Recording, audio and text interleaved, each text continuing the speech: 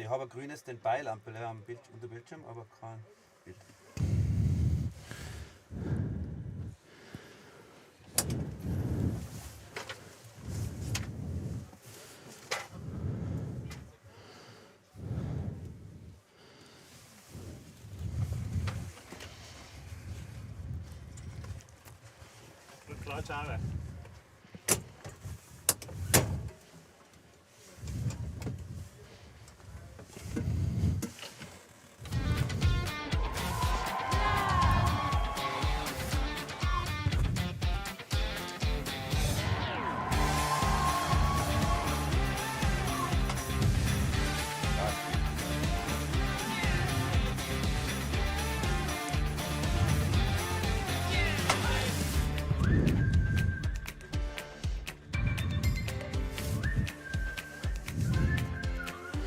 Welcome to the 2024 Freeride World Tour Challenger at the Kitzsteinhorn Kaprun.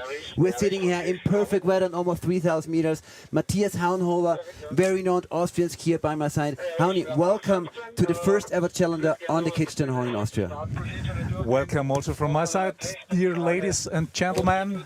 Flo, we're looking forward to a very great event. We have a perfect view up here to the contest face, and conditions are looking great, fresh, almost untracked, and the weather is amazing. Yeah, look at those pictures here. The drone is flying up right above the contest village. You can see the finish arch right below there. And this is the face. It's one of the most renowned freeride competition phases in Austria.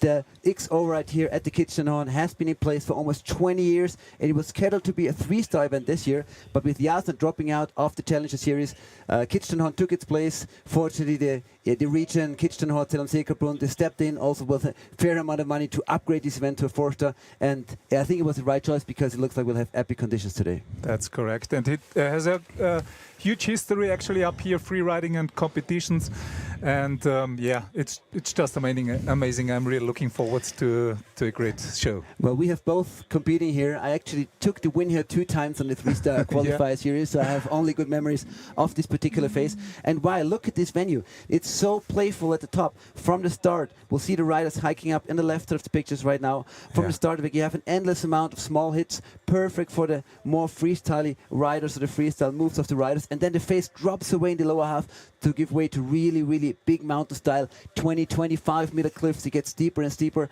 as it before it flattens out towards the finish area. Exactly, Flo. It looks an amazing playground up there with a lot of different options, and perfectly for all the freestyle guys, and then it's getting challenging. And at the end of the phase, ladies and gentlemen, the conditions are getting also pretty challenging. So the landing on the huge cliffs, so it's getting interesting, and it needs strong upper legs for everybody. Well, it needs strong legs because it's a very long phase, more than 500 vertical meters. It is as much as the famous spectators, where the Freeride World Tour boys and girls are going to be competing this week, and maybe already on Friday. They're making the call this morning. But don't be fooled. These boys and girls here at the Freeride World Tour Challengers, not only are there numerous Freeride World Tour, former Freeride World Tour riders here, these are the best of the best pushing into Freeride World Tour, but only 4 of this field in the ski man, 2 in the snowboard man, 2 in the ski women category, and 1 girl only in the snowboard girls category will make it to the Freeride World Tour from this field. Yeah, and the level is so high. Flo, if you remember Montafon, they were charging. It's crazy. So what's going on right now? And everybody is pushing, and yeah, we're having a great show, I'm sure. Exactly. Well, let's get some info from our partners and then have a look at the start list of today. Here we are. We start with the snowboardman, Gabin Bossan, only 18 years young, one of the youngest riders on tour, followed by Hugo Serra from France, one of the most experienced, coming fresh from the World Tour, where he did not make the cut. We have Sweden in there with Arvid Gustafsson, Sasha Banco and Jaco Wega from Italy, Rémi Barret from Switzerland, Gabriel Pledo, the amazing guy who competes in skiing and snowboarding in this event, but more to that later. Austria's Florian Hanchu, together with Antonino, and from Great Britain we have James Feitsch up in the start gate. Super international field, not surprisingly the French with the most riders at the start. Former Freeride World Tour champion from last year, Ludovic Guyot, Dia trying to qualify back into the tour. A long-time competitor from Chamonix, Christophe Chalet rounds it up. And César Perrin, 18-year-old winner from the last event in Monte Rosa, second to last in the start gate today in the snowboardman category. Start list snowboard woman. It's going to be a second category, also super international field. Let's look. Do you have any Austrians in there? Sure, we have Sarah Bacher in there. Claire McGregor, veteran from Verbi. Michaela Holstein, also been competing here for 10 years. So super international and strong field also in the snowboard women's category. Yeah, look at the screen again. In the back, you can see the famous mountain peak of Kitzsteinhorn, almost 3,500 meters high. As we look into the next category, ski woman, honey. Ski woman. We have here ski woman. We start with bib number 1, Julia Botassin. Then bib number 2, Brioni Chainson. Then bib number 3 from Austria, Belke Sarah. All right, Flo. Yeah, you have the figures category by category, but here we have the overall starting numbers on the screen right now. Thanks for that. Mila Delarue, we just saw the very last ski girl to drop in. A very famous name she carries with her. And then we saved the best for last today. You can imagine incredible action from the ski man field today. Elias Meister, a local wildcard, did not qualify for the challenges this year, but he got a wildcard for his almost home event. So I'm sure we can see great stuff from him. Definitely. And wow, a lot of big names in there. Gabriel Peton, number 54. So he's going to be competing in snowboard first. He's going to run back up to the start, and he's going to do a second run. Ski man, very unique. We wish him all the best to make a safe transfer between his two runs. And Lucas Bennett, Freeride World Tour Junior Champion just a couple of weeks ago in Kappel, is going to round up the field in the ski man category of this second Freeride World Tour Challenger in the 2024 season in the region Europe, Oceania. Honey, tell us something about this phase. You have been competing here before, even before it was a freeride competition, when it was still a freeride border cross, etc. What do you always like best about competing here at the Kitzsteinhorn? Yeah, probably have a pretty funny story about this. It was still a freeride cross back in the days, and I was leading in the final, and I crashed right in front of the finish line, so didn't end up, but I didn't hurt myself. But yeah, I'm having really good times up here in the famous Kitzsteinhorn, Zell am See-Kaprun. And yeah, it's also right. We have a hard season, but the conditions are still looking good up here on these high altitudes. And yeah, we couldn't imagine it better. I just look around all the time because I'm so happy with this weather and this luck what we have today for this competition. And you know, it's I would say set up for a great show for all the riders. And yeah, sure. Flo, what do you think about the snow layer on the lower part of it? Well, we already have mid-March. That means the sun affects the snow very quickly. It is very fresh. It was still snowing yesterday in the afternoon, but it's a southeast phase, so we can expect the snow to change to some extent. It's still very powderish at the top. We saw it when the riders were hiking up. No snowballs forming or coming down. But of course, as the day will pass on, time will pass, the snow will definitely be a bit sun affected. It's not as deep as it was in Monte Rosa last week, where we had almost 40% of the ski man field crashing in trickier and trickier conditions. The snow was just heavy and sticky. But it's also a bit steeper here than it was there in some areas, so I believe that the riders will be able to handle it very well. I'm sure. So all of them are very experienced riders. And yeah, we see some little snowballs here on the bottom side because it's so steep and the sun is really directly going into this last part of this pitch. And yeah, so I'm sure they're prepared for this and they will land. And yeah, but it's still challenging. And the upper part, it's just enjoyable, so far I can see from here. Perfect. We see also the people are on the start gate, preparing the last... yeah, just fixing the start gate, and all the riders are definitely getting prepared because start will be pretty soon. And yeah, so some nice drone shots here from the finish area. We are sitting in the Snowcat right here on the left side. And yeah, I think all the people and the spectators are coming a little bit later because we have a pretty early start up here, and then it's going to be a huge party here at the finish, I can imagine. Oh, it will be for sure. So we have another 5 minutes until the start. We should be on time, but the cable cars only start running officially at 8:30. So for everyone down in the valley, people just having breakfast and starting to come up, you can be sure to have a great party here. There's a huge après-ski place right to the public area. So Kitzsteinhorn also famous as well as Kaprun for the après-ski as much as for the high alpine skiing here.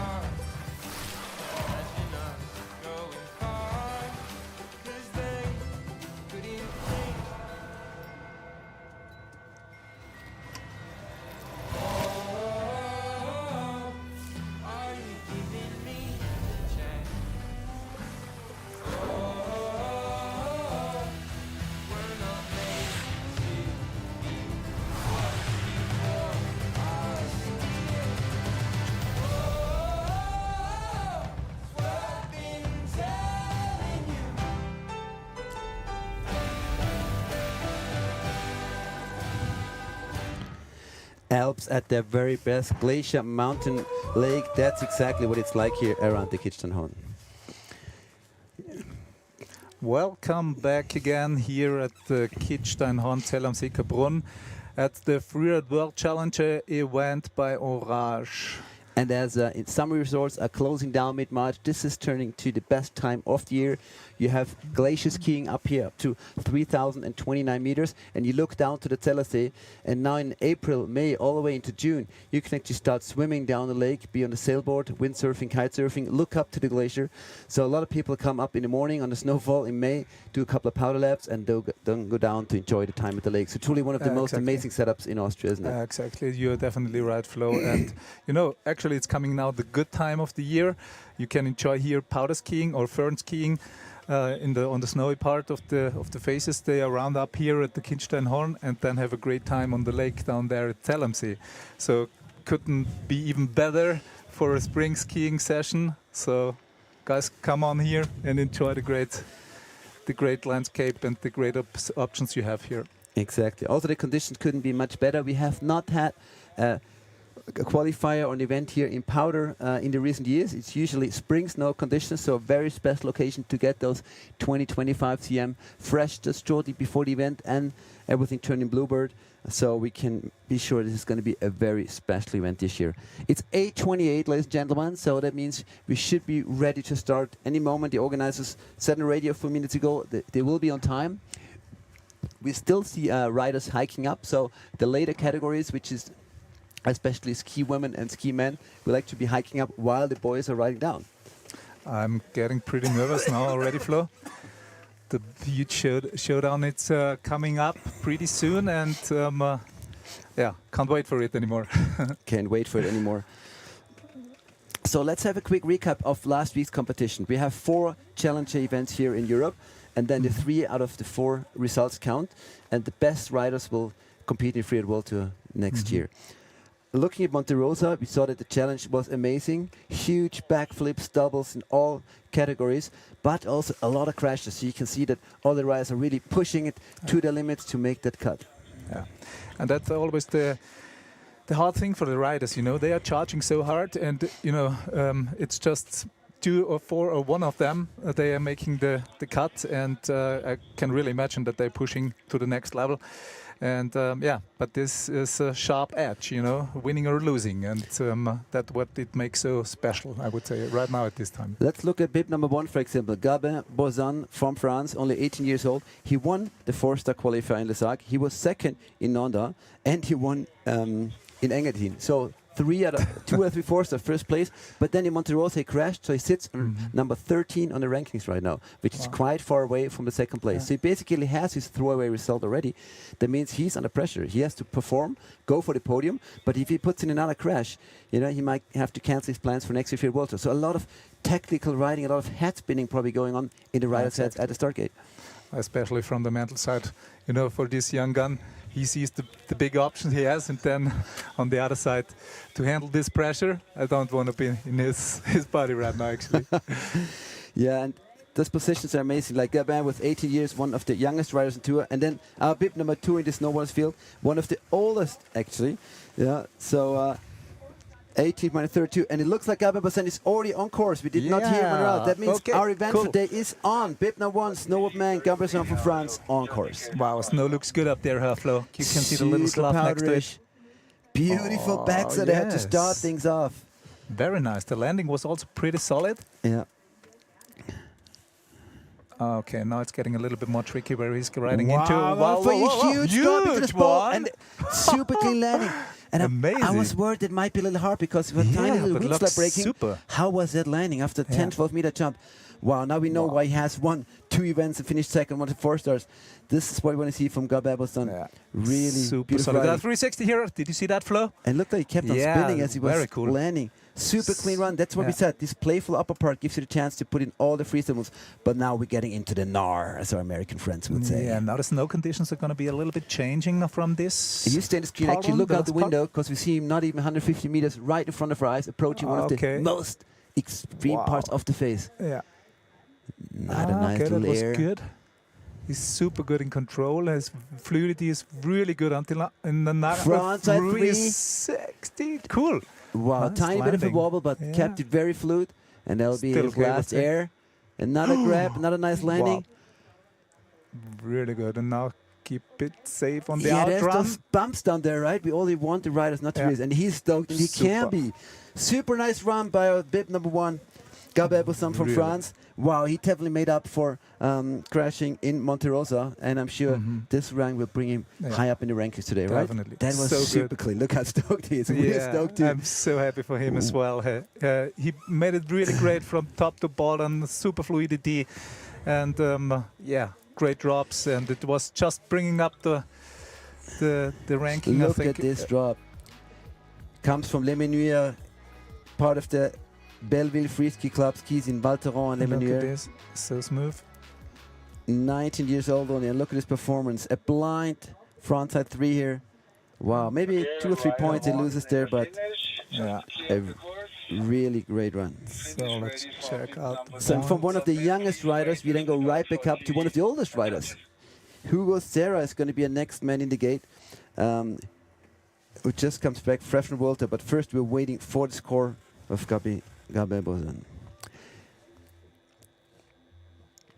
So, to all of you who want to 86 points, that's a benchmark. Look at this stoked face. Yeah. So all of you who want to follow up all the rankings in real time, go to livefeeds.com, enter Freeride World Tour as your association, and then just look for this event, Kitzsteinhorn Challenger, and you will have the live ranking right in front of you. As we see, bib number 2, Hugo Serra, dropping in right now. Hugo's been around for a while. When I was still competing on the World Tour 6 years ago, he was there. So we're competing there together, and so cool. He's still there. Well, look at this back. He's super solid landing as well. Flip. So he's gonna go for it. Definitely, he's going in the same section than he's made before. Not that far this drop, because I think he is taking it pretty solid now. Already making half of the judges, right? Putting in the backflip, but then the small little jump. Another 3 here. Wow. I like it how the riders are milking this upper menu, as we call it, right? Super enjoyable here on this part. He's following probably the same track than bib number 1. Yeah, that seems very popular. Smooth, but a little bit slower, I would say, so far. What's he's going? Okay, he's taking it from the other side, going into the more technical. No. He's going to the same air. Right, same 360 as well. A lot of speed that he has to get rid of there. And a huge one. Yeah, that was great. Take his easy, safe run out. Wow. Yeah. Look at the speed wobbles. That's really tricky. I hope we don't have to see any crashes down there. Also, beautiful run by Hugo Serra. Wow, that's going to be hard for the judges right there. Hugo taking a second place from Monte Rosa with him. So he had a bit of an easier mental setup there, I would say. Yeah. He started really cool with the backflip up there, and then He took it pretty gentle, but the last part he was really sending a fire out again. Right Here we with the can see it Freeride again. Academy in Verbier, Chevalier being his home mountain. So 13 years older than Gabin was on. That's amazing. Such an age gap, and they're still competing in the same category. Yeah, Well, he's in on category size-wise because he's 1.93 meters tall, so almost a 2-meter man. wow. Still make it look stylish. Yeah, really. It's not easy to handle such a body on the board, huh? No. But he did it in a proper way, definitely.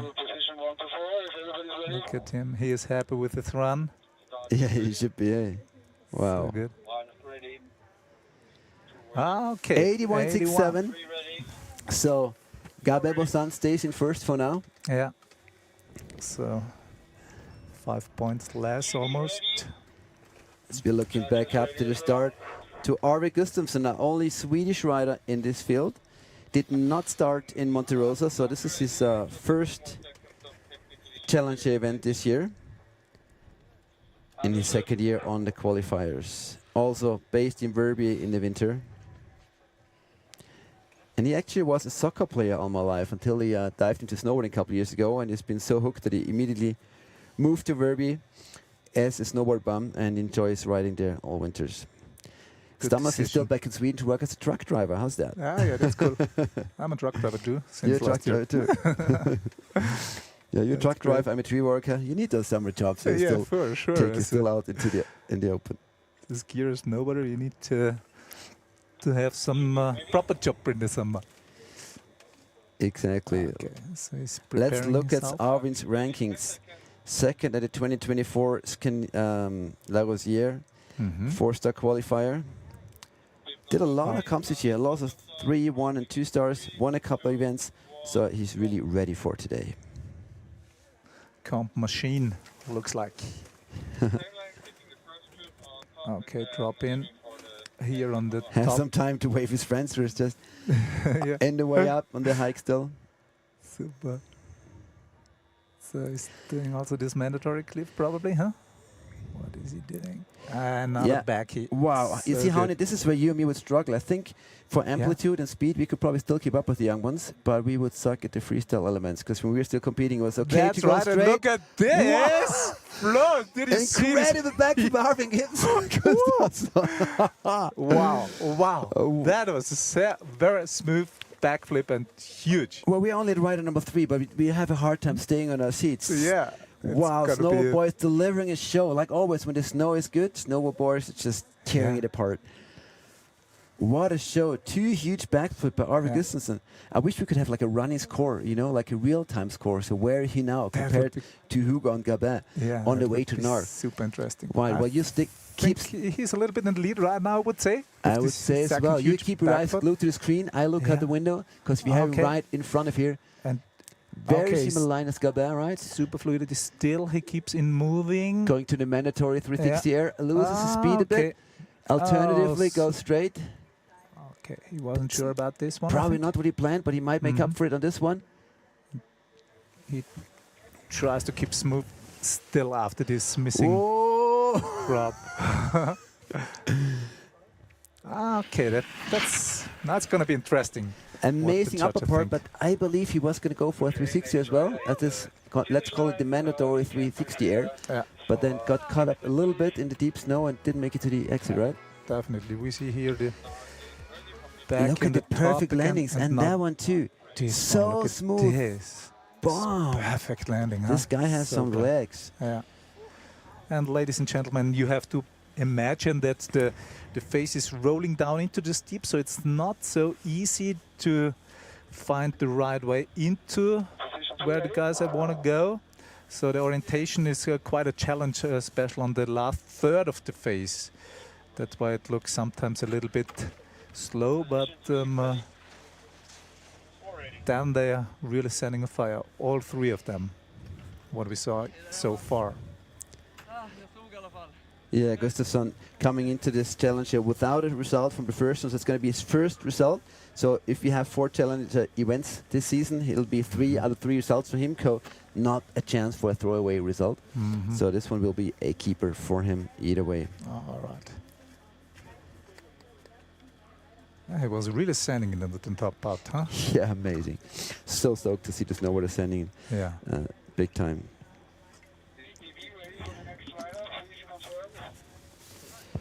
Max, habt ihr den Funk so laut an? Das ist mir sehr laut in den Kopfhörer. 83 points on place number 2 for him. Right, So, squeezes in between Gabin Bossan and Hugo Serra. And next, of course, from France, Sasha Baliko.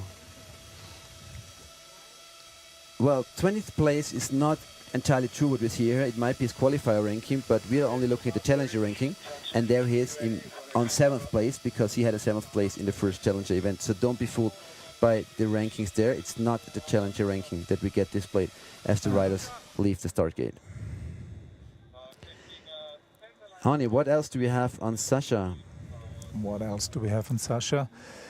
Sasha is from France, as you said.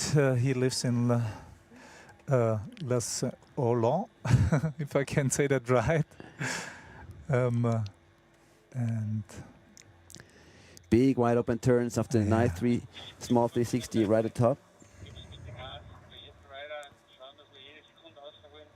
He is going more on the riders right now than the other guys, huh? Doing a new cliff here. Yep. Oh, we missed the landing from outside, but it looks like he landed clear. Well, Sasha has 10 years of slopestyle competition in his legs, so a lot of experience there for him. Far riders right now. Snow looks good. Everything is on track. I think he's looking for something huge, Flo. Yeah, he's a very international rider, by the way. He's half Spanish, half Italian, and 100% French at the same time. So very great mix. Did you see the strip? Beautiful 3 by Sasha Baliko. Yeah, figured his name would be. Would have some Italian Spanish. Yeah, here we see this is more of a south exposure there, and you see how the sun is affecting us and how the snow is not as deep. So really important for the line shows of the riders to be aware where they're going. Okay. Beautiful riding in this gully. There's one last air waiting for him. Flying down into the landing. All right, he's already on the way to the finish line now. Yeah, he took it pretty far right, huh? And yeah, but it was pretty much a fluid line, I would say, and always some nice drops. But I thought he's going for something huge because he started all the way to the right.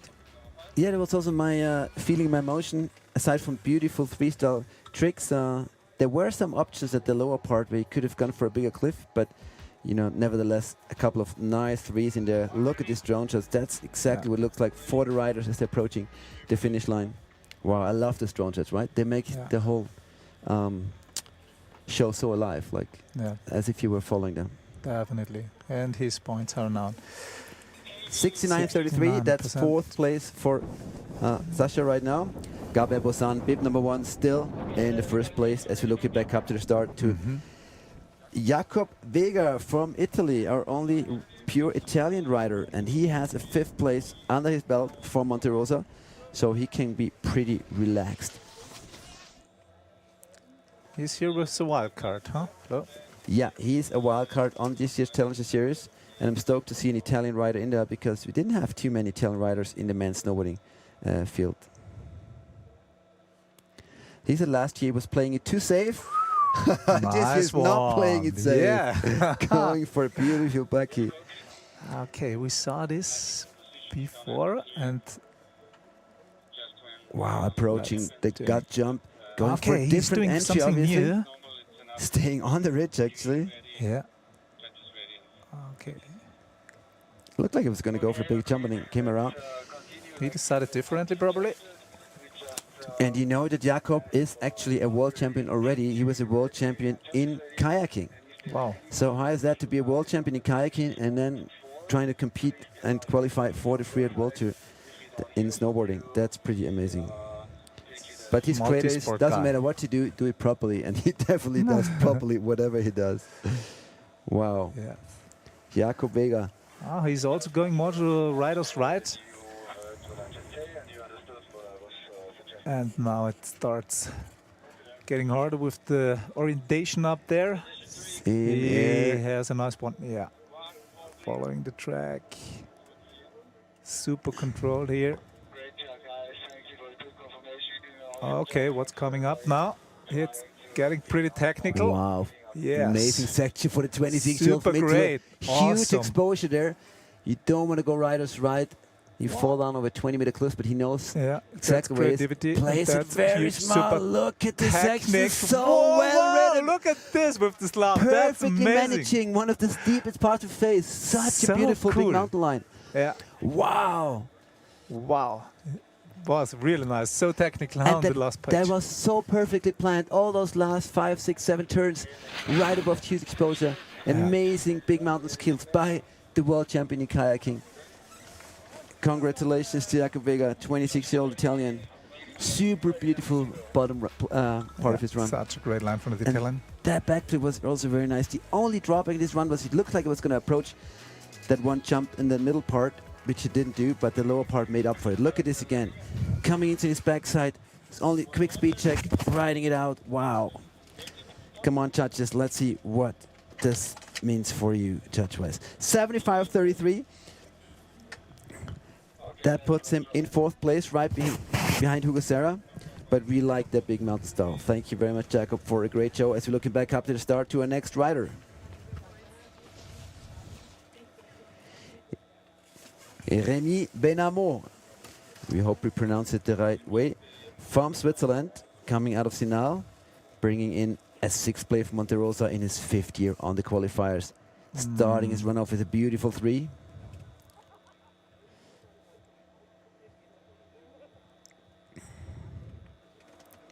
He's going for the riders right huge. Wow, That Benny was actually safe born in Sri Lanka, so also super international boy there in the snowboard field. These are all world travelers. Incredible. Looks like the snow is getting a little bit sticky, partly up there on the top part. Yeah, it's a little slower. He actually started competing on skis before he moved on to snowboarding, so he really stepped it up, I would say. Huh? It's a challenge, I would say. Opening up, did good as a skier, huh? opening up a new zone, approaching a big cliff there. Oh wow, the landing looked hard, and the outrun as well. But all landings we've seen so far, right, were really clean. So that means the snow is still soft and the legs of the boys are strong. Where is he going? Okay, he's going huge at doing a 3 and landed. How was that perfectly? I can't believe the show the snowboarder is putting up there. Remy. Congratulations, Remy. Super run. Incroyable. Yeah. You said he was a skier before, huh? Yeah. That's why he's so strong legs, maybe. Well, you have a snowboarder and a skier as your commentators today, so that's interesting. Wow, that entry was beautiful. It's so blind and rolling. And then look at the 3.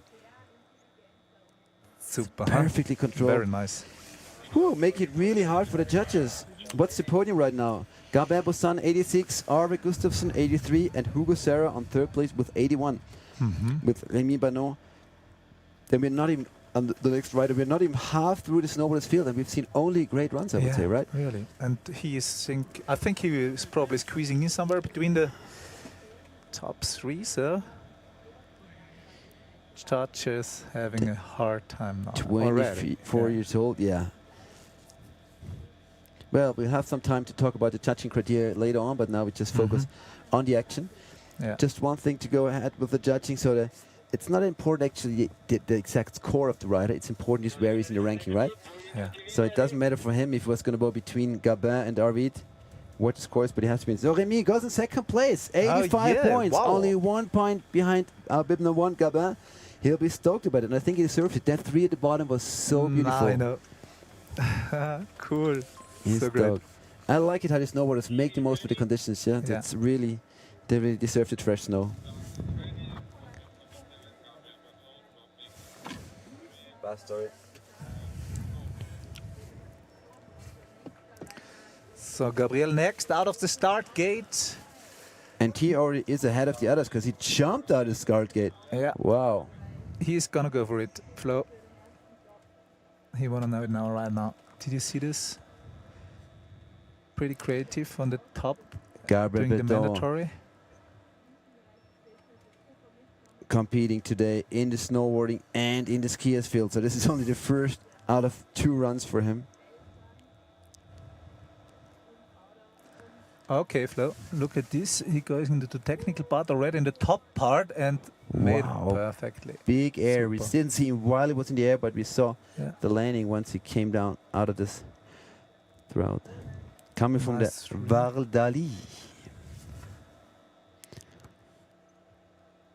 We didn't see that creative line from anybody else so far. No. And Gabriel was on the third world to this year, so he did the first 3 stops, but then did not qualify for the second part of the season. So he wants to be back on the tour, show that this is where he belongs. And he's going over massive exposure now. First ride of the day to go all the way to the rider's left, or Lakarschneid. Look where he is, and look where he jumps. Super great. What? Now stay on feet, please stay on your feet. Yeah. So great. So great. DVT Flo. He opened up definitely a new field on this face and he handled it perfectly. And how did he open it up? You know, not just riding down, flying down over this huge rock face and just managing the speed. I remember jumping in that area as well, and it's, you know, you have that counter slope coming up right away, so you have to get rid of the speed immediately. You can't really ride it out. He was also pretty fast. I would say one of the fastest so far, huh? Yeah. Nice 360 in there. And this is for sure the highlight of his run. No hesitation, dropping into that steep chute, full speed. Wow. Gabriel, thanks for the show, but no time to relax for you, as we know. Change your boots, get into those tight ski boots, ski to the gondola and hike up to the start again. And we'll be ready to see you one more time on the mountain. Big props for our double athlete, Gabriel Plethora. Yeah, really cool. Really, really amazing what he is doing. Yeah, he wants to know it. That is truly amazing action.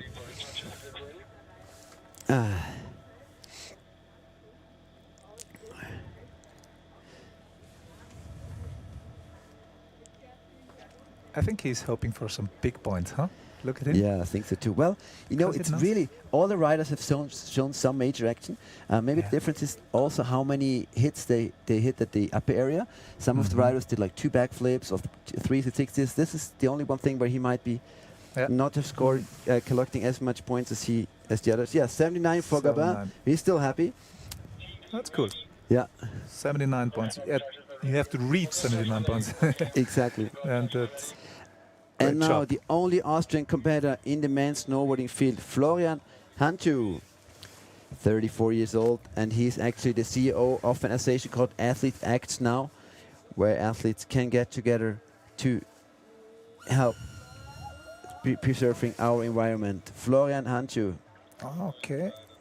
He's following pretty much the same track until now, and he wants to know it, definitely. We see it now. 8th place in Monte Rosa. And he also runs a big company, so he has like 2 lives. The life of a freeride snowboarder and CEO of a big company. So really amazing way he has set up his life. Lives in Munich, in Vierbrunn, in the Kitzbühel Alpen, and in Kössen, just depending on snow conditions and the amount of work he has to do. Oh, he's going even further. Yeah, all the way over. Left. Wow. Wow, good conditions over there, huh? Not that steep. That's the furthest over we've seen any rider go. Full speed carving down in this open field. He really enjoys it. And now he's coming back on the chute. He told me he was going to go for the chute. It's going to give disappearing for us for a second. Wow. Very enjoyable riding. So probably the fastest descent we've seen so far. Interesting, he's a former slopestyle competitor. I think he was German champion in slopestyle. Nevertheless, stick to more of a fluidity and big mountain line, not intimate freestyle, but he definitely had fun. How's that sound there? Fun. Yeah. So stoked, huh? Florian Hantu definitely loving it. So if you follow his petition, go to athleteactsnow.com and see how you as a skier or snowboarder can help preserve the environment. He actually started a petition to put the Challenger competitions in a different order, so people would have to drive less from event A to B to C to D. Which would make sense. Totally, yeah. So we hope next year this is something that can happen. Florian Hantu. 66 points for Florian Hancho. Yeah, Yeah, nice. definitely probably the one who had the most fun, but Yeah. not the most jump. That's why the score is not up in the 80s, but it was still a great one to watch.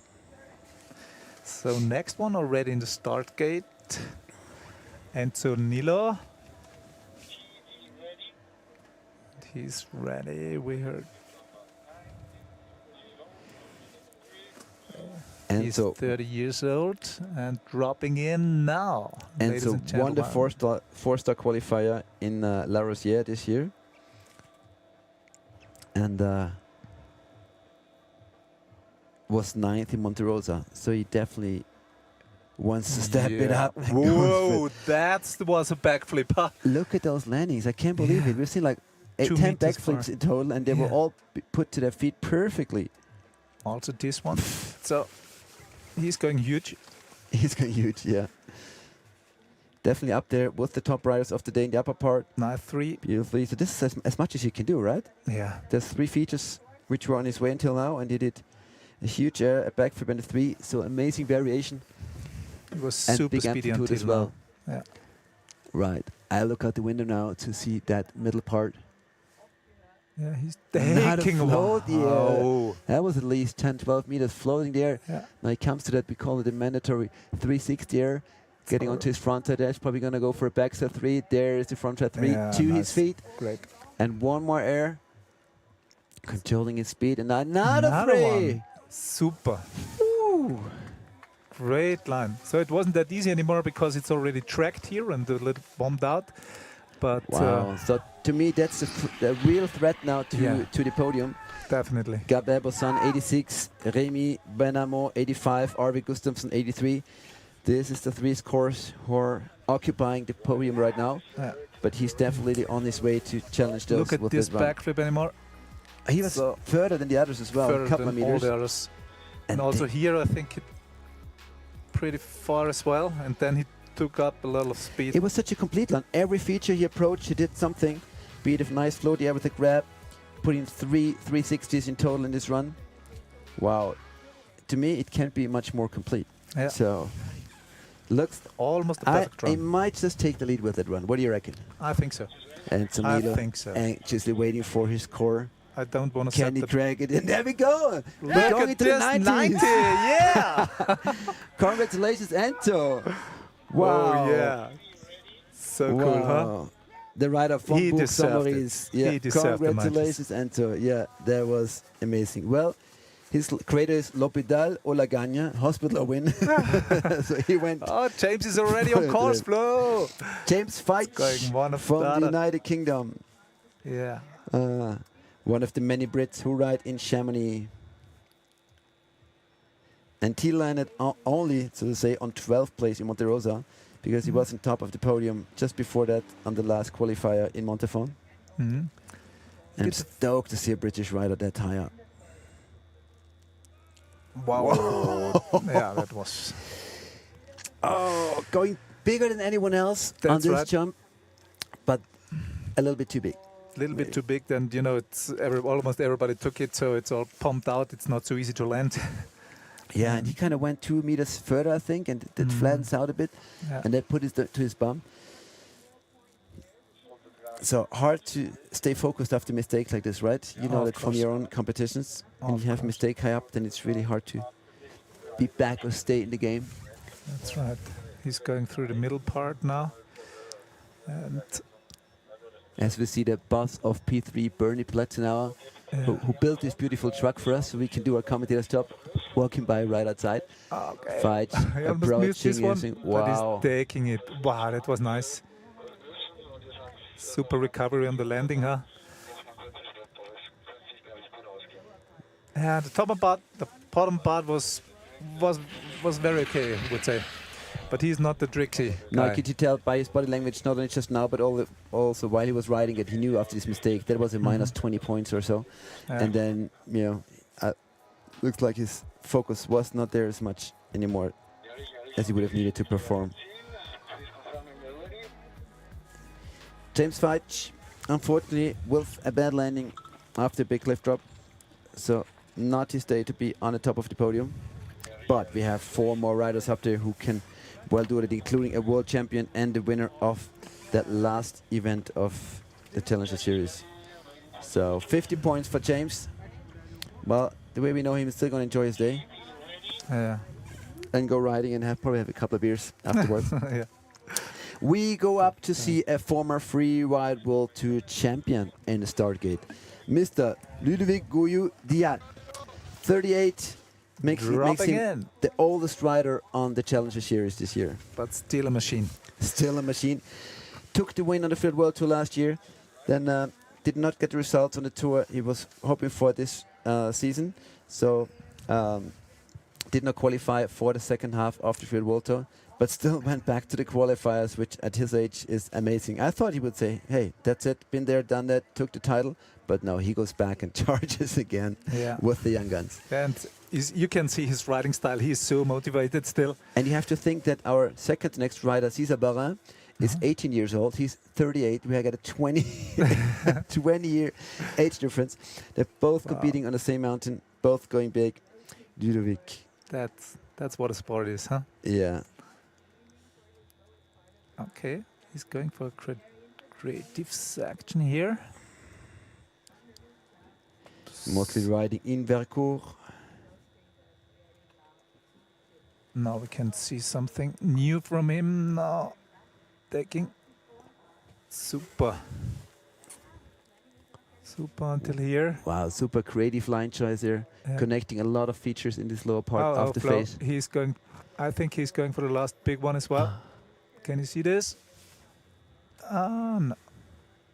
Taking it from the side. Oh yeah. But turning it into a triple. Very creative line choice by Ludo. Super. Wow. And as Ludo arrives at the finish, we also hear our public commentator Manu Mandl, another former freeride world champion in the snowboard women's field. She's a commentator of the public area today. So if you're somewhere around See-Kaprun Kitzsteinhorn, come up here, grab a drink and join the public area that's beginning to fill up, where Manu Mandl, your former world champ, is your commentator, and watch the amazing action live on the face of the Freeride World Tour Challenger at Kitzsteinhorn, Kaprun Zell am See.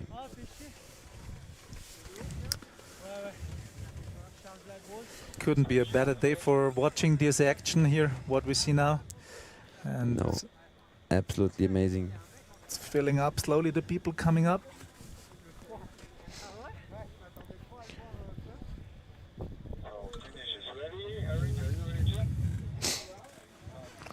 All right. 32 points for Ludo, putting him into 8th place right now. And we have 3 riders left to go. Long-time competitor Christophe Chalet is the next one. He's been competing for so many years. I remember still competing with and together and against him many years back. How old Christophe is right now? He's born in 1990, so 34 years. Also one of the veterans together with Hugo Serra and Ludovic Gouillou-Diat. And his dream is still to qualify for the Freeride World Tour. He's been trying so hard for so many years. Nice nose grab. Coming from Chamonix, he's not a typical freestyle kind of guy, but he's riding amazing steep couloirs, Chamonix style at home. So the steeper the venue, the more he likes it. Wow. Also here, a victim of that landing. I tried to say it's smart entry, what he tried, but yeah, wasn't still That's the perfect true. landing. The angle was a little different than the other, so he did find some fresh snow, but still had to stabilize his landing with his backhand. Making the most of this middle part, enjoying the powder turns. Guardian after Refuge de Lognan in summer. And he's not only snowboarding winter, but also a Winamax poker player. You'll learn a lot about these riders as they compete over so many years. So, Christophe Chalet approaching the lower part. I'm sure he chose those trees and the landmark, sending a lot of slough down over this cliff as he's approaching his takeoff. Clearing up the landing almost with all the slough he's sending down. He did a double, but yeah. We could see it's pretty sticky down there in this landing, but he's trying something new. which is good for the creativity, but a little bit hustling. Yeah, I down there. like that line, but he was just Yeah. not able to connect those bottom features as fluid as he probably would have liked. Just his fluidity score probably not at the level that he was hoping Yeah. as he's passing by the orange flag in the finish area.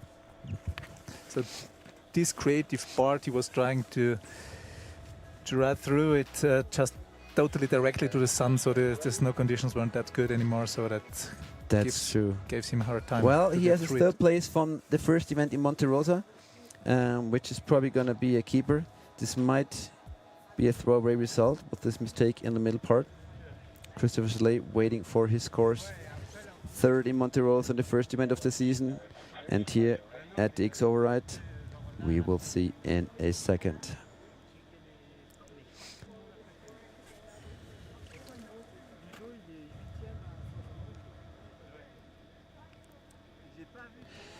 Duro, Konrad, Florian Gassner, and longtime competitor on the Freeride Challengers, Siobhan Chalis, our super experienced judging panel, with the support of Vincent Teurer as a video judge and the head of sports of the Challengers of the Freeride World Tour, Benjamin Kamel. So we have the best of the best in the qualifier and challenger in judging. 58 points for 11 Christoph. best views for, yeah, a lot of action for the point. But now, ladies and gentlemen, look up to this guy, or let's say boy. 18 years old only, César Barrin, and he's leading the rankings with a victory in Monte Rosa with the most incredible run filled with backflips. Camion from Volteron, riding for Frisky Belleville. Let's look what César has to show. Wow. Alors, bienvenue tous les amis de César Barrin sur les écrans en France. Le premier au moment dans le ranking des challengers. And a Yes, surely super, backflip de so César. far. Aussi Wow. l'atterrissage très bien fait. Beaucoup de confiance de César. So good, followed by another Whoa. 3. Disappearing out of sight Yeah. mid-air. Spectacular run by César so far. Where is he going to come back into a few? There he is. Full speed. Camera's searching for him as well, and he started so amazing up there, huh? And he's going for something. Unfortunately, Oh, no. being surprised by probably a hard layer in this small 1,000 exposed landing, but nevertheless keeping his speed up. But he's still going for it. Doesn't really care about it. So fluid the way he connects his features. Almost too fast for the snow conditions there. Out into the Gnar. Big exposure there. We've seen one rider here already. Super. Also here keeping his fluidity up. Woo. Yeah. Stomped it. Oh, yeah, a little bit unlucky up there, huh? But otherwise it would have been an amazing run. But what I was amazed the most about now with César was the speed. Like, he just did not slow down, Yeah. top to bottom, no matter what the snow conditions or the steepness. Super strong riding for the Super young man. strong. Very solid on the board. He was Yeah. just a little bit unlucky in the middle part. Look at this, how far he went. And now look at this huge bag. He landed it perfectly, huh? He's just a complete rider. He was a border crosser, he was a freestyler, and now brings it all together in free riding.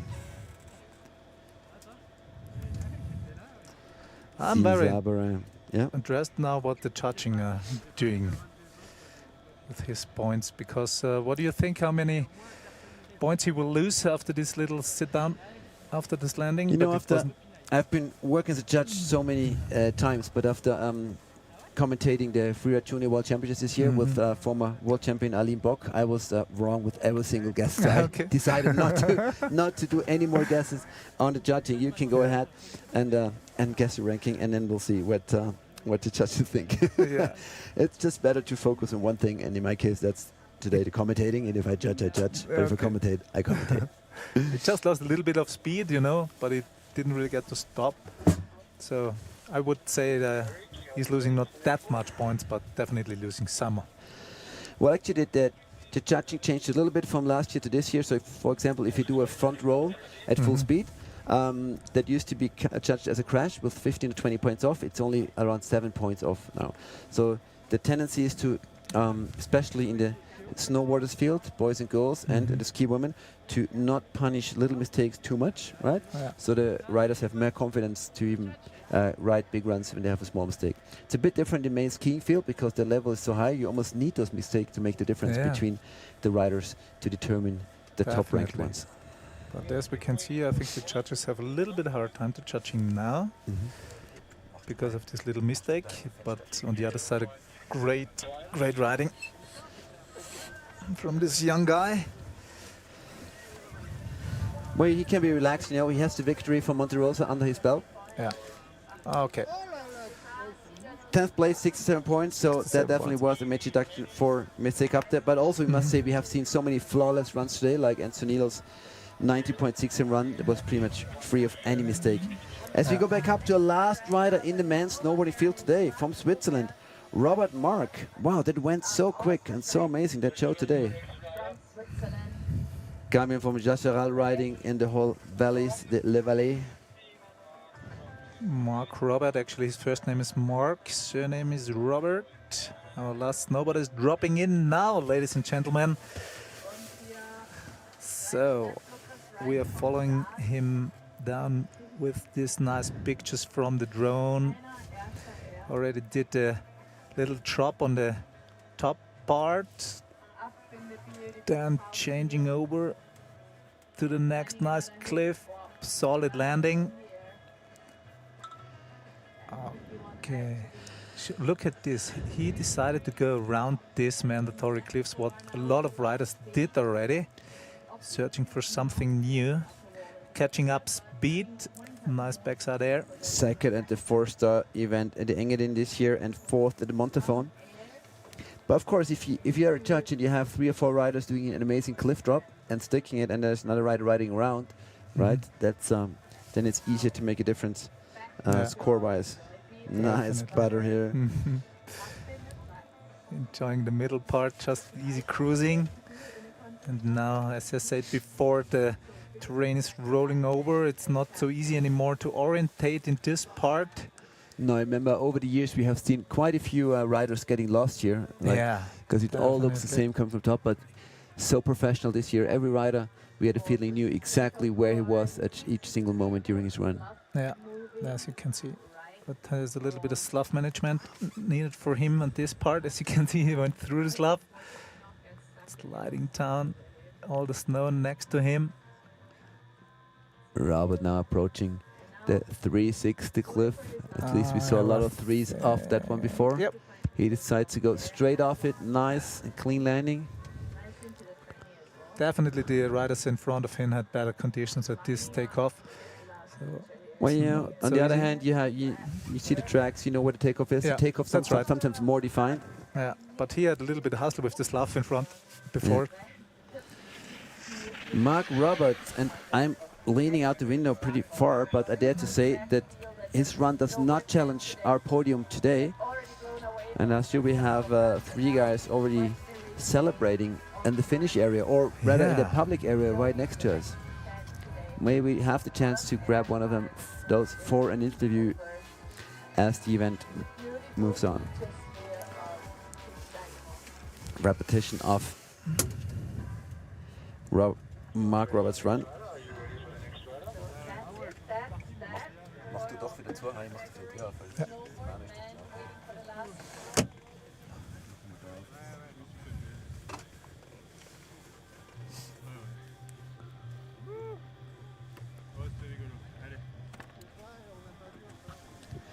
The last score of the men's snowboarders field on this 2024 Kitzsteinhorn See-Kaprun Challenger by Orage is about to be dropped any moment, and then we have a complete snowboarders field down the mountain with an amazing show.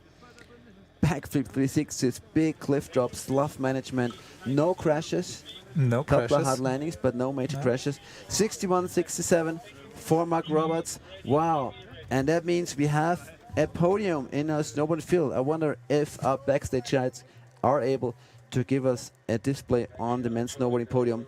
Otherwise, we name it. On 3rd place, we have Rémi Benamont with 85 points. 2nd place from France, Gabin Bozan with 86. And Antonilo, the only one cracking the 90 with a 96.7, is our winner in the men's snowboarding field of this year's Challenger. Congratulations, Enzo, and you truly deserve it. It was the perfect run of the snowboarders field, right, honey? Yeah, it was really cool watching these guys. They were really judging what.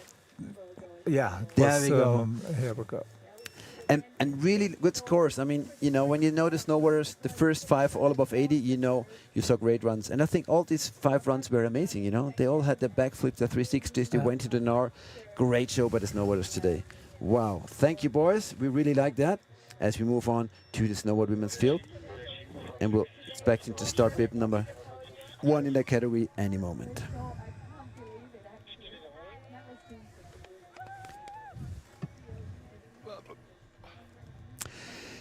Giulia Bottazzin from Italy. She's going to be opening up this field, and she has a 10th place in her pocket for Monte Rosa. So she is a bit under pressure to perform now in the Challenger here at the Kitzsteinhorn.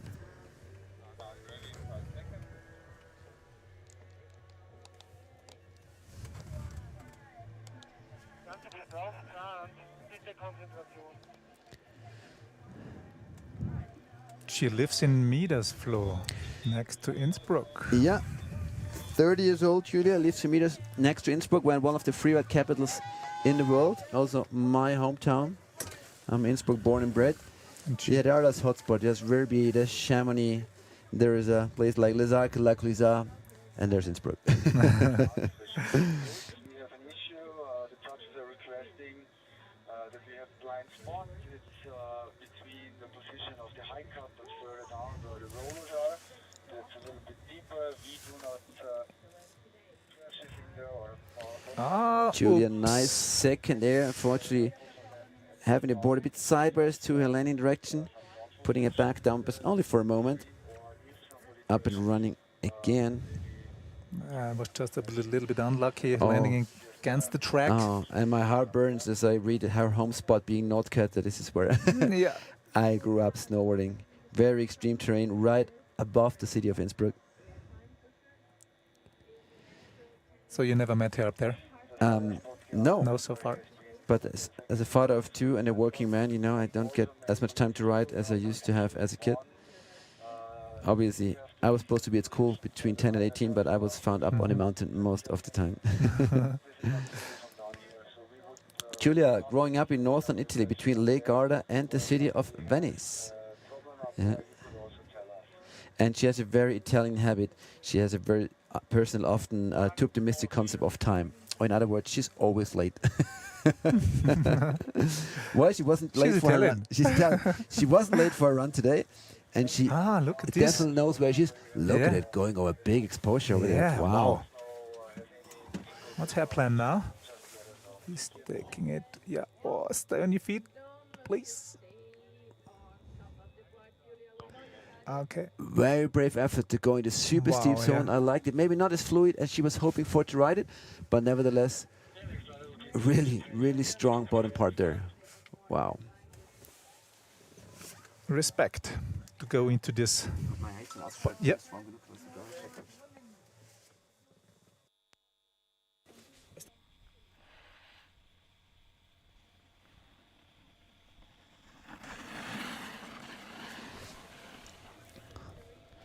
First rider of the snowboard women field, Giulia Bottazzin from Italy. With some beautiful jumps and a very exposed, very extreme lower part. You can see a very nice from the drone shot how much the terrain rolls away, how steep it gets. 2 small mistakes in a run, so maybe not the perfect score for her, but we really liked to watch her riding.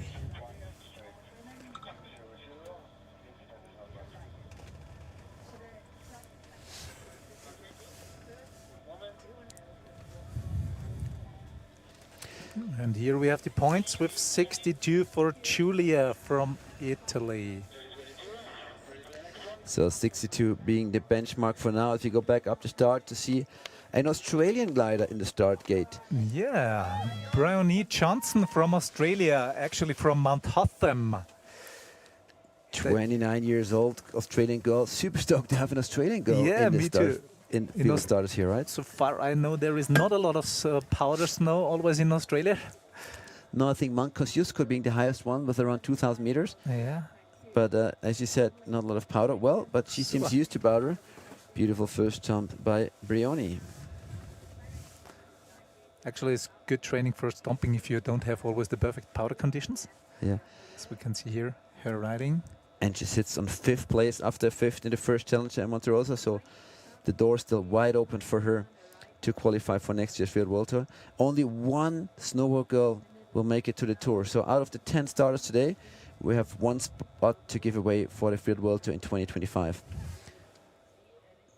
Best 3 results out of 5 count and decide who will be part of the world's best on the 2025 Freeride World Tour. What I really like about her that she sees herself a bit as a role model for other Australian freeriders, because there's a lot of young girls that come from surfing to snowboard and the freeride, and they don't even know they could potentially participate in the Freeride World Tour. So she wants to showcase them that it is possible. Yeah, I think so. Actually, they have a nice saying coming up, especially from the Kiwis. I think they really gave a little bit of push to the Australians as well in freeriding, and exactly, it's so cool to get more and more international in this sport. And her slogan is "Hard work beats talent when talent doesn't work hard." I really like that. A lot of humor in that. Oh, shitty. That was unlucky now. Yeah, first mistake on the run, getting stuck in the super deep snow. That's a different exposure again. It's a bit more northeast, right? So there's a lot of snow accumulation. Wow, nice last drop. Staying on her feet despite numerous humps and bumps. And slough slides right behind her. Wow, strong run by Brioni Johnson. Brioni Johnson in the finish. Yeah, a little bit unlucky up there, huh? But the snow was super deep, huh? The snow I was think super, she wasn't probably not expecting it from the angle she was landing. So no, because the exposure changes from southeast to northeast within a couple of meters. So from sun-affected snow to like deep, almost north-facing powder snow. So she did sink in quite a bit, but it was only a small wobble. Let's call it like that. Small wobble.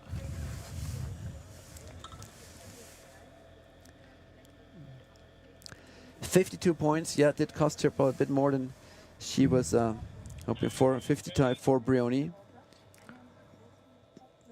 But nevertheless, I like it all the way from Australia. Actually, all the way from Australia, we go to Austria. Austria, Sarah Bacher, coming from Monte Rosa with a 3rd place. And she is such a flea on the snowboard. She's about half my size. Nevertheless, lights well. Yeah. Did a lot of border crossing in her life, and now she's all freeride. And she's really solid today in riding. And that showed with 3rd place in the first challenge event at Monte Rosa. Obviously, as she's coming from Innsbruck, my fingers are crossed for her right now for a good run here at the Kitzsteinhorn. In now.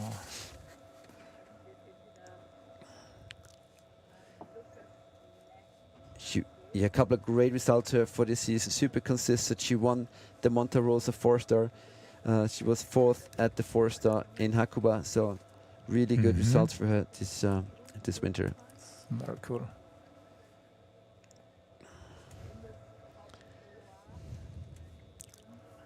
Obviously, you have to touch the gossip section a bit. Her boyfriend, Valeraina, last year's and still reigning Freeride World Tour champion, is already in Verbier and waiting for a confirmation of the competition, potentially for this Friday. He might already be on. I haven't been able to check my phone in the last hour or so. But all the riders are already in Verbier for the final. Sarah is enjoying her run down. Yeah. A lot of powder turns up there. Probably a better decision now to go more on the rider's left, just snow-wise here on the middle part. Yep. And she's doing the direct line straight towards us in the middle part of the main face. Approaching a nice cliff, good landing. Yeah.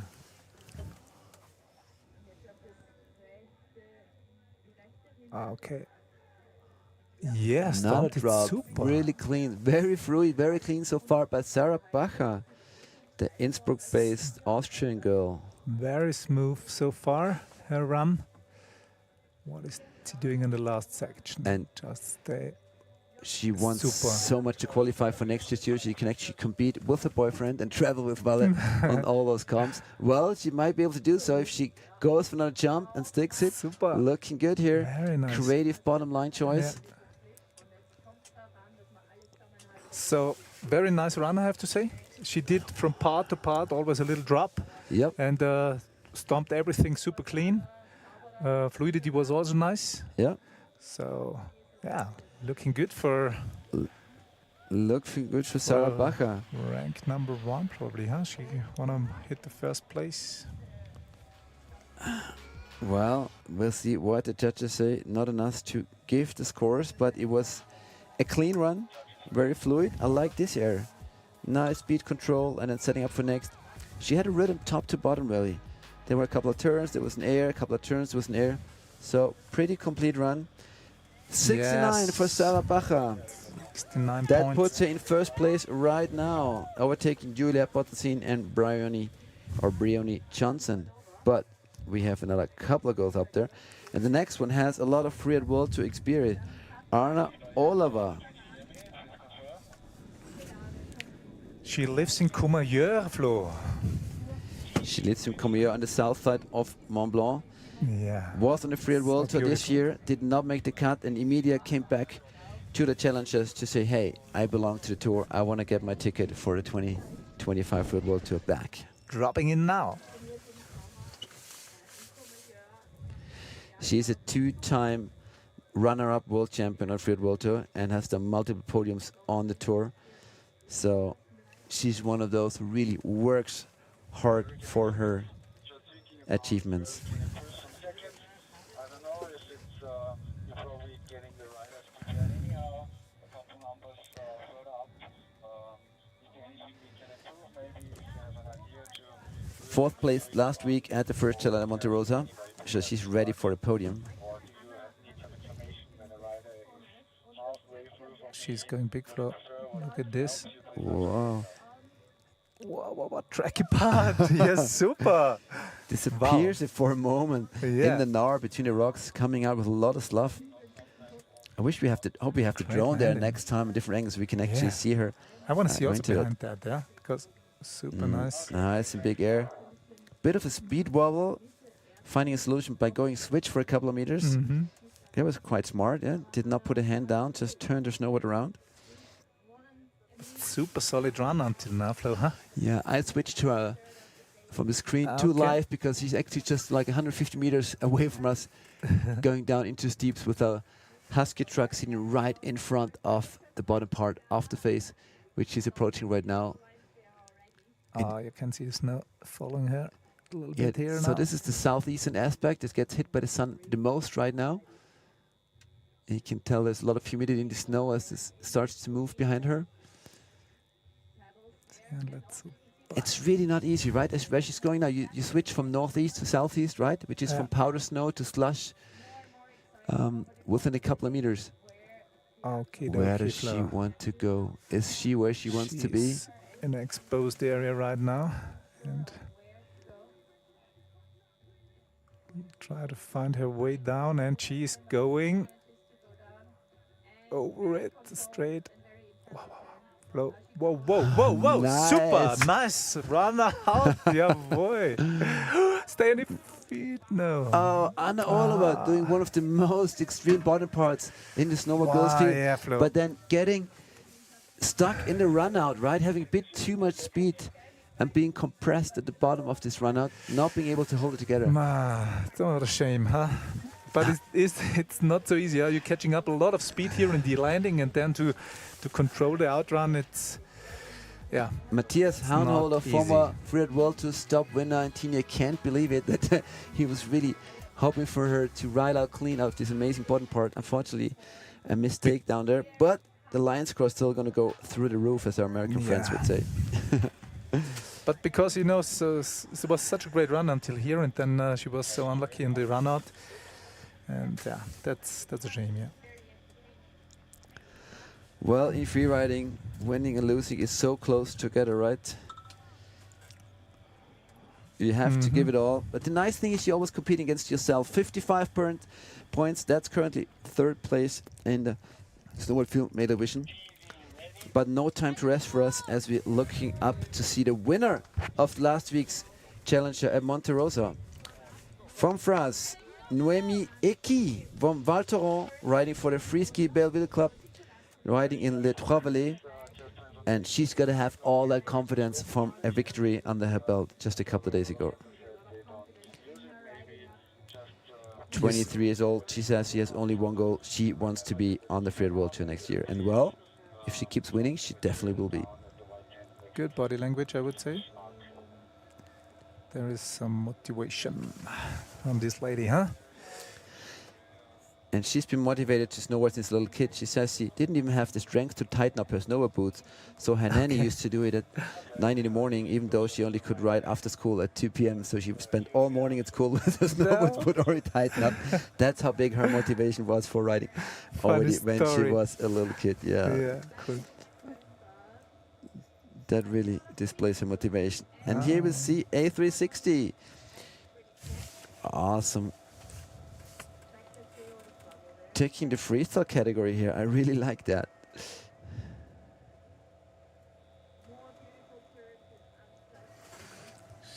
Looks like still plenty of room for powder turns, right? Wow. Full speed. Yeah. This cliff. I remember Sarah Bach was currently first, hitting the same cliff, but slowing down before. Noémie just keeping your speed up. That's what judges really like, right? Take your speed as you approach a cliff. Don't slow down before it. Ah, it's so tracked out in this part already, huh? Come on. Drop it. A little stuck here, yeah. It's not getting easier here in this part, I would say. No, nice slash. Well, you know, it was not a crash, it was just a quick stop. Yeah, just nothing huge, but... Yeah. But I really like her riding style. A lot of power in these legs of Noémie Eki. Definitely. Woo! And that rounds up half the riders' field in the women's snowboard category. 5 out of 10 goes down. And we'll see if Noémie's run was strong enough to challenge Sarah Bacher, who's currently in the lead.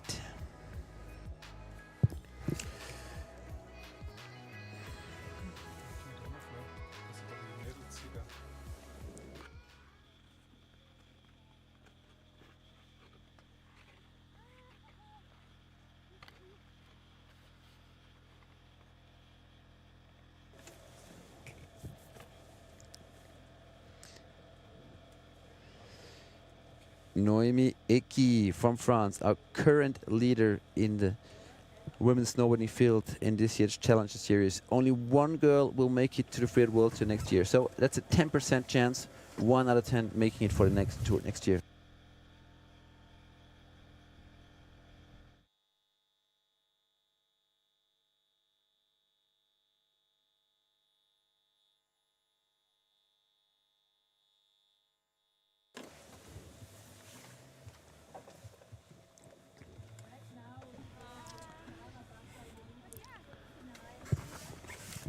Right, we're still waiting for Noémie's score as the technical team doing some improvements here in our commentators cabin. 71-67. Whoa, taking the lead. We got the new leader. Beating Sarah Bacher by 2 points. Wow, and that's going to be a stoked Noémie after the victory Monte Rosa, now in a comfortable lead before we have the second half of the women's snowboarding field. Up in the start gate is the first of those. Louis Ruiz from France. 30-year-old from Tignes.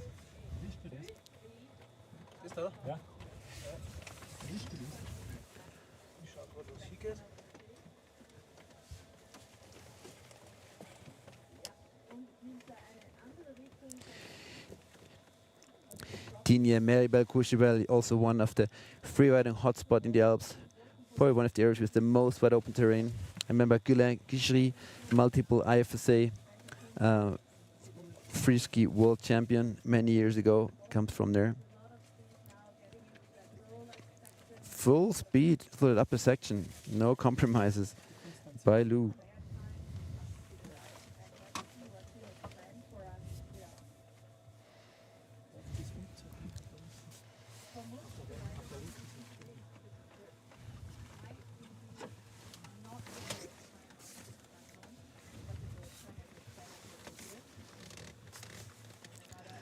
Same cliff as Sarah Bacher and maybe right before her. And now approaching the lower part. That's the first time you actually see this steep part.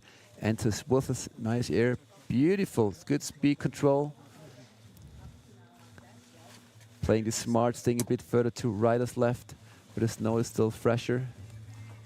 Going back all the way to the other side. Lining up a potentially last cliff drop.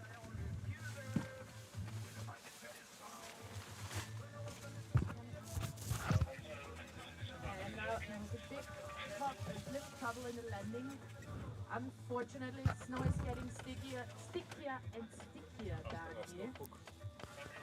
Yeah, not easy to handle the snow conditions down there. Obviously, the snow is changing by the minute, but Lou managing to stay on the feet, and we'll see what the judges will say to that run of hers.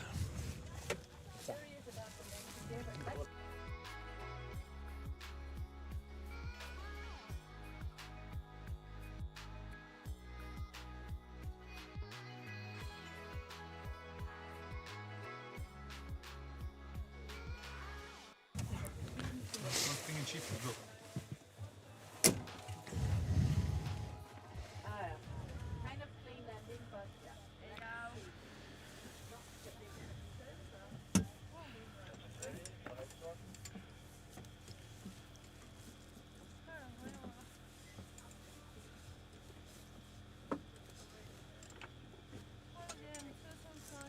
65, 67, the third place for Louis for the moment. Sorry, we were disappearing a bit from commentating because there were some technical troubles in our truck which have to be solved, but looks like they're almost done. As we're looking back up to see the veteran of the women's snowboarding field, Claire McGregor from Verbier, dropping in. Wow, she's been on this tour for so many years. Ups and downs, big injuries, big victories. And yeah, she's had a good season so far. Second place in New Zealand at the 4-star. And that reminds me something I must not forget. She wants to say hello to Verbier's favorite dog. Just trying to find the name of that dog. She sent me that last night. There's a lot going on in Verbier at the moment. There's gorillas, there's dogs.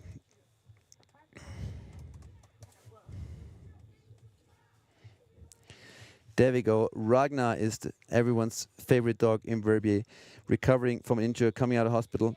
And yeah, another shout out to Jess, the dog from San Benoit, who passed away last week. So yeah, the Verbier crew, very special free community there.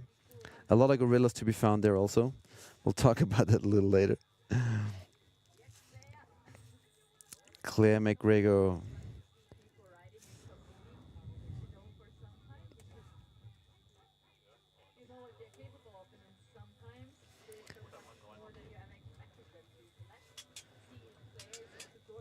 Yeah, she's been living Verbier for such a long time. You could think she's a Swiss Romand, but she is actually a Kiwi girl. Wonder if she's ever going to go back there. Don't really think so. So Claire approaching the lower part.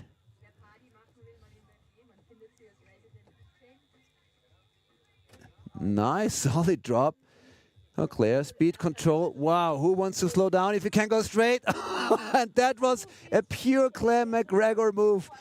Rather than slowing it down to bring it home after a great bottom air, she just goes all in and shows us the biggest crash of the day so far. Claire, you're sticking up to your name and your fame. Awesome riding, awesome motivation, and an awesome crash by Claire McGregor. Honey, just coming back from the outside. Did you see Claire's crash? No. Unfortunately, he didn't. Well, I'm sure we will see a replay of it. There was a bummer because it was one of her strongest runs this season, I would say. Really clean, yeah, solid airs. Especially that last air as she entered the steeps was super nice, but then she went all in. It was just too fast for the snow conditions. Here, honey, you have the repetition. Last step big in the fall line, and then it doesn't slow down and goes for multiple cartwheels. Yeah, you can see the track out there. Claire, she's always in for action. Claire, thank you for the show. As we go back up to the next rider, and Michaela, she's a bit the opposite as far as personality goes than Claire. Very controlled and being on tour for so many years now as well. 36 years old or young, you gotta say. I just met her in St. Anton riding last weekend, where she trained for this stop. Michaela Holsten from Finland. So many years of competition. Yeah, she's really into competing. Yeah, I remember Michaela from my World Tour time. We had a really good traveling time together as well, and nice competitions all over the world. And I'm really looking forward now to see how she's charging down this mountain. So I asked her last week if she's ever going to stop competing, and she said, well, why should I stop, right? It's so much fun still. Reminds me of myself. People ask me the question also when I was still. She's also one of the most passionate rider I know. She was living on the Arlberg as well, and always on the search for snow.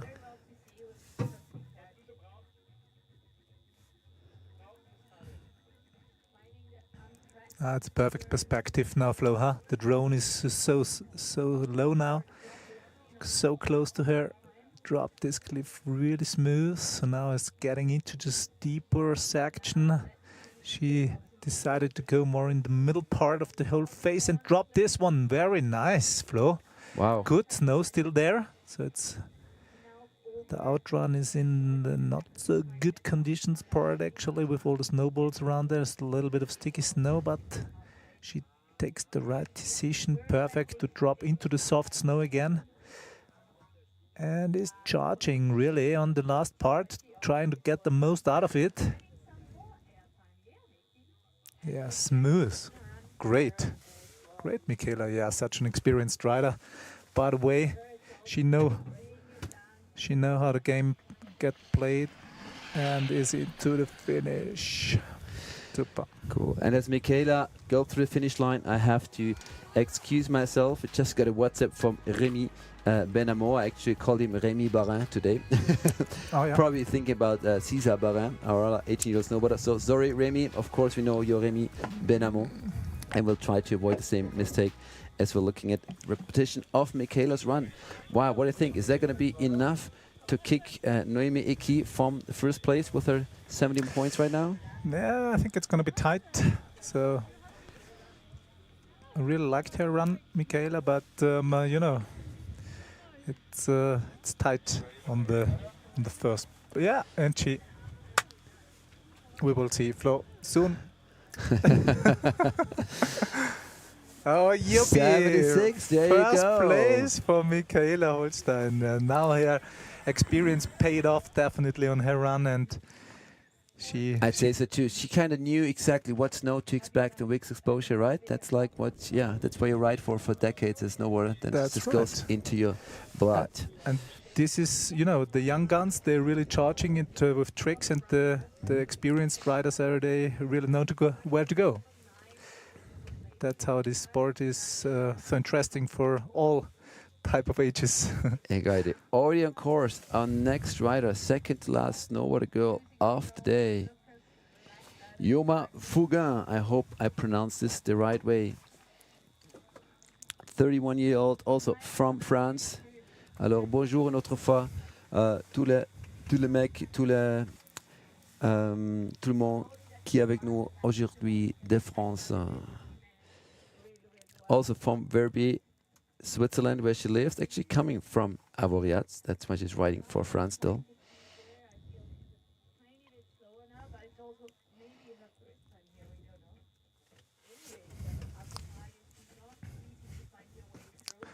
Keep going, Flo, talking France. It sounds very native for me.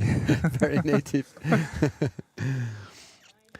Alors c'est difficile pour moi parce que tout l'été je parle pas du tout en français. All summer I don't speak French. Après quand l'hiver arrive, ça change. It used to be a lot easier for me when I traveled in the Swiss Romand in Verbier and Chamonix. Yeah. Don't do that so much anymore, so my French got a bit rusty over the years. But I really like it. like so many others, I didn't like it. It's cool, but actually, when you realize how nice it is to travel, when you speak foreign language, then it turns to fun. Wow, beautiful entry, the lower body face, unfortunately with a bit too much speed, and sending her into a triple tumble. Wow, on the footsteps of Claire McGregor, who also went for a big drop and couldn't get rid of the speed. But nevertheless, she just shakes it off and does her next cliff drop. I really like that.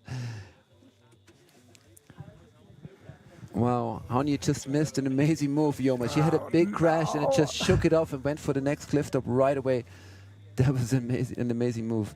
I just got interrupted by this guy out there. Sorry. What is? But we definitely will see it in the recap. We'll see it in the recap. She makes it down safely. Wow, so not a podium run for Ioma, which, being Austrian, brings to the point that Sarah Bacher, still in third place, can only be chased away from the podium by Tiffany Perratin, our last women ride of the day. But let's look at the replay of Ioma's run. Bacher third place. Huh? Bacher's on third place.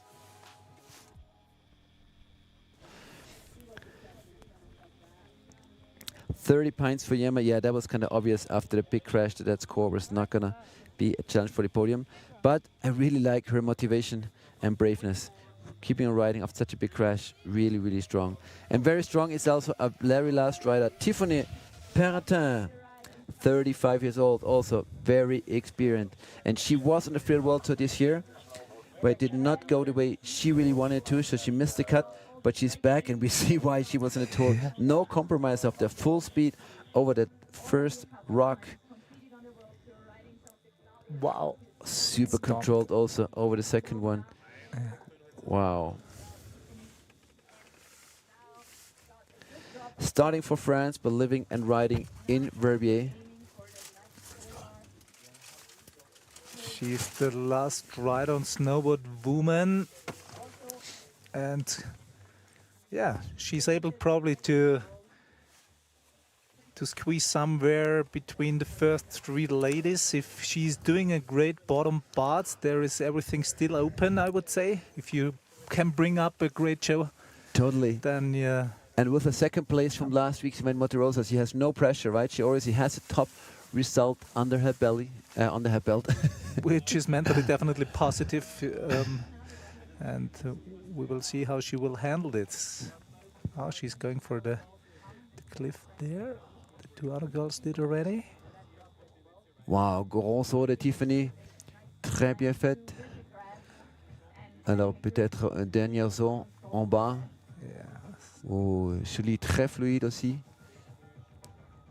Very nice the way she connects her turn and the cliffs. It looks very smooth, showing all that experience there. No hiccups so far. Hopefully the commentator's curse doesn't get her. Wow, that's a suspension system. Pretty saw there. similar, Wow. pretty similar to Michaela, I would say, Yeah. in the bottom part, which is a good sign because Michaela is still leading. Definitely challenging the podium with this run. Tiffany Perratin from France, our last snowboard woman of the day. I think it was a very solid run. Yeah, it was solid run. Yeah. Look at this drop. Like, it really displayed a lot of confidence. Yeah. Also here, she was always in a move all the way down, so kept fluidity. Exactly. A little speed check in front of this cliff, but this is a steep part. And then That's she going to be a managed tight it. one. She managed Michaela it Holston, really 76 good. points is the score to beat now. Does she manage to beat the very experienced Michaela? Yeah, she's happy. Wow, she needs 71 Let's for the see, podium or 76 for the and- victory. Come up with the points. Can she beat Michaela? We will see soon. Where you see the whole vibe in the crew is so nice because each competitor is only competing against the challenge which he sets himself. It's not like in alpine racing, you know, where you race the clock and pretty much race your fellow competitors. You set yourself a challenge, and if you manage to do all the jumps, all the line the way you want it, then you definitely end up near the top, right? And that's why the vibe is so good among the riders. That's right, Flo, yes. Wow, alors, On attend le point pour Tiffany Perrotin de Yo, France. and she takes the lead. And she doesn't take the lead, she takes the win because she was the last snowboard woman on the mountain. Win. Congratulations. Tiffany Perrotin in first place, ahead of Michaela Holsten and Noemi Eki on third. Here we see the podium. Sarah Bacher from Austria, just behind the podium on fourth place. What a show the girls put up. I really liked it, especially those top runs were so fluid, so fast, and with a lot of airs. Really great to see the girls. And they were charging. We saw that with two of the biggest crashes of the day were the women's snowboarding category. Yeah. So these girls are not holding back at all. Thanks for the show, girls. That was truly amazing. And we continue with the girls, but with the skiers instead of the snowboarders. And it's so fast. We have hardly time to switch from one sheet to the next. Women's ski. Colin, Here we are. is it Pernay or is it Pernet? Probably Pernet from Ireland. And she's a wild card. That means we don't have a lot of information of her, but we know she rides well because her first air is pretty impressive already. Wow. She's technically wise also super solid, huh? As you can see here on the short turns for the speed check for the cliff and dropped it and stomped it. Very great. Getting up some speed here on the middle part of the face, enjoying still the snow. Looks still a pretty okay flow, huh, I would say. Yeah, I'd say so too. Yeah. They are definitely always looking for the parts which are not directly facing into the sun, where definitely the snow is better and we can see it. Also when the skiers are doing some spray turns here. All right, let's see, open up something new. Oh, cool. Whoa, whoa, whoa, whoa, double. Ah, no. Ah, shitty. That would have been started so cool, and now she tumbled in the end after the. Well, she did exactly what a wildcard rider should do, you know, go all in, nothing to lose. Yeah. She was right. She was faster than many of the snowboard men we saw on the mountain today. Yeah. Even ripped her backpack open with the airbag sticking out. Wow. Ah, I'm sorry for her, but because that looked so pretty cool. Colleen Pernod, well, still with a very impressive show as a wild card. Yeah. Definitely gives her the chance to be part of the game again in the future. Also, that first turn only showed so much confidence, you know, going like twice as far as most other riders. And this is a really difficult jump to manage as well. No problems there. Yeah.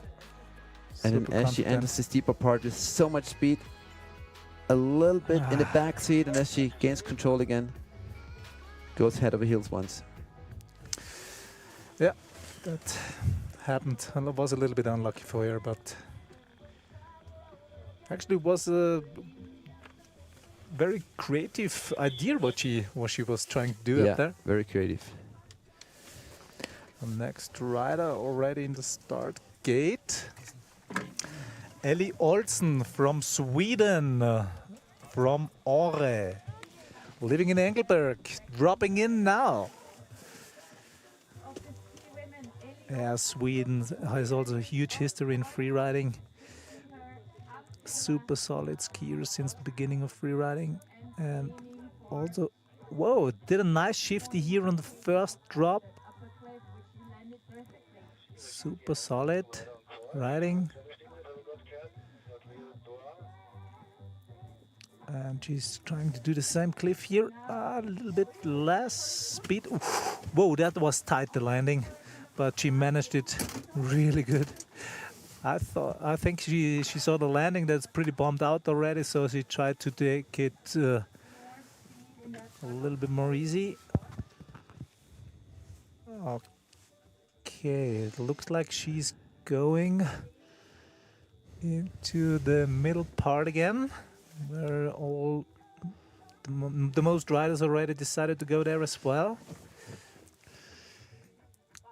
Full speed middle part by Ellie Olsen, sitting in 9th place at the overall Challenger ranking right now.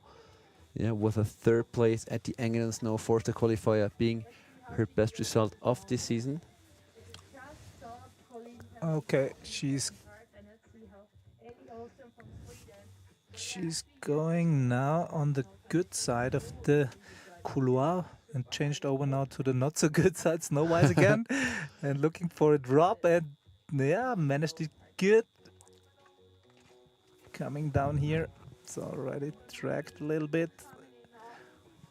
Been cool and speed it up into the finish line. Stay on your feet, baby. Oh, yeah.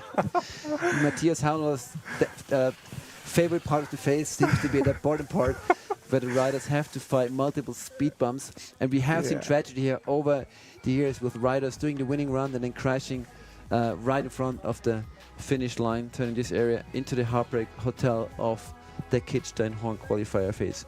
Very fluid run by Ellie, our Swedish rider. Are being her home mountain, but she trains, as so many Swedes, in Engelbert in Switzerland, which is like a little Sweden within Switzerland, actually. That's right, yeah. All right. Ellie Olsen. Well, this will be a first benchmark in the girls skiing field, with Colleen Burnett crashing right before. 70 points. That's a good benchmark by Ellie. Solid. Yep. But there's also still room towards the top for anyone going for bigger jumps in that lower part. Maybe our next bib, Kelly Berton from France, is our next rider girl. She lives in Val Thorens and she rides in Val Thorens, and she's a real French freeride. Not legend yet, but probably in the future. Well, Kelly Berton. just 2 victories away from making it to the World Tour, and then it's quick to be a legend. Yeah. It's her 3rd year on the qualifiers.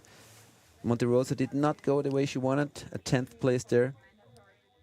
Go straight with more speed. Whoa, whoa, whoa! That was good, huh? And a little bit lucky in the landing because it's a huge bomb hole already, and she managed it perfectly, actually, and kept going on with her speed. Also in the most tracked part of the face. Searching her way down into the challenging part now. Yeah, take this cliff with her. Solid.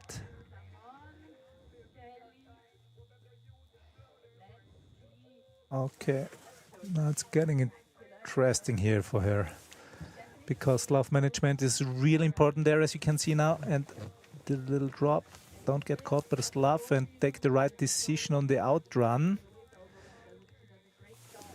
She goes back into the couloir, take this transfer, actually what the most of the riders did already. It's interesting that this area of the mountain sees so much traffic, right? I mean, there's we have those 5 ramps at the bottom, and this one has by far seen the most riders go right through it. But obviously, you know, this part you see the most, and also for the judges, pretty cool. So on the line choices, I can imagine that they go through this part, because you can do a lot. But if it's always the best to go there where all the others go, as you can see, then it's then you have to handle all the tracks. But she started really cool up there. Especially this one. Definitely one of the highlights of her run. And managing to stay on feet despite her left key getting buried into snow a bit.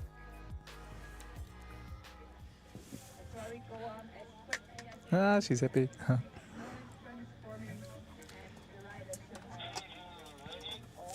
From the free ski Belleville clip, judged by former Verbi Extreme winner Kevin Goury.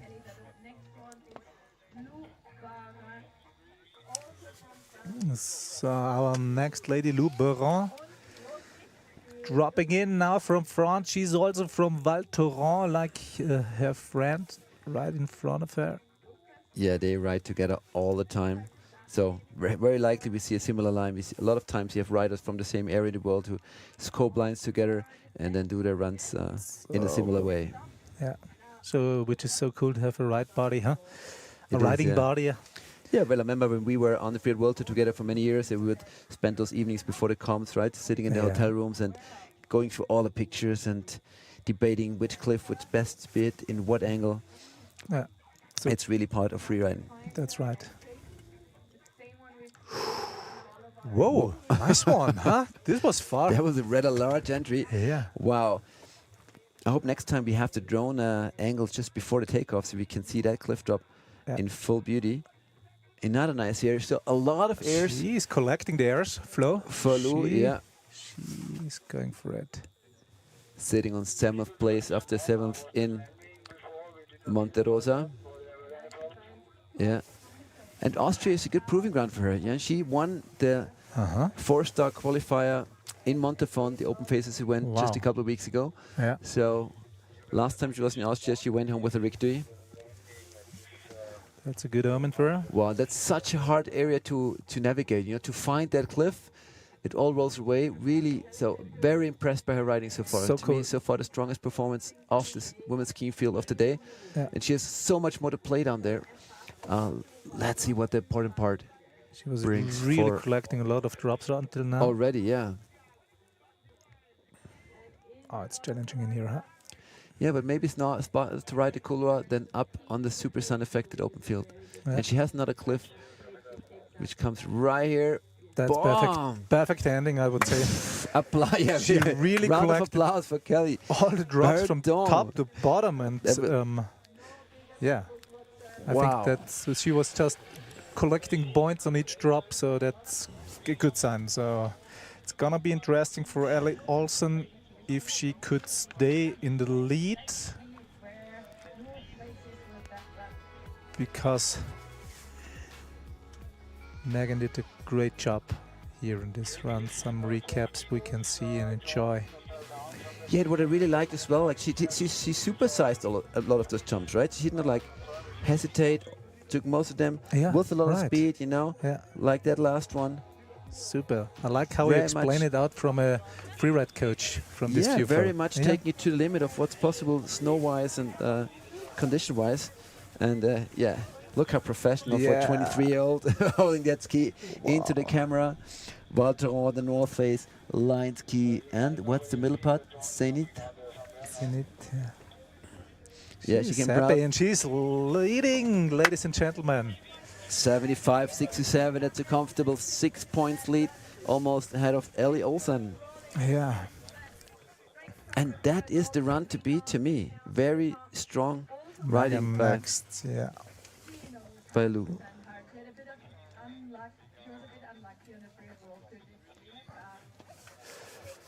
So Megan out of Chamonix. She lives there, she rides there.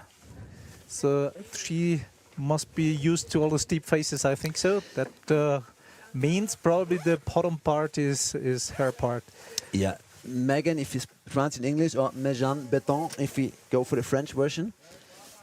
She was on the Freeride World Tour this year. She was so stoked to qualify, kept her fans happy on Instagram with a lot of posts. Whoa, whoa, whoa, whoa! Whoa! Flow! Wow. Oh, she was trying hard, but yeah, And hard to stand this one. But she keeps going on.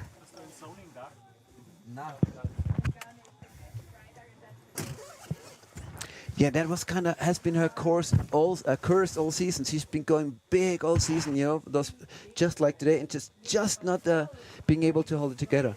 It was such a great entry, such a big air by Megan. But she sticks to her line, huh? And she's going. Yeah, super unlucky with the crash up there. If she could handle this one, hey, yeah, that would have been really tight for the two leading girls, I think. Oh yeah, for sure.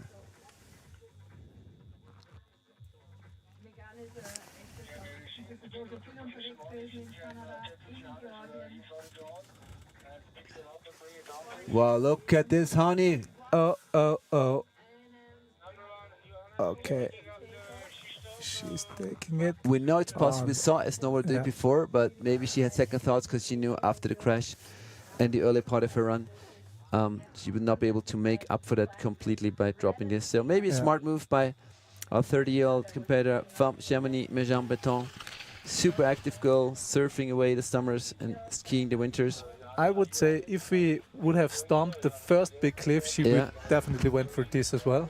That's what I think as well, yeah. But mentally, I can definitely understand her. So if it is worse to do it in the final, if he had, as we can see at the recap, this crash. But- So it was actually close to land it, huh? But was, yeah, shame it was on land. Unlucky for her. Mejen, is this right? The pronunciation? Méjean, Mejen. Méjean, plutôt. La prononciation en français est toujours difficile pour nous en allemand. Mais oui, on peut pratiquer, hein? Yeah. Pratiquer. Yeah, we try. And we Oh. move on to Les Arcs Free Ski Club presenting Mia McNabb. There's a huge crew. I think we have 6 skiers in the French ski category right afterwards. Mia being the only girl from the Les Arcs Free Ski Club, one of the breeding grounds of the best freeride competitors, especially in main skiing, where we have another 6 on the start right now. Okay. Their coach Xavier being a legend by his own.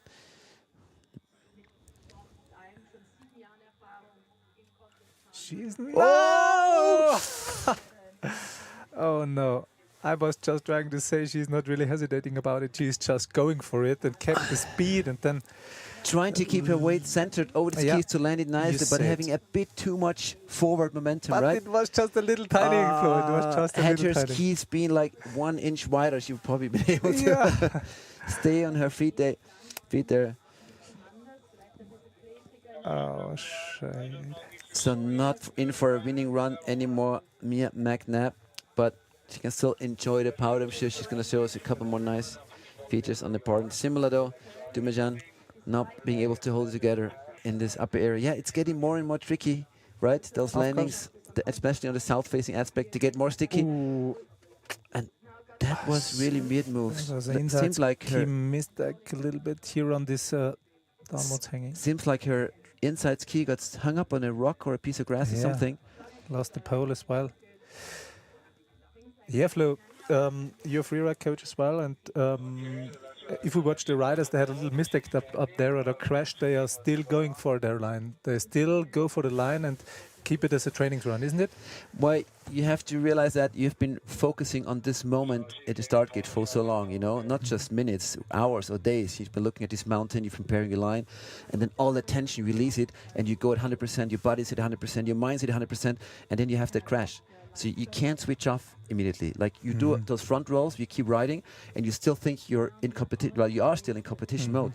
So it's not smart really, because we know that the risk of an injury and a crash is much higher after a small crash at the top. But you can't just switch off. So you kind of want to do and want to show what you can do. The worst case is like what we saw with Jeremy Heinz at the Freeride World Tour, who lost his ski at the second to last jump on the wheelchair loader, but then just kept going and did the last jump on one ski and dislocated his hip. These are the things that can happen when you keep going, but you can't blame anyone. And I know I had similar situations, you for sure did as well, but the smarter thing would be to just say, take your breath, say, okay, that's it, and then just do a powder run down. And we saw it here with Mia, you know, she had this mistake at the top, she kind of kept doing her run, and then went into the second mistake, and that's what can potentially be dangerous, but you can really not blame any rider for it. Yeah, sure. So we're going to Challengers World's number 2, Jenna Keller from Switzerland. Yeah, lives in Le Jable at the bottom of Verbier. She rides in Verbier a lot. Yeah. Yep. Comes from the region around the Dorne-Midi, around Morgin. And she's on course already. Such a great pictures again, so close with the Whoa! drone. And she's doing a back in! No! Round of Oh, applause so for Jenna sorry for Keller her. for giving it all. Look at this bubble. That was such an amazing move. Wow. First girl today to go for a backflip, and a big one too. Yeah, she twisted a little bit. She was a little sideways in the air, so there was not really a chance to land. We can see the landing track of this ski 90 degree to the actual riding angle, but you can't give her enough props for the effort. Oh wow, so cool. Huh? Yeah, you can tell all this For crew in trying. Verbi, you know, they're riding and pushing each other every Yeah. day, and that raises the level in free riding, in free skiing. Look at And this that's- distance where she Yeah. landed. And she that's the went so result, you far, know. left flow. Wow. Yes, so big respect from the girls. And especially from here now, show where she's standing Yeah. at that far with this huge backflip. Jana Keller with the Now the big bappy. recap, Can guys, we look get at that this. position? Look at it. There she goes for it. All control. and Pulls it turn up. Oh. So as a coach, you can tell it, well, whatever you do, stay straight. Don't start looking over that shoulder. Yeah. Look over your back. And because her rotation momentum was perfect, like she would have probably been able to land it easily Yeah. had she stayed in her correct axis. Nevertheless, we like the show, we like the effort, and Wealthy can throw away this result because she has the second place for Monte Rosa. So, you know, nothing happens. She'll still be Cool. So right she, up there. she had the right for the mindset. position. She Yeah, just tried for definitely. it, push it again, Yeah. even higher. And yeah, someone who didn't end up. has the right mindset as well is our next rider. Representing Freeride Academy Innsbruck, one of our coaches. Oh, yeah. Ulla Giot, and she had such an amazing run in Monte Rosa. Yeah, for sure a podium run. And then Yeah. she crashed like 10 minutes before the finish line in the outrun. Oh, just no. before the judges line. Just losing his key while Yeah. riding. So she was so bummed. She almost broke her pulse because she was so No, angry. I can imagine this. And she's dropping in now. Ulla, good She's luck. 24 years old, and yeah, fingers crossed now. Flo is getting nervous next to No, me. Toad, I'm so stoked, you know. We have such enormous amount of young riders right now at Innsbruck at Freeride Academy. 75 kids in the academy, Super. another. But no really adult riders pushing out of the Mm-hmm. Innsbruck community into the competition right now. So we're stoked to have all of there representing our hometown, representing the Freeride Academy. Approaching the hourglass jump. Oh, yes, super managed it very good. Showing on her this. strong legs. Look like a boy's landing, really. Yeah, because this bump hill is really it's kind of Yeah. a rock, lying on rock. I probably. told It's Ulla a- to tighten her skis more. She said, I can't if I do anymore. Ah, okay, They but don't- she's they doing don't it. release Look at anymore. this. Really technical, looks really solid. The skis are together, Flo. Yeah, she is a staatliche Skilehrer, so she Yeah. has gone through a lot of ski trainings. That you can see. Well, having- Technically wise, super good. You see that as a skier, yeah, she has the highest level of certification as a ski instructor in Austria, which is hard to get. It's a lot of weeks of dedication. Yeah. Doing another one, yeah. And she said it's not easy with the mindset. You know you have a crash on that first run, so you want to rip it, but you have to stay on your feet because 2 3 throwaway results would mean you will have a hard time qualifying for the tour. Line choice as well for her, huh? Yeah, definitely more Little drop here. conservative than in the Monte Rosa event. Nice one for the end. And now stay on your feet, take it home. Don't repeat the fate of Yeah. the event in Monte Rosa. Super. Very smart on the last part as well, collecting all little drops a lot, which pumps you up in the points. So that was a really smart line choice. I would say. Totally. Not sure Two she big had ones. enough airtime there to challenge Lou Barin in the first place, but I would say a podium run for sure for the moment. For a moment, yes, I would say so. Yeah. Definitely one of the best runs from the ladies we have seen so far. Yeah. But And she still has a looking, really nice knowing ski, the huh? way she can ride, I believe it was like a 90-95% run, as we call it, you know, not going all in, not doing the 100%, but very smart in that case because she needs this result to get her mindset back after the crash in Monte Rosa. So let's hope for the best. What the judges are saying about her run. 5 girls to go out of a 14 girls field in the women's category at this year's Freeride World Tour Challenger by Raj at the Kitzsteinhorn Zell am See-Kaprun event, which jumped in 80 points for Yeah! Ulla, congratulations for the lead! See, and, So cool. and I give a guess and it's wrong, so it reminds me of stopping to guess for the scores again. Ulla Giat taking the lead, and she'll be stoked because that's going to be a keeper result So for her. Cool. Wow. So cool that we have one Austrian rider female again. Y Here. ahora, bienvenida a toda la gente de España que están con nosotros ahora. Elizabeth Marina Villanova, the girl with the beautiful sounding name, isn't it? Elizabeth Marina Villanova. Yeah. An Austrian name can never Really be that beautiful. Oh, her fourth year in the qualifiers, and she finished sixth on the Monte Rosa. Showing that she's right up there. Wow, going huge at the entry. Unfortunately, loses key and going for probably the biggest crash of today. Oh no. Oh, I hope she's fine, Flo. She lost all his keys. Please move. that was a crazy crash. Seemed to me that she definitely flew further down into the landing than she was expecting. Yeah, look at how quick it Yeah. goes. Already going to her, on the way to her. Very sorry to see Elizabeth crash a big time. no. Yeah, I think she had a bit too much speed as she came over the cliff and flew definitely a couple of meters further than she was expecting. Yeah. Yeah. Oh no. So motivated. Oh, look at the strong landing. And then we see that takeoff here. Very blind. And going like 5 meters further than the girl right in front of here. And that was a couple of hard rollovers there. Wow. Yeah, she also did tomahawk 3 times in a row, huh? Yeah. Lost both of her skis.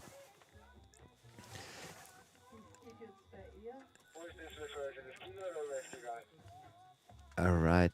We'll be back in a moment with the condition report from Elisabeth Marina Villanova.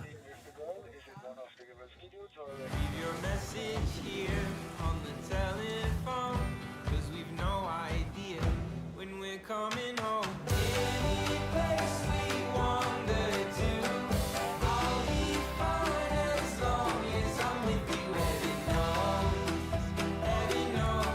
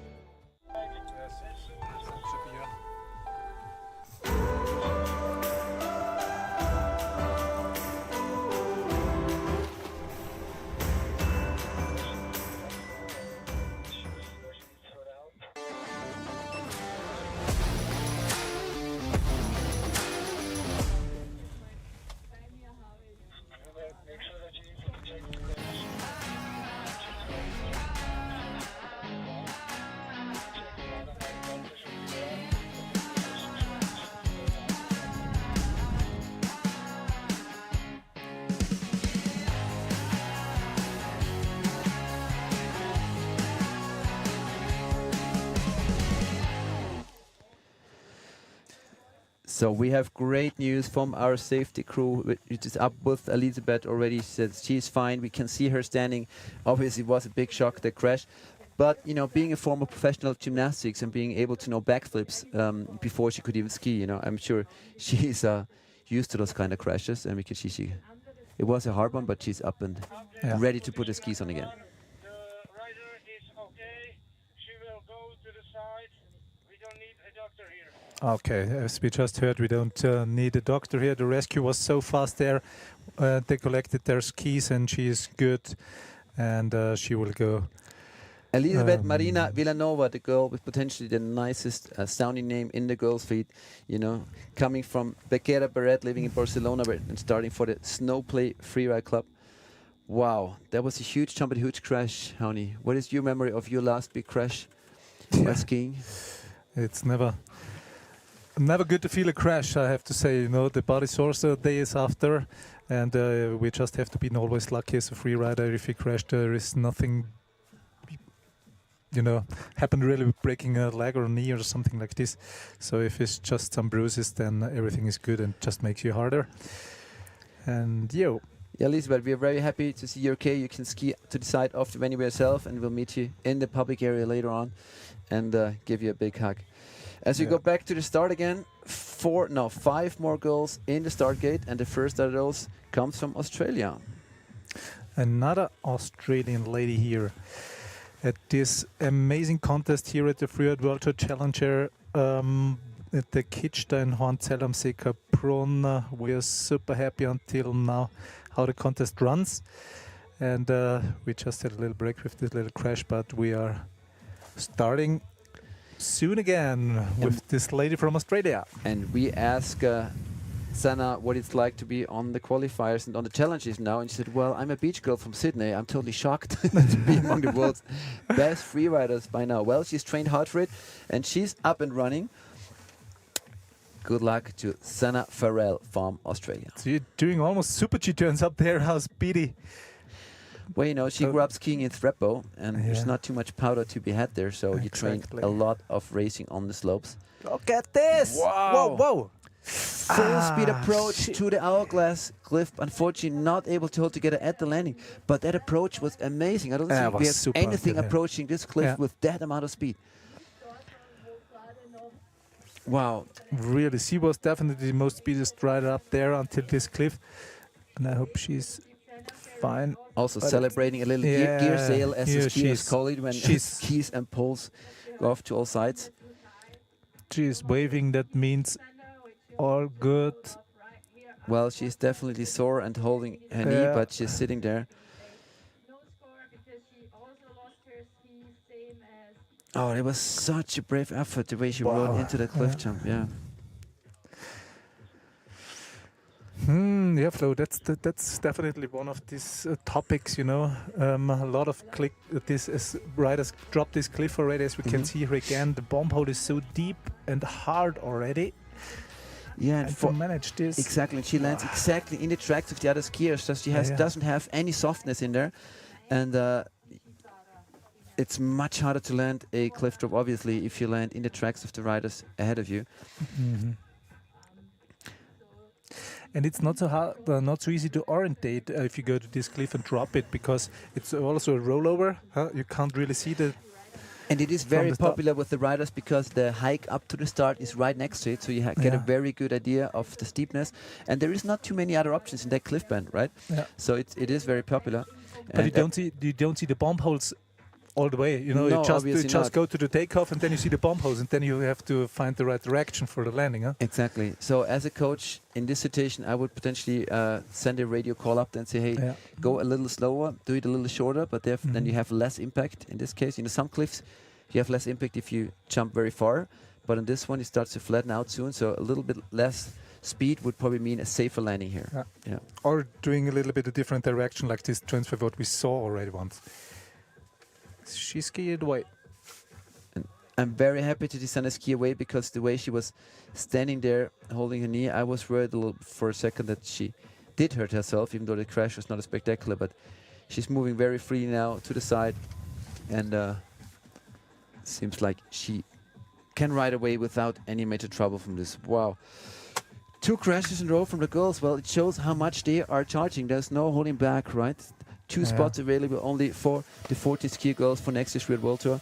And the competition is obviously fierce. And the one who has the golden bib right now in this competition is Germany's Lena Koller, taking the victory in Monte Rosa last week with a spectacular run, sitting in first place at Challengers.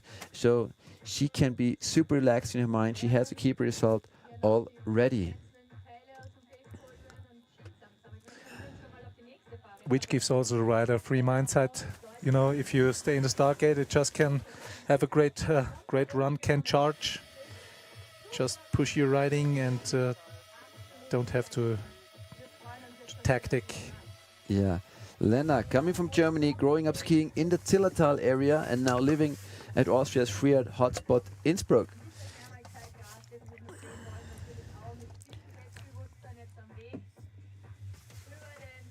Yes. Strong air with the grab on that first jump. Great. Okay, now we have a look how she's doing this drop here. Definitely taking away a lot more speed than Look at The this. Australian Look at before this. her. Look at this. She made exactly that what we were talking about before. She made a little bit more It's tranny. still a solid jump, right? Yeah. But she landed in a tranny 3 or 4 meters before Sanna before her and managing to stay on her feet without major trouble. So that's Super kind of way smart. you have to do it, even though it might look a little less spectacular, but it's a lot safer and you stay on your feet that way. She made it super smart because she went in, speed check, and then had a look at the landing and took the right decision. Lena with the confidence of the leader on the challenge tour. It's so spectacular to watch these riders coming down into the steep part. Yeah. Yeah, hard to see on the screen even, like looking out the window, you know, you have all those big cliffs and rock and this, and it's so close, it's so in your face. There's not a lot of freeride competitions, but the riders are doing their main actions so close to the actual spectators area. Okay, she's changing over now. Very creative line choice down there. A lot of variety in Lena Kollers around the bottom. Oh, she is above big cliff. She's going to go over it, around it. No more way to go around. Now she has to go for over it. She's jumped it. Geil. Whoa, Lena, congrats. Hey. Such a great move in the end. Okay, ladies and gentlemen. Now we're talking. Whoa, whoa, whoa. I love it. Matthias Handler right next to me going through the roof as he sees Lena doing a huge cliff jump. At the people in the public area jumping off their seats as well and cheering for Lena. And wow. Ulla definitely has to fasten her seatbelt now because Lena is knocking on her. And I had such a big discussion with Look the at judges. this. Wow. Huh? I had such a big discussion with the judges after running Montafon because she did not get a very good score. Because they punished her and said she got lost. So no, I'm sure she went to go to that very cliff, and she did indeed. And she's totally making up for it, winning the Monte Rosa Challenger and taking 88 points now for this run. Whoa, whoa, whoa. Wow. Definitely That's an 8-point lead over the next rider, Ulla Georg, in the rankings right now. Amazing. Oh, wow. What a huge step. If that wasn't the winning run, no. And a huge step towards a potential Freeride World Tour qualification already. It's only the second competition, and she has a first one in her pocket. And with this run, she has a very good chance of scratching on that podium again. Yeah. But there's another 3 girls out there who want to talk about this, who want to challenge this run of Lena Koller. The first one being Petra Olsson from Sweden. She was 4th in Monte Rosa, showing that she's also capable of a podium at any time. Petra, good luck for your run. Okay, Petra dropped in already. She's going just straight, catching up speed. Lena coming from Malmö in the south of Sweden with a big bridge from Copenhagen. And she only decided to make Innsbruck her home base. Wow, yeah. It looked like she was going to go for a 3 for a moment because she had her arms so wide. Yeah. She's going to go for the hourglass jump as well, I think. Also taking away that speed. Smart. Don't go in there to that too fast. Just riding it out. You know, you just see it on the style of riding that she's Swedish and she is stomping like a Swede. She's stomping like a Swede. They're used to this kind of conditions. Not the master in this case, but the mistress of Stomptown. Yeah. In the footsteps of Christopher Todell, of Rene Barkeret, and many Swedish famous skiers who got famous because of their ability to stomp the impossible. Stomp the impossible, that's perfect. Wow, and she looks like it's going to go for an impossible run. Wow, Another big cliff for Petra. Wow, nice super one. nice. So fluid. Wow, We haven't totally seen that matching, yet. totally matching Lena Koller's run. So cool. And she's not done yet. She has that lower part still to go. And she goes up to the same ledge we saw Lena Koller. Don't tell me she's doing the same. Oh no. No. Oh no. What? Petra Olsson looking like she's going to go for a perfect landing, but it goes head over heels. So tight. Into 2 cartwheels. Oh, look at her body language. She waves, she's okay, but I know she's angry right now because she had it together. And she proved 2 times in that run already that she's capable of sticking those big jumps. She was definitely knocking on Lena's first she was. And it looked like she had it. The moment her ski touched the ground, everything was still under control. A little bit too much forward lean, maybe trying desperately to land super center, to not be in the backseat. Wow, let's check the replay. I hope we can. The ladies are going for it. So cool. Totally incredible. Big cliff at the top. Another one. Look how she's stuck. Did nothing touching the snow except for her skis. And then no hesitation, even riding it fast to the Lena Koller. So controlled in the air. And a tiny bit of forward low, maybe one ski digging in a little bit further, sending her into a forward tumble with both skis ejected in. She landed pretty central actually, so it looks like she got a little bit stuck somehow. I think her left ski got stuck in the snow, digging in a little bit deeper. I think she had her right ski in one of the tracks that was already there, and the left ski landed in this fresh powder, which is now a bit of a rotten spring snow, and that ski just stopped. And that made her go ahead of heels. But big props for Petra Olsen. Wow, that would have been a podium run. I dare to say that. Such a big mountain run, 3 big cliff drops. Whew. So cool. Big respect, lady. But it's so close to get it right. Victory or desperation. Millimeters away from each other. Whew. No, she looks okay collecting her stuff together, and well, we will definitely see something nice from her in the future, I'm sure, huh? And in bio, she says that she started freeriding very late and competing especially, so I'm still learning how to compete. We don't really see that, Petra. That was a perfect competition run. And I think you were just unlucky with that, landing it with one ski, getting caught into the deep snow. Otherwise, we would have seen you on that podium today, I am sure. Actually, is her second ski flow? I have no idea. Oh, here it is. Huh? Whew, it's getting hot in here. Great. Not just the temperature of the day with the blue sky and the sun over us, also with the girls' action. Let's open a door here for a second, let some fresh air in, while we're getting ready for 2 more heavyweights in the girls' skiing category. Eva Battola and Mila Delarue are still up there, so we're not done yet.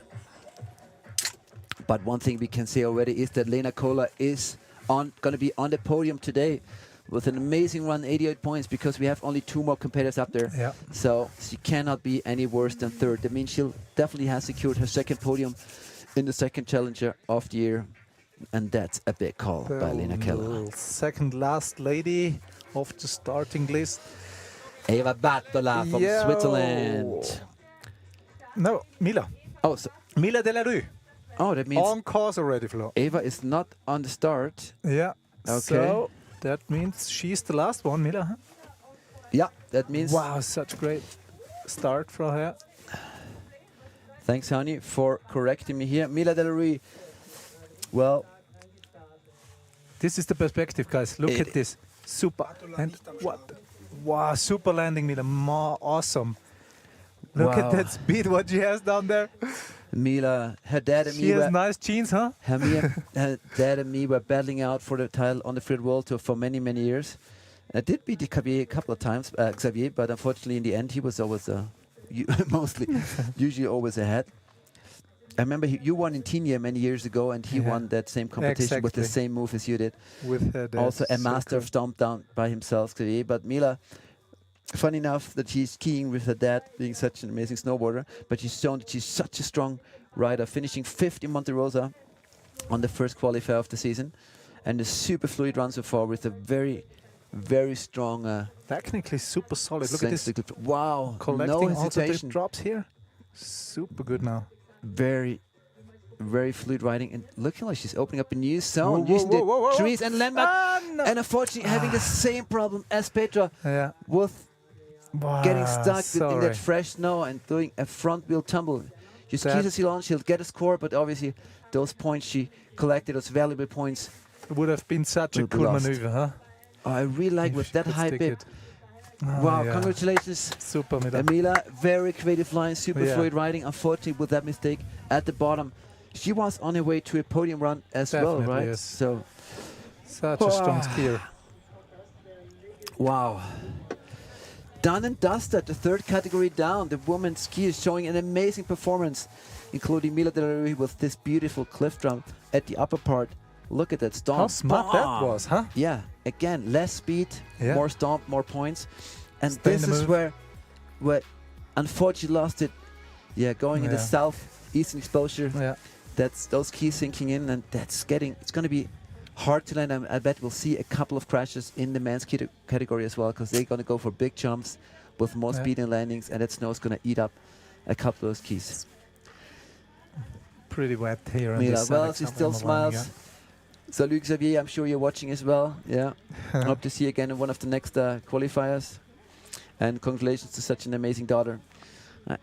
I saw my daughter on a podium for the first time a couple times this winter, So and I know cool. there's nothing like it. There's nothing like it. Yes. Well, ladies and gentlemen, we have, I believe, the podium with Mila Larue being in 6th place with a score of 50 points. We have a podium, and it's a German, Austrian,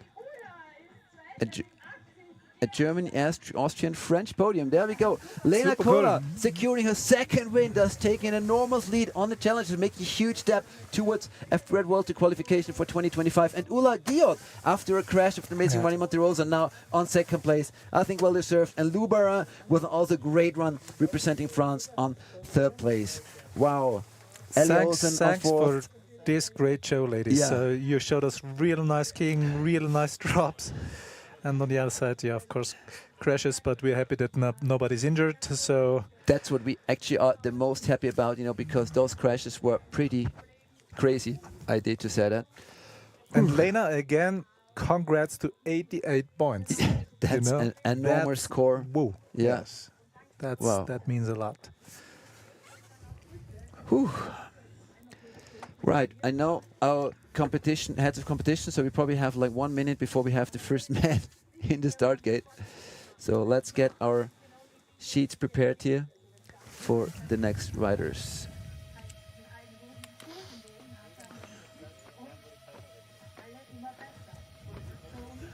Theo Vouillamont, first rider in the ski man category from Switzerland.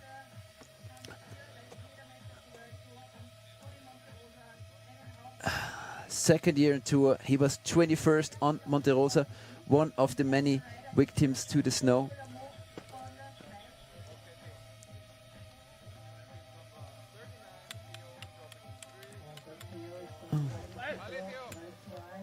Okay, dropping in already, Flo. No time for Theo us. trying to make up for a North score, losing his key on a big move in Monte Rosa, like at least 10 out of the ski men. Similar conditions for the ski man on the move Monte Rosa. She was Look a at that nice beautiful Becky. backflip. Similar conditions today than we had at the Monte Rosa. Maybe a little less tricky. Monte Rosa had more 30, 40 centimeters of fresh snow, and then the conditions going up. Here we have Solid. a little bit fresh snow, but Cool. no problem for Theo on his first So two airs. smart. Wow. Leo is from Nonda, That's the riding north side of Gatravé, so you're going from Verbi up to Montfort. Down the other side, you are in Nonda, riding for the Nonda Freeride Club. super cool runner. Too. Let's switch to live action, looking out the window. Yeah, nice one.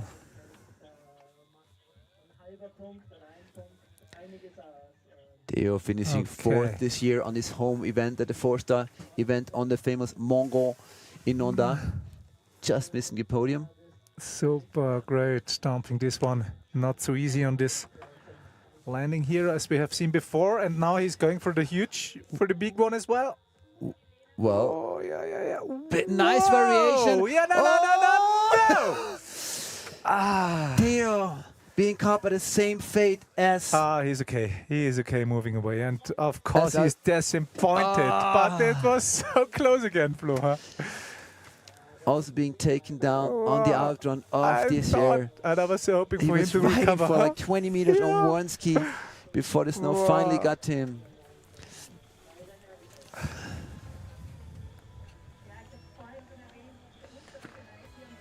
No holding back in the men's skier category by Theo Vouillamont.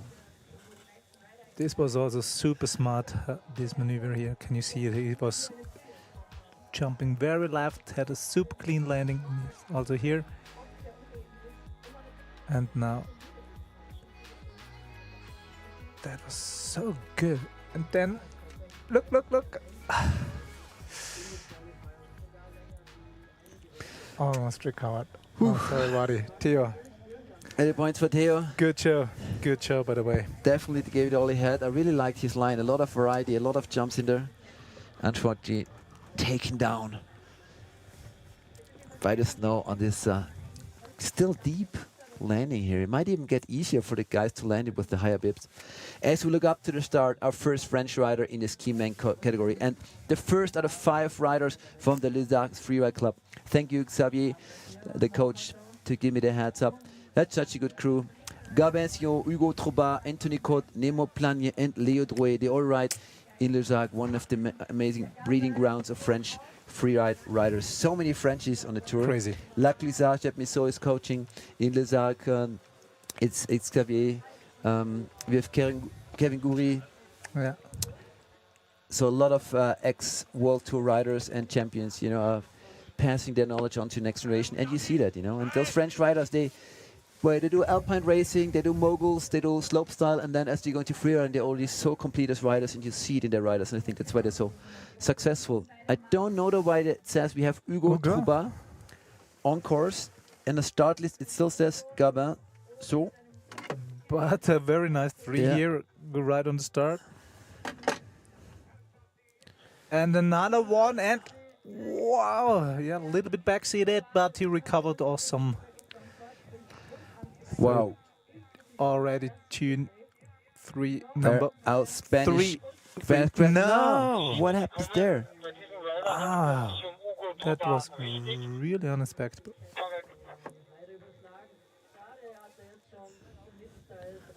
Well, no good news for the Sachs free ski team. At this point, Gabasio not at the start, and Hugo losing a ski after a beautiful 360 mid-phase.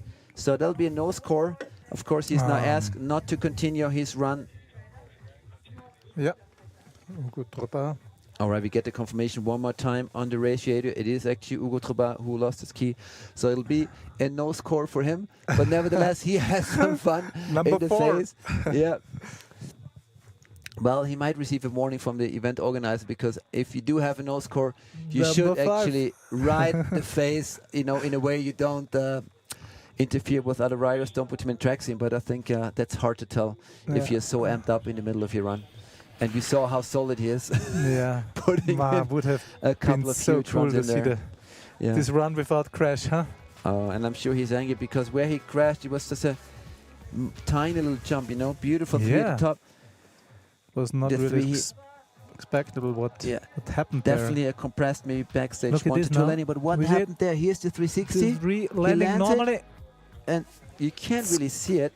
Probably a track, and he got stuck somehow with the ski tip or something like this. It's But look, hard. but then We the, need to ask him. the bottom part of his run, just going down for fun and still doing 2 huge 360s, Yeah. show his capability. Yeah, definitely. Phew. Only the second ski man, and already such a big show.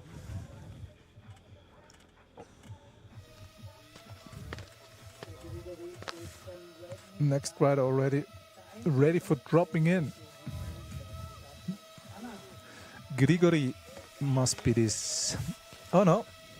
Okay, so they changed floor. Okay, obviously Garbin is now. Garbensio, Hugo's friend from Les Arcs, was obviously not ready to start, so they swapped their position. Garbin was supposed to be start number 2 at the Mansfield, is just starting now with number 3. Also him evicting off the snow of Monte Rosa, only 16th place for him there. He knows he can do a lot better though.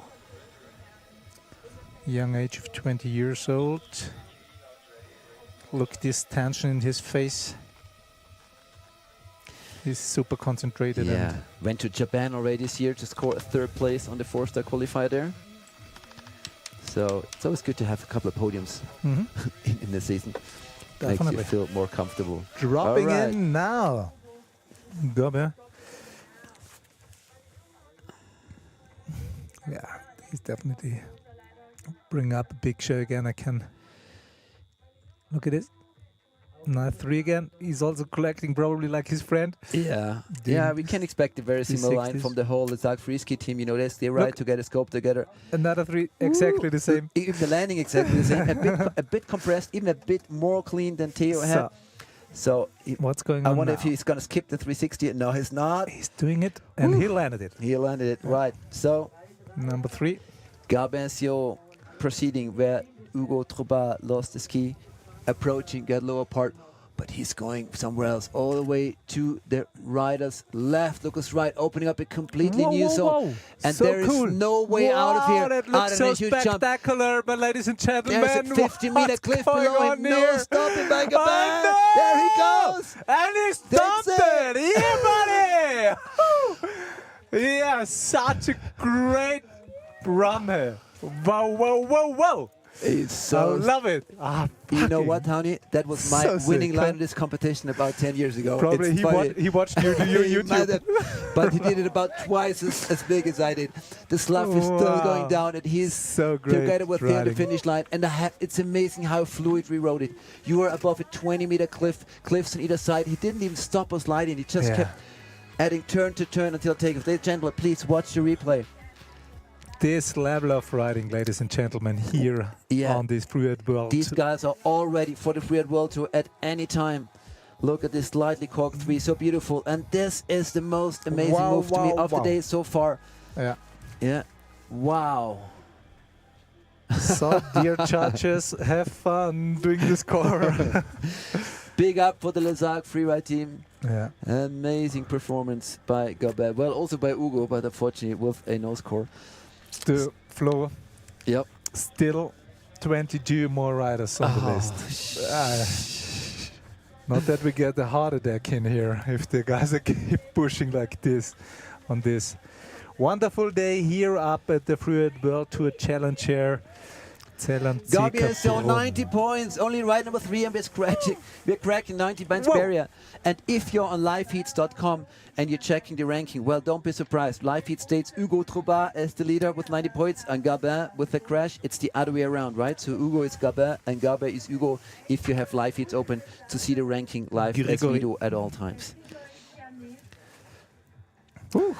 So, Grigory already on course. One of the most experienced riders, 9 years of qualification contests. Did not start in Monte Rosa and taking a long travel from his home in the Caucasus Mountains and Krasnaya Polania all the way here. Look at this, look at A this. new entry. Oh, that was a bit too big for these snow conditions, I think, by Gregory. He's fine, but once He she is got stuck fine. about 2 meters down in the snowpack. Yeah. Holy I think this. They have to dig this ski out now. This must be so deep in there somewhere. I saw something up there. Could be a bowl, could have been a bowl, could have been a ski. Really, As a bowl. really nice new entry to the Yeah. right of the hourglass But that jump. was huge. Huh? No hesitation either, but I think he overshot his landing transition a little bit. It's He not gets quite flat there. Yeah. Yeah, that's As you hardly can see, stickable. That's pretty flat there. Yeah, So then. maybe a quick info to the riders to start. If you think about doing the same jump as Gregory, take away that speed and drop it with maybe like 1 km/h speed, and then you'll hit that transition and you have a chance Yeah. of sticking it. Because it's so easily, you know. To We drop have over seen this jump journey. over so many years, and in years where the snow is very deep, yes, it works at that speed. But other than that, you have to be really slow because the transition flattens out immediately. Why don't they ask us before? I mean, we could tell them everything. You know, everybody has to do his own experience. That's totally true. Yeah, it's easy to have a career, you know, in the pocket and then talk smart from the safety of the ASCII commentator's truck. Exactly. So don't take everything too serious that we're saying. We just love the show and we just want to help the boys and girls to stay injury-free, crash-free, and deliver a great performance top to bottom. Yeah. Hoi. Well, let's get prepared for bib number 5. Lalo Rambaud from France, from the area of Annecy, training in Lakarschneid. I'm sure he's trained by Seb Michaud, the master of backflips that was still on the world tour when we were And at Turin. huge cliffs. Yeah, 22 years old only. But we've seen on the Freeride World Tour that the age level has dropped down, right? Yeah. I was still competing with 42 and it was not normal, but now, except for Christopher Tuttle, everyone's around 22 or 23 on the Freeride World Tour. So cool. So Lambeau would Such- fit right in there and see how effortless these boys do a backflip, like casually riding by, and the 3. Yeah, I'm a little bit excited, but still okay. I would say super recovered and. I think it's a bit of a safety feature that they land at the backseat there because they don't want to, interfere with the tracks. Definitely. Identical runs in the upper part So to cool. Gabin and Hugo. Very interesting how they read the venue the same and and milk it, as we say, make the most out of every single feature. And where is he going in the lower part? Seems like he's following the footsteps of Gabin. Yeah. Yeah, he is. He's going for it. Approaching the same area. Are we going to see that same I spectacular think gun one more time? They talked about it, those boys. Wow, there is no exit other than a 12-meter jump. He's getting ready for the takeoff. Launches, is in the Doing air, it. arms flapping. Yes, Sticks it stop as well. it! Wow. Cool. It is such... Great, buddy. Oh, you should see the people in the public area jumping off their feet, clapping It's hands. getting interesting now for the Wow. judging floor. Especially because he did the back here now. Yep. And the backflip was just amazing, and the landing was perfectly super Yep. cleaned into the fresh. So it was super solid. So not much difference between the amazing runs of Lalo Rambeau and Gabin Sio. We leave it to the Look judges at to this. decide. And here's a new landing. Very Perfect. smart to Super put that smart. backflip at a bit of a different angle. Also a little back-seated, let's call it compressed, Yeah. but not touching the snow there on the landing off it 360. With the three The 3 was probably not that far. and a bit of a different angle as well. Riding it out smooth. That's the amazing part of this Smart riding, jump guys. is that it's so steep. So Smart riding. even though it's a huge jump, you know, it's fairly easy to ride it out and it looks super spectacular. Yeah. So if you have another 15 riders doing the same run, the judge is going to have a problem. I don't want to be a judge anymore. But we have 85 points for Lalo. Okay. Quite close to Quite close, yes. to Gabin. Wow. Well, we're not going to question those scores here. We know they all do, the judges do what they can do. And we saw it in FWT in Freeride, we had, I think, 7 or 8 riders above the 90s. So with crazy. this level, it's just the way it is. Or in Georgia. And also Elias Meister from Austria, our next rider, is totally capable of a 90 points run.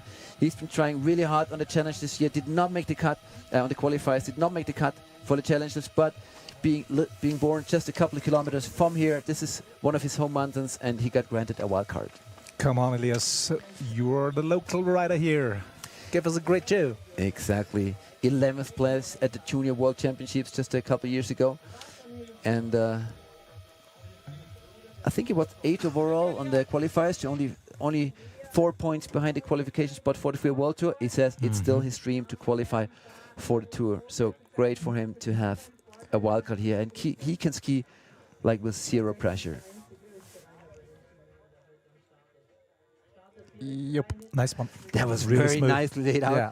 A little larger than the other backflips, yeah. So you can tell he's ready to risk something on today's Whoa. event. Okay, that was smart to take this one straight to check out the landing. Yeah. Compared to the 3, which is even harder than the Well, landed. there's still so many features he can use. Very nice. He looks so casual, right? Yeah, it's You so know- clean, huh? yeah. That's very typical for Elias.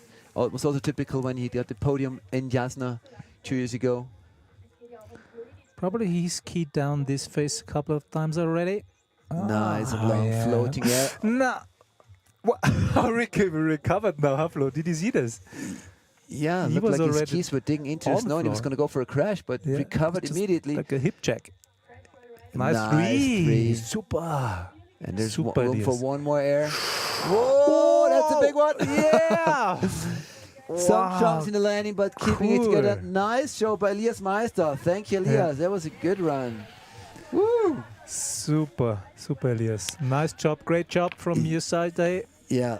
Not the Yeah. cleanest of his runs with 2 small He mistakes. started super but clean, then, yeah, but then the 2 little mistakes but here. I like the amplitude and I like the I like the amplitude and I like the speed, especially in the bottom part. You know, no hesitation and a lot of variation in there as well. Yeah.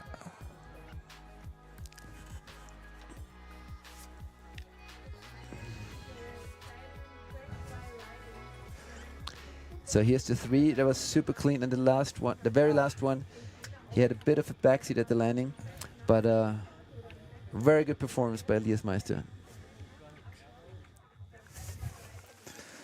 Super, Elias.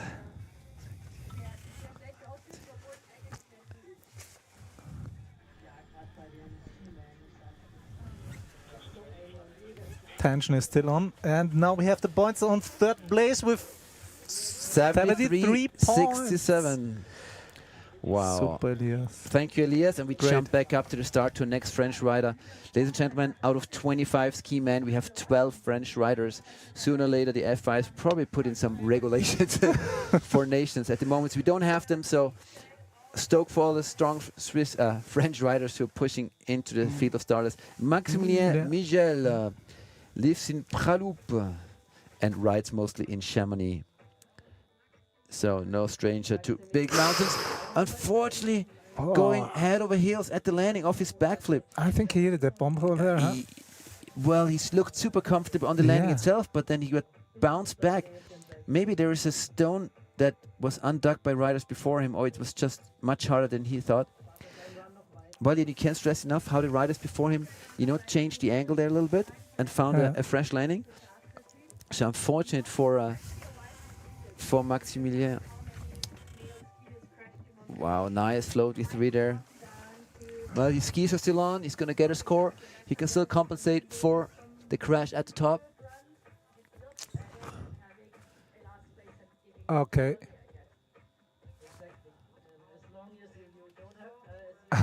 For 1 second, I thought he's also going over to the big one. 10 years he has been competing in alpine ski racing before he actually started to be part of the freeride community. And he's super happy that there's live streaming today, because then all his friends can watch as he's riding.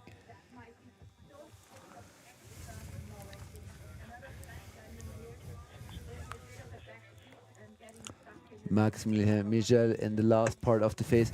Going up to the pyramid. There's no way out other than a big jump. We've seen amazing performance there before. Yes, no problem for him. So making up for the crash at the top. Alors, désolé Maximilien pour les faux, mais très bien fait en bas. Maximilien Migel de France.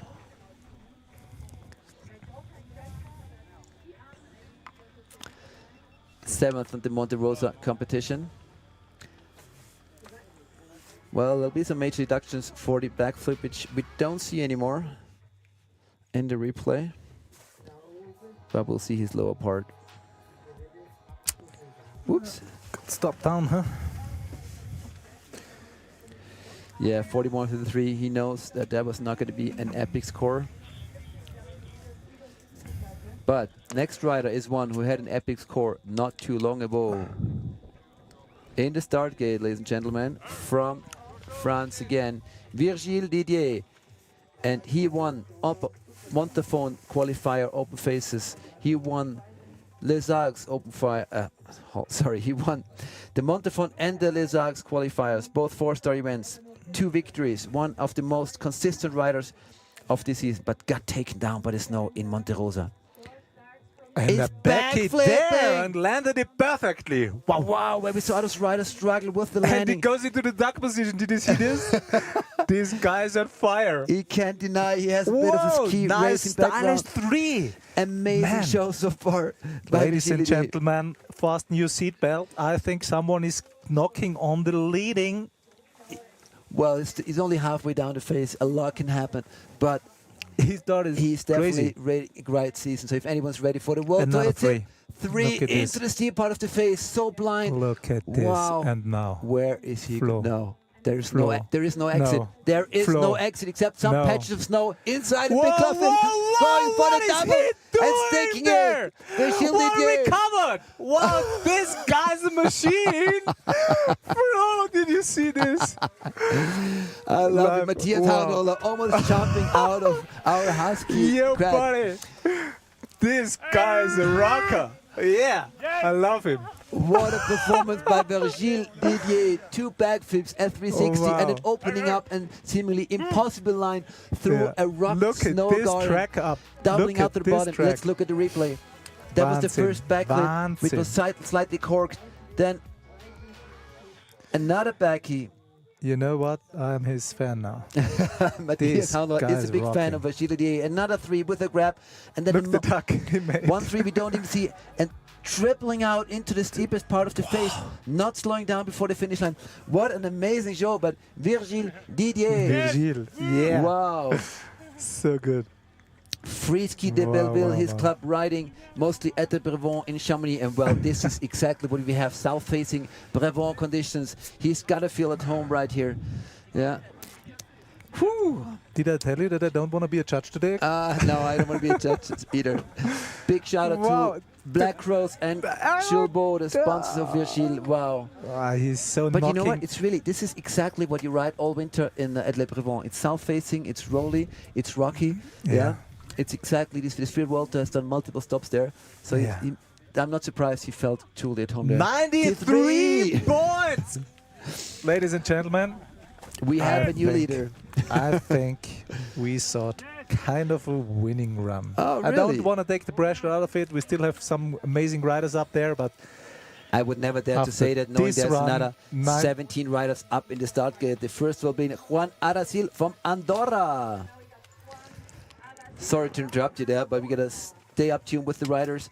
And Juan has a special request for us. He wants to say hello to his sister because she's always scared looking at him. Yeah. Can imagine. Hello, nice, Kosaka. Allora, bienvenidos a la hermana de Juan Aracil. Hermana, todo será bien. Everything will be fine. Just watch him ride. He's having a lot of fun. Smooth landing at the hourglass jump. Wow. Riding for Andorra, coming from Ardino Alcalis, where we had the World Tour a couple times. A great freeride community down there in Andorra, great freeride terrain as well. Nice playing around, huh? Yeah, and more great riders from down there. Pipe area. He said his goal for the season was to make it into a challenger, so he already reached his goal. Everything that happens now is a bonus for him. I like that mindset, you know? Doesn't put any pressure on himself. And where is he going? Yeah. Oh, victim to the wet snow as well, with one ski getting eaten as he enters that bottom part of the face. Did he lose his ski? Or did he get stuck up there? Ski. It's still up somewhere. So I'm a snowboarder, I'm not used to use my board really, right? It never happens. But as a skier, what can you do in these conditions? Like, there was no mistake, right? Can you tighten your skis even more, or is it too dangerous then to get injured if you have a major crash? Yeah, makes no sense. You know, there is a sense because when you have a release or when the bindings release, of course you can tighten them, but it makes no sense. So it's getting more or less dangerous because there is always a sense behind if the binding releases, and it's not because just not tight enough. So there's nothing you can do as a rider in this situation, right? You can't tighten your skis any further. You just have to live with that. That's right.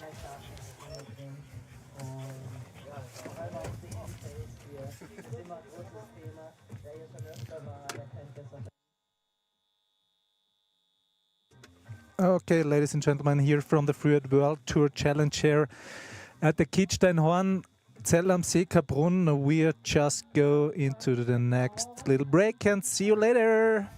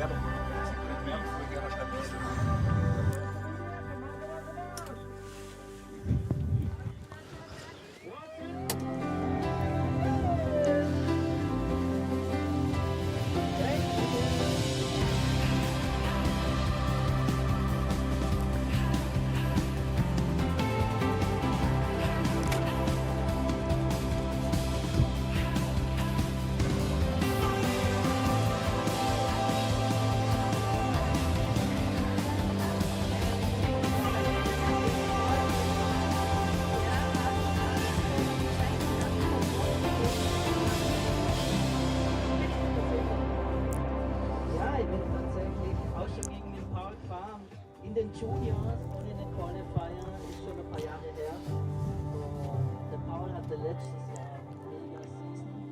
Hat, glaube ich, 2 4 Stunden Qualifier gewonnen, war auch ziemlich knapp. Um sich für die Freeride World zu qualifizieren.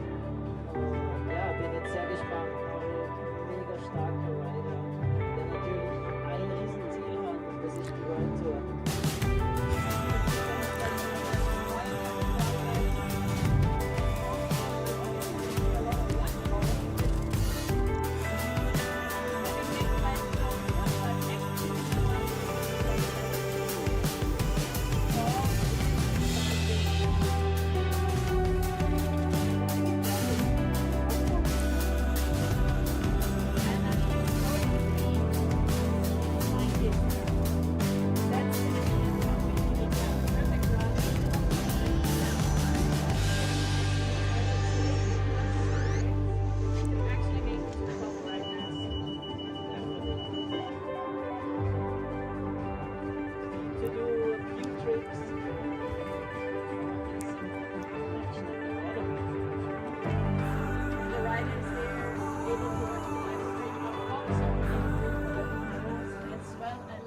word of mouth gonna go around, which is definitely a Ladies and gentlemen, we are back for the second half of the skiers field at this year's Freeride World Tour Challenger at See-Kaprun Kitzsteinhorn am See. And in the start is Paul Danton, the actual number 2 in the Challenger ranking right now. 2 years ago, he won 2 Forsters, was so close to qualifying for the Freeride World Tour, just didn't make the cut. But this year, he's back on track, and he's called Mr. Backflip for a reason. I don't hardly know anyone in the world who does backflips the way Paul does them over the hugest cliffs. Very smart entry. We have seen a couple of crashes there already as the snow's getting more difficult, and we see more tracks in various parts of the face. As Paul is not going for the hourglass, but riding around. Don't go too fast, Paul. Yes, this boy has some legs.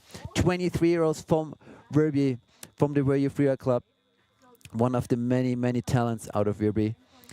And we can be ready for an amazing bottom part of Paul. He's always in for big airs and big surprises. That was amazing. He took it really slow and managed to catch enough transition. that much. Wow. That was very close to going ahead of his as well. So that was a warning to him, knowing that snow is sticky on the southeast facing sides. Very fluid so far, Bolton Tone. No mistakes in his run to this point. And I'm sure he has an amazing bottom air planned for us. That's what he's known for. Huge trademark there. I know what he's going to do. Yeah.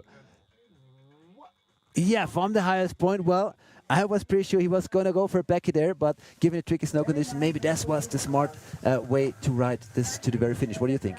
Very nice ending so from his line. So he did really cool and was really creative on this part. We haven't seen that much, that he's taking it from the very Lucas left all the way down pretty straight towards us, and then was smooth taking the last huge one.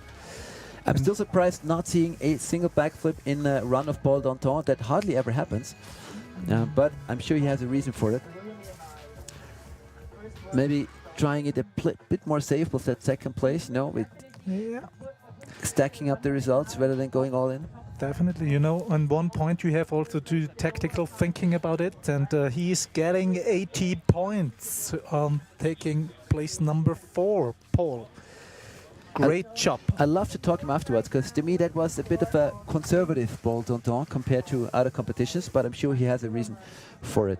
Nevertheless, amazing show. Thank you, Paul. And we move on to Germany's next, not next top model, but Germany's next top rider. Max Zimmermann, representing Germany, but also Innsbruck, riding in the Innsbruck community, training a lot with Walle Reiner, and Max did so well on the last event. He finished 3rd right behind Paul Danton on the Monte Rosa Challenger, and he was so stoked about it and wants to back it up today with a great result on his quest for the 2025 Freeride World Tour. I read here how mountain is the Olympiaberg. Olympiaberg. Olympia Mountain. Zell Mountain from Max Zimmermann. Yeah, I had a great day with him and Walle Reiner and Sarah Bacher in Kappel today on the tracks of the Freeride Junior World Tour there near the Quellspitze. A really fun guy to hang out with, but he can also be really grumpy if it doesn't work out. Very emotional rider, Max. So Super. We are ready for you. On course, Max Zimmermann. There he is. Give us a great show, buddy. Going for a backy. Oh! Ah! Riding to Heartbreak Hotel from after the start. This, maybe that's why Paul Danton also, you know, pulled back a bit up there. It seems to get more difficult. That was Max. An almost dangerous move for his knee. Max going for the hourglass in a very nice angle, actually. Playing very smart, but once he gets torn off his left foot immediately, the right foot still on there. He's kind of moving his knee around. Let's hope everything's still fine there with Max Zimmermann, as the drone is right next to him. He's waving, he's fine. But definitely does feel his right knee. Yeah, of course. Now here on this close drone angle, we can see that the snow is also here on the upper bar pretty sticky, and that makes it not Yeah. even easier for the riders to. But let's Land. analyze it step by step. That was the backflip. Too short. Actually, it was a bit of an under rotation there. Yeah. Very untypical for Max. Typically, he's so strong at his And backflips. mine kept going on. Yeah. But he kept going on. That was a very nice angle. Actually finds an almost fresh landing. But then his The ski God. dip got caught into this little bump hole afterwards. He was landing. He's touching his right knee, but even though his ski stayed on his right foot, it did not look like there was like a bad twist or so. So good Yeah. chance for Max that everything is fine. It's just a bit bruised after a big crash. Well, Chris Geisler, the head of the organizing committee, is pushing really hard to move on with the competition as quick as possible. Why? Because obviously it is mid-March and the sun is baking the snow, so the conditions for the ski men are getting more and more difficult. It's not the powderish kind of snow we had for the snowboarders about an hour and a half ago. It is getting tricky and more difficult for the higher bibs.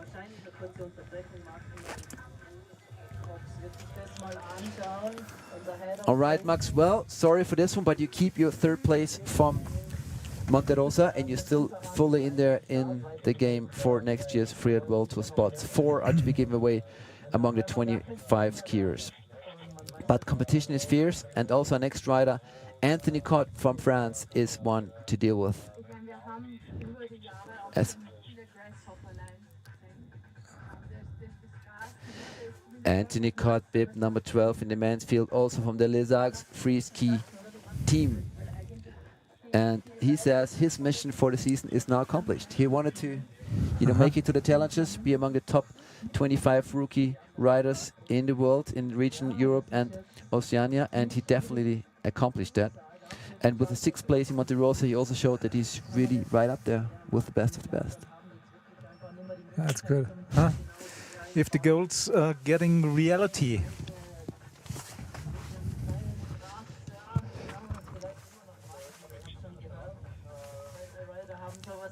Competition is on hold for a second. Okay, there's got to be a reason for it. Well, it gives us time to talk about something we haven't touched yet, and it's the judging. Right, so for everyone watching who's not too familiar with the Freeride judging, we can talk about that. The lines from the guys who did from us, the Lucas, very right.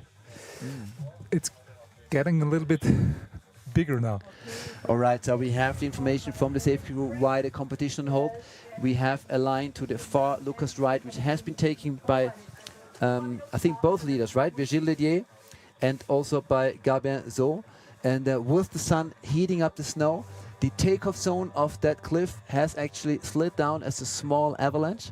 So no one was injured, everything's fine. But obviously this is a reason for head of competition, Markus Cox Safety, to put the condition hold and reassess the safety situation, and especially radio update to the guys who potentially wanted to do the same line, that there is no more snow in this area. Exactly. We are back in a little break. Yeah, let's watch some of our beautiful pictures here, and we'll be back with you in a couple of minutes after reassessing the safety situation here on the competition venue.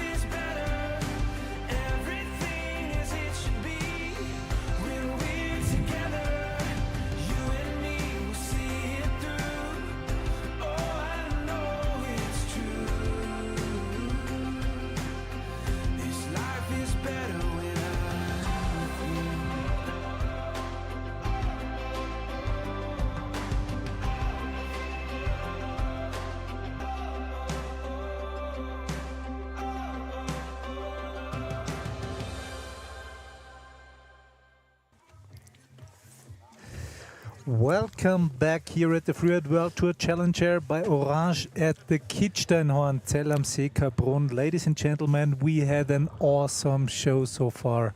Flo, what do you see? What do you say about this? What we saw so far, and about the judging? Because before we go into the judging and what we saw so far, yes. let's focus what we have on our screen. Yeah. We did see with the sun heating up the snow a big change in the snowpack, and obviously the snow is getting wet, and this did result in a slide within the venue. There was no one near the slide when it happened, no one got hurt. Head of safety, Markus Kogler, who has 20 years of experience in running freeride competitions, also as the head of the Freeride World Tour safety team in Freeride last week, put the competition on hold and is now reassessing the situation. It is probably the steepest area of the whole phase, so it necessarily means that the competition has to be stopped, because potentially most areas of the face can still be ridden, but this area looks definitely like it can only be a grass ride if you want to go down there, right, Howie? we saw that in the past as well, that guys are went down the grass. I remember Neil Williman, who also spent many years on the World Tour riding it in these conditions and did a long grass ride, so okay, it is still rideable, obviously. And unser Sendung with the mouse. Sander Strauss, another Austrian rider, did it before, An amazing competition so far. You mentioned the judging. Let's talk about the judging bit since we have the time for it, right? It's an overall score from 0 to 100, but how do we get there? This, what we see here, will be also a fact to the judges, because 2 riders took this line already. They made an amazing show, and they are leading now. Okay, and now it's almost not skiable anymore, I would say. So this doesn't definitely have effect on the final result as well. The judges has also to think about this, that the options are not that big anymore, and they have to calculate it somehow. You have also a lot of judging experience, Flo. Can you describe this situation, what's going on there now with the judging panel? Well, it has happened in competitions before that an area changed during competition or proved like too dangerous, for example, and was closed. And then there are pictures being sent up to the riders of the start with the new zoning, and then they potentially get some time, but they will have to adapt their line. So it's obviously not an ideal situation, but we are only done with 11 out of 25 men. So I'm sure the organizers and head of safety want to move on with the competition. We cannot apply the rule of 2/3 yet. That rule means that if 2/3 of the riders are down and the competition has to be cancelled at that point, it is still a valid result. At this point, with only 11 results out of 25 riders, a cancellation now would mean that the whole skier manfield would be cancelled, which obviously would be a bummer for the leaders. But if for a safety reason this is what has to happen, then that's what needs to happen. Yeah, but I would say it's just a little part which went down, and it definitely Cox will do some decisions about this, what they will do now that we're further on the competition. But I think there will be not the lead option. I think they will really trying to make this somehow happen still in this situation where we are right now. Well, we are both guides ourselves. Honey, we have taken decisions like that a lot of times. I believe with the temperature still being low enough for the snow to be stable in all other areas of the face, I believe the competition can continue, but then still the riders who are at the top, they need to be given some time, especially those who wanted to go to that area, because they have to reassess the situation and maybe change their line, right? And you got to think that they have been working on choosing a line and tuning it to perfection over the whole day yesterday. They came here for a line check. They spent probably half the night in front of their computers getting all different angles ready. And now if you're in a start gate and all of a sudden the information comes up, you're not allowed to ride this area anymore. Wow, that's a big drawback, and that's a lot of effort to change your line up in the start gate. Of course, that makes it not easier for the riders. They are still up there at the start gate, but we are here in the Champions League. Their guys are experienced enough. They really need to know what they do. They have definitely option B or C where they can ride down, and I'm pretty sure the show is going on. I hope so too. And you mentioned judging. Let's bridge some time and actually talk about the judging itself. Well, everyone watching now, I think, realize there's a score from 0 to 100. 100 is the absolute maximum, which has not been reached so far in a freeride competition, because theoretically only the last rider of the day can reach the 100, right? Because if you give 100 points to the second to last rider and the last one is better, you still need room for the 100. But what criteria influence those 0 to 100 points for the judges. I always like your explanation, Flo. You say have like the picture of a thermometer, you know, a scale A from thermometer, yeah. yeah, thermometer from 0 to 100, and then you have the criteria like fluidity, air and style, creativity, and you know, if the temperature actually goes down when you go out of the start gate, then it drops down. And if you do a nice big air or a nice style, then you get up again to the direction of 100, and that's how you have to see this picture. Actually, this moving picture or this moving image, where it's dropping down and up as you do a good action, show a good action. In the end, when you're in the finish line, then trying to keep it as high as possible. Yeah. So all riders leave the start gate with 50 points, and then obviously say you do a backflip right after start gate, that's a 5 to 10 points on top of your 50, and so it goes on and on, up or down, depending on your skill, exactly. And the 5 criteria are line choice. Obviously, the more difficult, the more variation in the line, the better. The air and style category getting more and more important over the years. The more and more original airs, the better. But you need to keep control, have keen landings. And then you have technique, obviously, as well in that as category. So I'm trying to listen into the to the radio conversations here of the safety crew, so we can get some sneaky information about the continuation of our competition, but no information as of yet. They're still reassessing the situation. Honey, let's have a look at our current standings. Virgile Didier with an outstanding run, leading ahead of Gabin Sion, who is mistakenly called Hugo Trobat today because they changed place, they changed their starting order. I wish Hugo would like to have his position instead of Gabin, but Gabin Sion in second right now with 90 points, and Lalo Rambaud at third place with 85 points. That are our current leaderboard, with Paul Tondon 80 points on fourth, and Austrian's Elias Meister right behind on fifth place. So as a head of competition, what would you do right now? Would you give the boys up at the top just a bit of time to reassess their lines, or would you cancel the competition completely, or would you close just the Lucas ride? We see now a skier going down, potentially one of the skiers of the safety crew, to give potentially better feedback to head of competition Markus Cox-Kogler. You know, I think everybody's trying to keep it as fair as possible, but what is not always easy, especially when we have such a natural things like this. The snow was sliding down, so this line is not doable anymore. These are definitely tough decisions, but in the end, you know, everybody wants to ski down. I'm sure everybody wants to show what he's able to do still on this phase, exactly, and to get some points. And it's not here just for fun. Yeah, one more time, ladies and gentlemen, we had a small avalanche in the phase due to the wet snow conditions. The very strong sun here mid-March has brought this little patch of snow to slide, and it's a part of the venue that saw the two so far leading runs. So potentially there's other riders who wanted to use this area, so competition is on hold. Their safety crew is reassessing the situation, but even if we continue the competition, the information has to be brought up to the start and given time to those riders who are still up there to potentially choose a new line. Of course. And you know, the communication is perfectly here. Everybody is a team. They really know what's going on and how to handle also such situations, and to send pictures up there so that they exactly know where not to go. Well, it's an outdoor sport, and very similar to the World Surf League, where the competition time within the window, you know, is adapted to the swell conditions, right? To the surf conditions. So you have the best rider on the best riders on the best mounts in the best possible conditions. And safety is a huge... And we are on fire again, Flo. Issue. Are we? Yeah, we are on course, actually. Ooh. Anthony is on course. Well, thanks for not informing us, guys, but doesn't matter.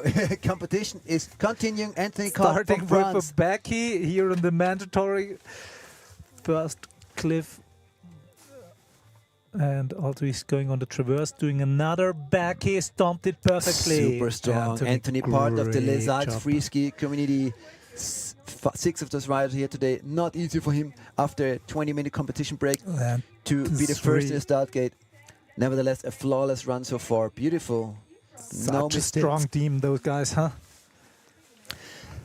As we see him on the far locus right or skiers left, coming back into the central part of the face, and now he has the big rollover and the steeps right below him. Okay. Nice floaty straight air. Okay, it's always so interesting what one of the guys down there planned from the lower part because it makes it so. Not a backflip. Nice back In the is steeps. super solid. Speed check. And going to keep super going when he creative. stomped it. A new air right between the Wow. trees over the That large was nice. rib in the middle. Beautiful That run by was Anthony nice. Cott. Wow. Not being affected by the long wait. Congratulations, Anthony. Great, Anthony. We're stoked the competition continues. We're stoked to see you put a great run down for the Les Arcs free ski team. Exactly, Flo.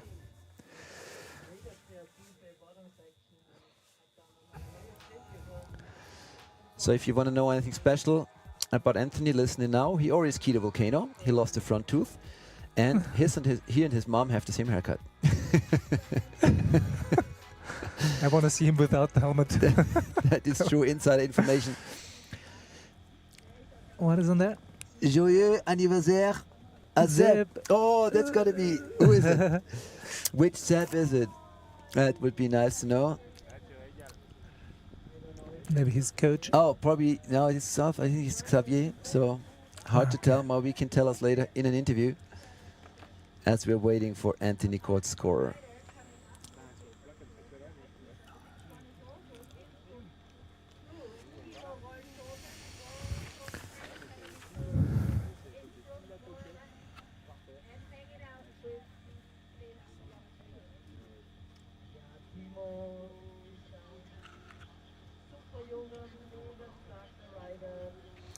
As we're waiting for Anthony's score, we can hear Tao Kreibich, Austria's not anymore competition, but probably most well-known video skier right now. He's had 2 years on the world tour and he decided to quit competition. He's focusing on making videos and he's traveling the world. And if you look at Tao Kreibich's Instagram, it's amazing. He seems to be at a different corner in the world every week, producing amazing content. Just like Anthony Cott just produced an amazing run and be waiting for his score. Judges also having a hard time, obviously, after a long break.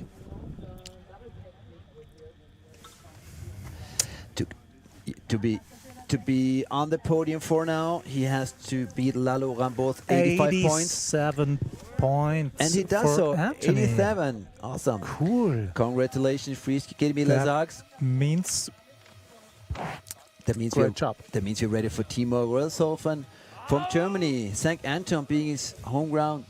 And he wants to give a big shout out to Finbar Doik, who broke his shin bone at the last qualifier in Nonda and cannot be here. Would have been qualified, but still went for a big move and unfortunately hurt himself. So that's up to you. I'm sure you're listening in Finbar. And Timo wants to say hello to his family, who's for sure watching, just as well as his coach, Stefan Häusl, who was with us on the Freeride World Tour many years ago. And Whoa, we have with to a see that. 3. Whoa, with a 3. I think he almost hit his knee to the face. That's why the skiers wear a mouth guard these days. Because, whoa, even though he didn't take a lot of speed on the 360, he went so cool. a little bit over the transition. Yeah. Timo with a compressed landing, so the video judge is going to reassess that for sure. For the judges, there'll be some deduction, but overall it was a very clean run so far. Very strong run so far by Timo. And another 3 smooth over the roller. Effortless. Somebody, you After 10th place in the first qualifier at Monte Rosa, he wants and needs a good result.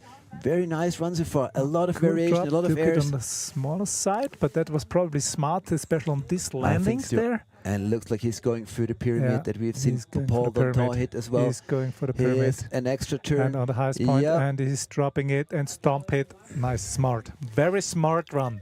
Exactly. You know, didn't really push it over the limit, but everything super clean.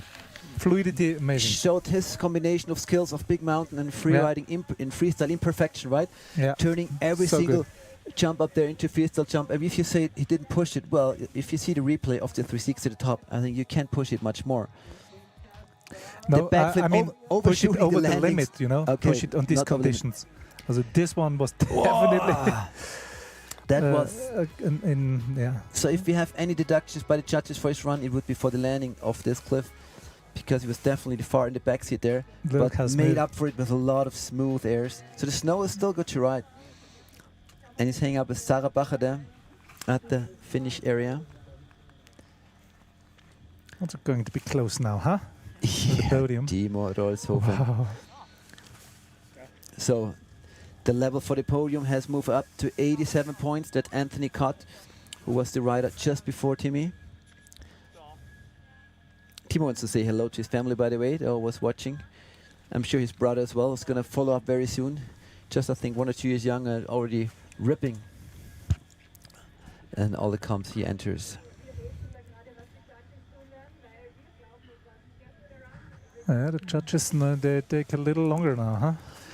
Well, it's going to get Wow. harder and Yeah, harder and harder. You definitely. know, that we saw it Yeah. on the Freeride World Tour last week, 7 runs over 90 points. Yeah, and then you have runs that are super freestyly with amazing jumps like we had on the tour, double backflips and 720s, and you have those amazing big mountain runs, and then you have to make a difference. That's the hardest part, really. Right? Yeah. If you have to compare apples and pears, as we say. Yeah. Of course, and especially I think always it's if it comes closer to the end, then you have so many different results, and to keep that always clear what points you give as a judge. So that's really a tough job, and big respect to all the Oh, wow, look at this! Timo 95! Rolshofen. Yeah. Wow! So that means the judges Whoa, reassess whoa. the landing of his top 360 and call it clean. Otherwise, he couldn't be up there. 95, amazing run by Timo Rolshofen. Congrats, man. Woohoo! That was sick. But no time to rest for us as we move on to Edwin Olsen. Woo. Born and raised in Aar in Sweden, now living in Innsbruck as well. Yeah. Supporting the Innsbruck freeride community. And this is only bib number 14 out of 25, so ladies and gentlemen. Don't get up and get a drink. Stay on your seat until it's done. Typical Swede style, right? Not a Yeah. finger out of place with this backflip. Yeah, exactly. And going for the 3. Yes. Yeah, definitely one of the strongest guys. Super unhappy with his 17th place at the event in Monte Rosa. One of the many victims to losing his key there. Actually, ex-equo with bother. Victor Hillwoods on that 17th place. But such a strong skier.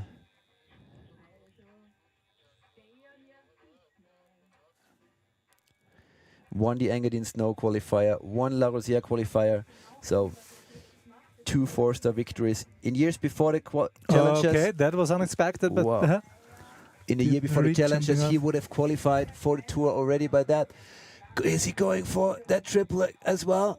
yeah, yeah, It is. There's yeah. no excellent medal. Watch this wha- action. wha- 1, wha- 2, wha- 3, whoa, whoa, and out. Stop it! Whoa. Please, no! Edwin Olsen can't hold it together at the landing of this amazing triple. Wow, loses his keys and loses the score. Yeah. And the ski is But going what down. a show again. Yeah, really Honey, tough. who was the rider doing the same triple before? Place number 2. Was it, It's was it Virgile? Virgile. Yeah. Virgile Virgile Didier. did this, opened up this actually. Yeah. That's a really nice maneuver, and especially from us, because it's directly facing to us. That's amazing. That's why I got freaked out. I like when you freak out. I think if the commentators are caught by emotion, and I hope you guys are caught as well. This is the view that he had. Yeah, but very hard to keep it together, right? It's what did Yeah. Virgile do different to manage to? Yeah, he stick skied it. a little bit more into it on the skier's right side, and he also landed more skier's right. So it was a little steeper where Virgile landed, but then he had to Yeah. do a turn right after that. Yeah, So but then actually on the landing after the triple, for him probably was easier to speed check and to keep it more into the or a little bit more out to the fault line. Amazing how tiny variations in angle make the difference.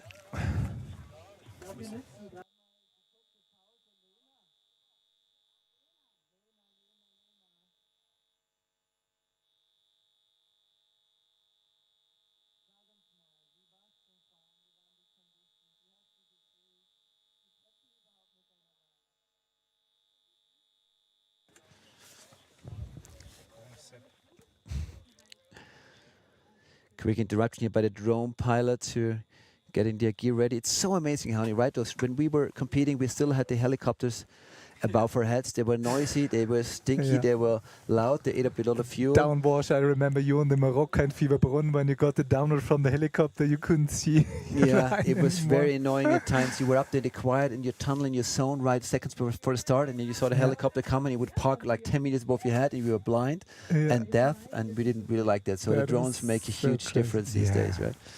And those drone pilots, they're right next to it, getting the stuff ready again. They're actually amazing, those race drones. Yeah, they don't self-stabilize like the classic drones for like normal humans. Yeah. They have to fly with their VR goggles and they stabilize them every second. Therefore, they can do loops and fly up to 200 km an hour. Truly amazing, the pictures which they deliver. The guys, they make an into awesome the job. live even, yeah. Yeah, and bring us such a great picture so close to the athletes while they're skiing down. And yeah, that's next level, you know, And meteor.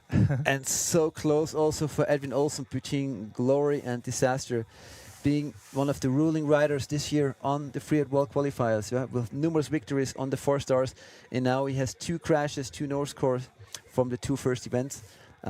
It's just brutal, right? But that's what freeriding is all about, right? To find that fine line between bringing your run down the way you plan it and then just doing a little bit too much or taking off at the wrong angle or hitting a rock and it's all gone. Actually, you're always on the edge, you know, and always so close and being happy, being winning or being losing, you know. It's not like a football player who has so many tries to get a goal. That's true. All right, we are looking back up to the start to see another rider from the Les Arcs Free Ski Academy, Nemo Plania. Born and raised in Les Arcs, riding mostly at the Oigu Rouge, and all he wants to do is qualify for next year's tour. En Corse, Nemo Plania de France. Bonjour, Nemo. Oh, I like it. I would like. Maybe we can keep that drone angle top to bottom. Just follow the rider all the way. They didn't hear you. Doesn't matter. It's also nicely. Nice, going for a 3 up there. Approaching the hourglass, now taking off left. Doing a Backflipping into the ramp. We Wow. haven't seen that often a backy there, I think 2 or 3 And times. looking super strong. The body language is... You know what? Yeah, the body language is so strong. Like he seems like super confident, right? Yeah. There's no try and error in Nemo Plania's run to this point. That's a good rider, huh? So Nemo, you can chill, do a couple of turns and get mentally ready for the amazing lower part. And be aware the snow changes on the south faces.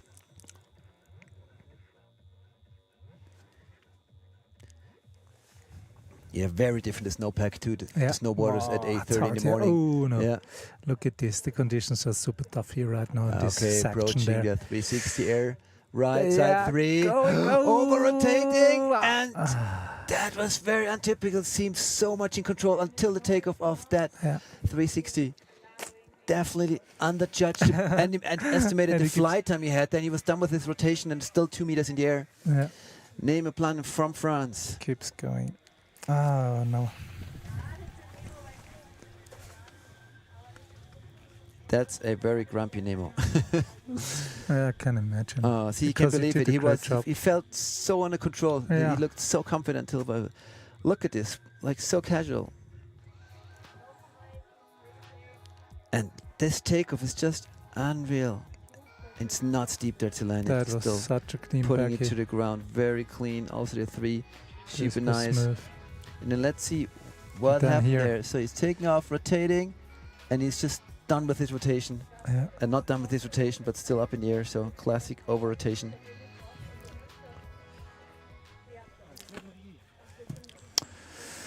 Yeah.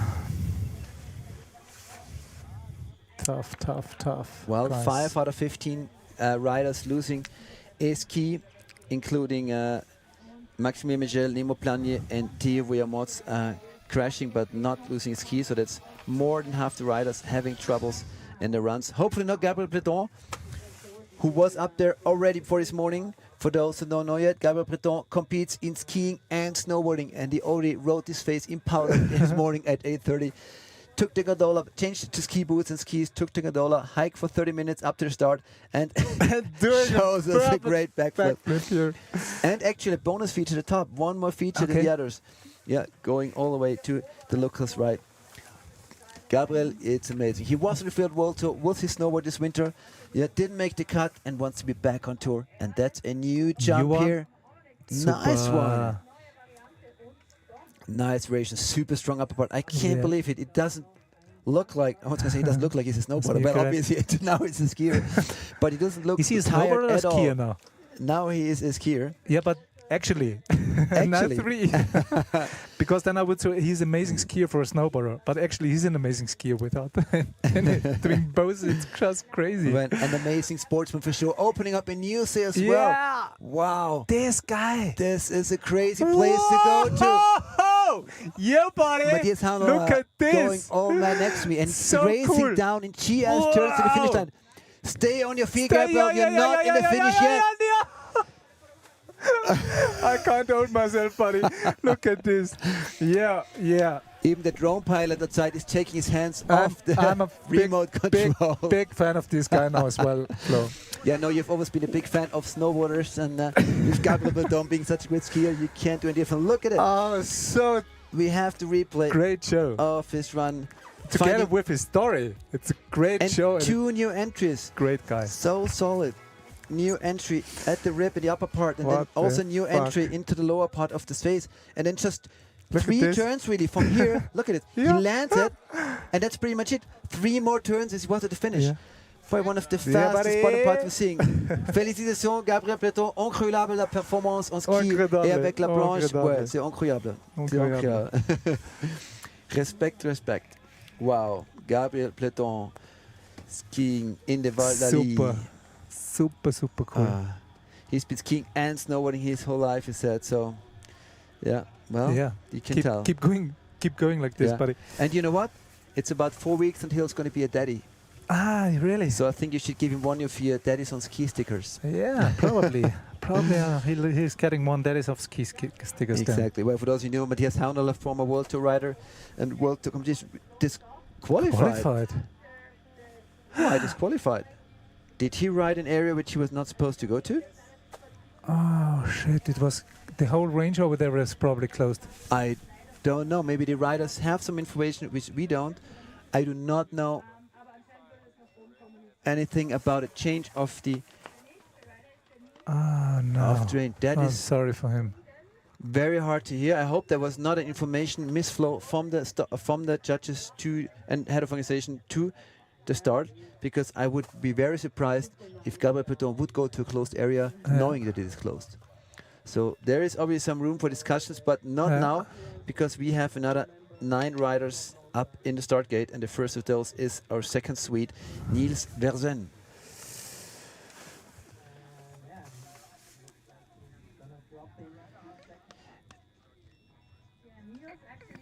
Niels from Ara in Sweden, with his home mountain. He says, well, he's from Ara in Sweden, his home mountain Verbi, but now lives in Innsbruck together with our other Swede, Edwin Olsen. So let's see what Niels has planned for us.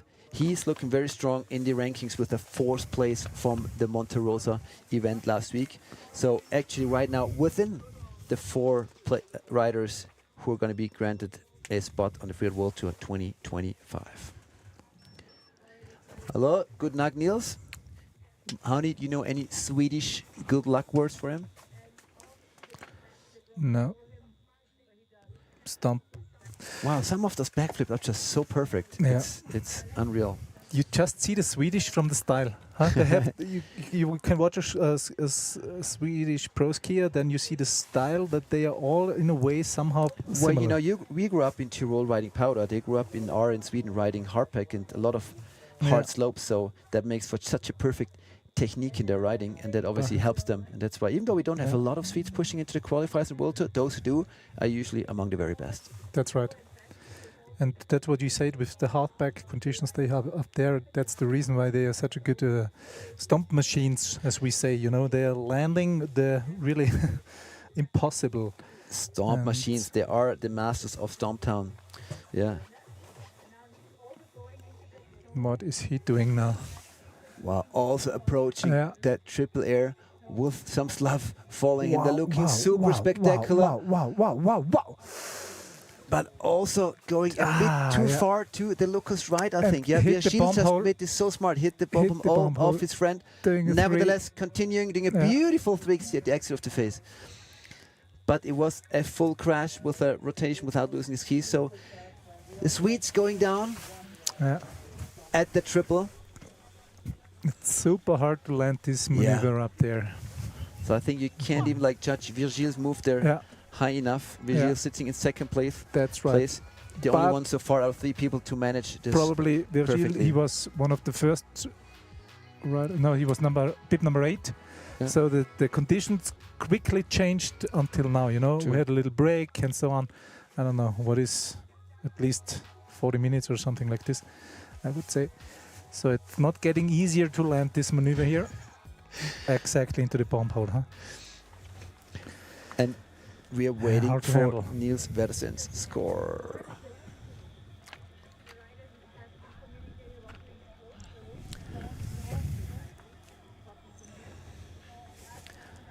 Well, with that's going to be hard for the judges, but we do actually have only 6 riders with a score of 80 and higher. But it is due to a lot of the riders going to the limit and eventually losing a ski, crashing, or having other issues, just like Niels right now.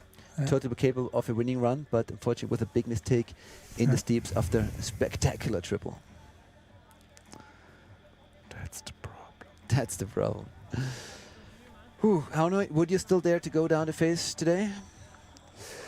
I mean, competing, not just for fun. As a forerunner today, yes, definitely yes.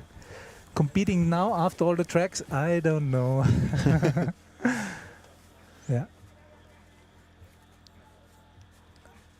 Well, I was in the start gate at the Freeride World Tour last week as a forerunner. They flew me up in the morning, and I was very happy not to have the pressure of having to score. Once you're in that start gate, that pressure is really something you have to deal with. It is. You know what? That's why I'm not really into competing anymore, because I know every time if I'm in the start gate, then it's get a switch off. Yeah. And then we're on the same mode like we have been years long. It is so hard. All these uncertainties, you know, you don't know what the snow's like, what your jumps are going to be like, how that landing is, how the takeoff is. You just get a head spin, right? It's not like an alpine race where you've slid down all the course and you know everything. It's just about how you perform. Here, there's so many question marks that are only being answered as you're riding down. So it's just a huge challenge every freeride competition. Yeah, that's right. So waiting for the score for Niels Versen, while Victor Helwoods is already up there in the start gate. And I like one word from Victor Helwoods. He says, you know, guys, since my dad is the CEO and founder of Freeride World Tour, I'll never get a wildcard in my life. So I just have to ride well and qualify for everything. That's good. So we can expect great show by Victor. Well, we're still waiting for the score, 60.67. So he wasn't a good 80s. Probably got 25 deducted for the crash. So that would have been a podium run. Would have been a podium. Would have, could have, doesn't score. Victor Helwoods though has a reason to score because it's on 17th. He did not score. Actually, got a no score at Monte Rosa last week. So he needs a result. And he's a guy known for riding 110%. We've seen one of the biggest 360s in history at the qualifier in Obergurgl 2 years ago. Smart angulation on his backflip. And with these conditions and the lesson he learned last week, I'm pretty sure he knows it's the day for 95% and not for 105. Super. And I think so far he's played exactly that game plan. Approaching pretty fast to that one lip. Fast, yeah, and what pretty far this so also far, this exactly. He's 360. right up there with the best of the best. I talked to his dad last week when I met him in Freeride, and then he said, "Yeah, Victor, he's the guy. He likes medals. Exactly. That's why it So goes where 110%." is he going? All the way to the skiers left. What we can't see here from our view, we need to No. follow the drone. Ah, okay. Yeah. What has he planned? Whoa, huge entry to the bottom of the face. Wow, amazing. Wow, massive jump by Victor Great. Hillwoods. Great, That was Victor. huge. Going That's around so the debris cool. of the avalanche, just staying on his feet. The race drone can barely catch up. That's Whoa, how fast whoa, Victor whoa. de la Route approaches the Yeah. finish line. Wow. How did he find Super, that Victor air? Hillwoods. Great job, buddy. That was also super creative, huh, over there. And it's very interesting now what the judges are going to say because he sacrificed a feature because where he went, he could only do one feature, the bottom part, where others could do, but he found the fresh snow Yeah. and he found this huge jump. Yeah. So clean, his upper part. All the first three moves were really, really perfect. And look at this air, huge down. Not touching the snow with his back or the fingers. Very clean run. Well, and that alone, you know, if you look at the ranking right now, Yeah. only the top 7 had a clean run. So this is the top 7 for sure, with Neil Versen with a big mistake being in 8th right now. But can he scratch on that podium? I'm sure Daddy Nicolas is with his eyes glued to the screen right now. Or maybe it's even here in the live and he likes to travel with his son. Well, to go to the podium, he has to go over 90 because that's Gabin Sillon with an exact 90. Even though it lists 88. 88 right below the podium, making up Place for number his crash in 4 Monte Rosa. He'll be stoked about that. Victor Hillwoods, Right back in the congratulations. game for a spot on the Freeride World Tour. He had the Yeah. chance 2 years ago. He went big, he crashed, plays it very smart. I really liked it. I think you could tell that was a 95, maybe 97% run. And him and Paul Danton, I'm sure they talk about that this is what they want to do today. And I think it's paying off so far, looking at all the crashes. No time to waste. Yes. Back to Switzerland. Going on and on. We are going to be looking at the run for Xavier Gervais. Looked like the Gervais cheese, just spelled a little bit differently. Morgens. Lives in Morgin, even though his home mountain is Porte des Soleils. And skis a lot in Verbier. Well, why would he not? It's also a little maker. Xavier with an 8th place at the qualifier at Monte Rosa. Yeah, a little bit backseated here, but recovered perfectly.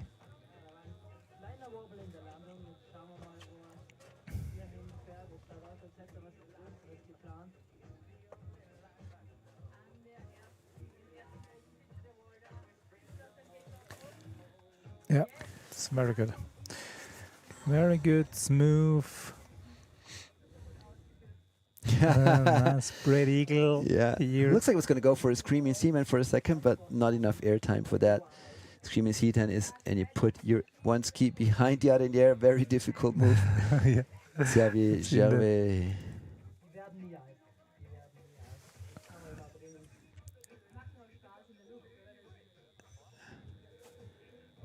Winner of the 2-star qualifier in Bruzon this year. And now coming to not so much skid area today, more on that Lucas left side. Wow, that's a nice platform. Okay, what is he doing now, Flo? What is he doing now? There's no one, no tracks, no one has been here before. Okay. Pushing that snow down, approaching a huge takeoff zone. That was very smart. Stopped it. Actually, it's like a dumb. It is not done yet. There's another huge Okay, area right below. yeah, That's yeah, a solid yeah, 10, yeah, 12 yeah, meter yeah, cliff, yeah, which is going for Bounced. Oh, backseated. riding out of it, but definitely a major backslap on that landing. Definitely no Wow. opening. So good what Well, the guys big are props, showing us Xavier. today. Wow. Maybe not the Whoa. smartest move at his bottom air in terms of a perfect score, because that was hardly stickable Yeah. or landable to his feet. So he has a big backslip there, but But you know, he is a big effort. Yeah, look at this. A true Started big up mountain there. lion. But Xavier Gervais, look at this one. Very smart. Drifts with the slough And that landing was actually clean. Yeah. Making use of his mouse Just guard. And here, that's another because one of the bigger errors of the day. Yeah, that's Just pretty being flat out super here, huh? compressed. So the video judge is going to replay that a couple of times for the judges, because depending on the deductions or not deductions he gets down there, that was an outstanding run. Definitely. If they call this clean, he's right up there at the podium range.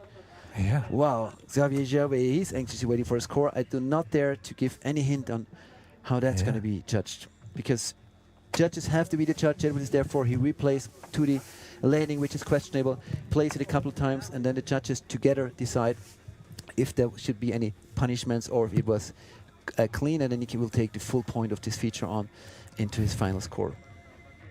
For third place, he needs 90 points. Still Gabin Zion sitting there. To make it, well, to make the top 10, it's 41 points, because from 9th place on, we have riders with major mistakes. So half the riders today struggling on the way to a good score.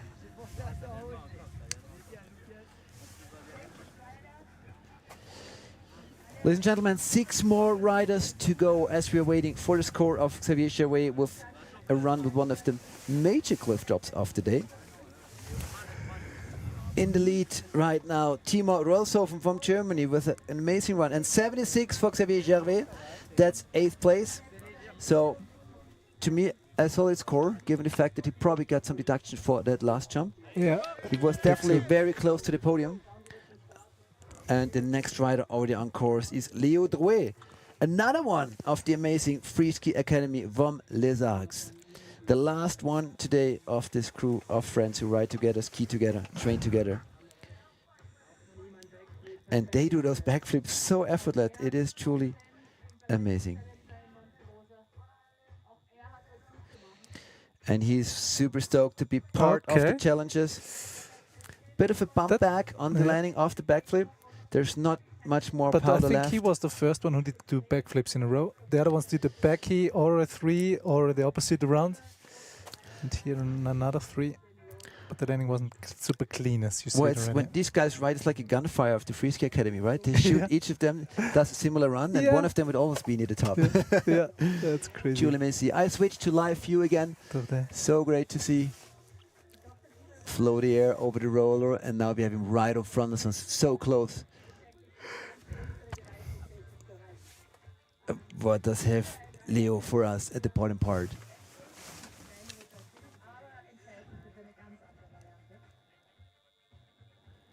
Nice entry air. Little backseat again, little mistake. Looks like he's aiming for the pyramid here. Yes. That we've seen ridden clean, but also there's some big crashes today. There he is, lining up the pyramid for us. Going down to his feet. Good. Yeah, no problems for Leo on this one, Mare. He's happy about that. Yeah.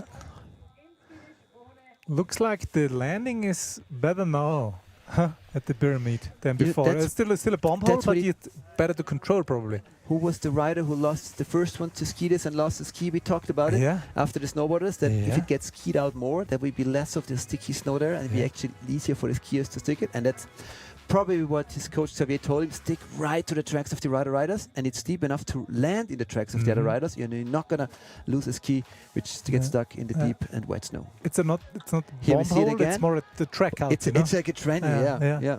But it's only because it's deep enough. Leo, he raised his hand as he went through finish, so he's happy. 70 points though. Yeah, so it was the second to last cliff jump where he got some major deductions. Very similar to Xavier before. Nice run, but just not perfect enough for the very podium. And it means we have 4 riders left, because bib number 22, Maxime Pézé, is injured, not starting. 2 more Frenchies, an American and Canadian. Mathis Fournazier from Grenoble, riding at the Grand Massif.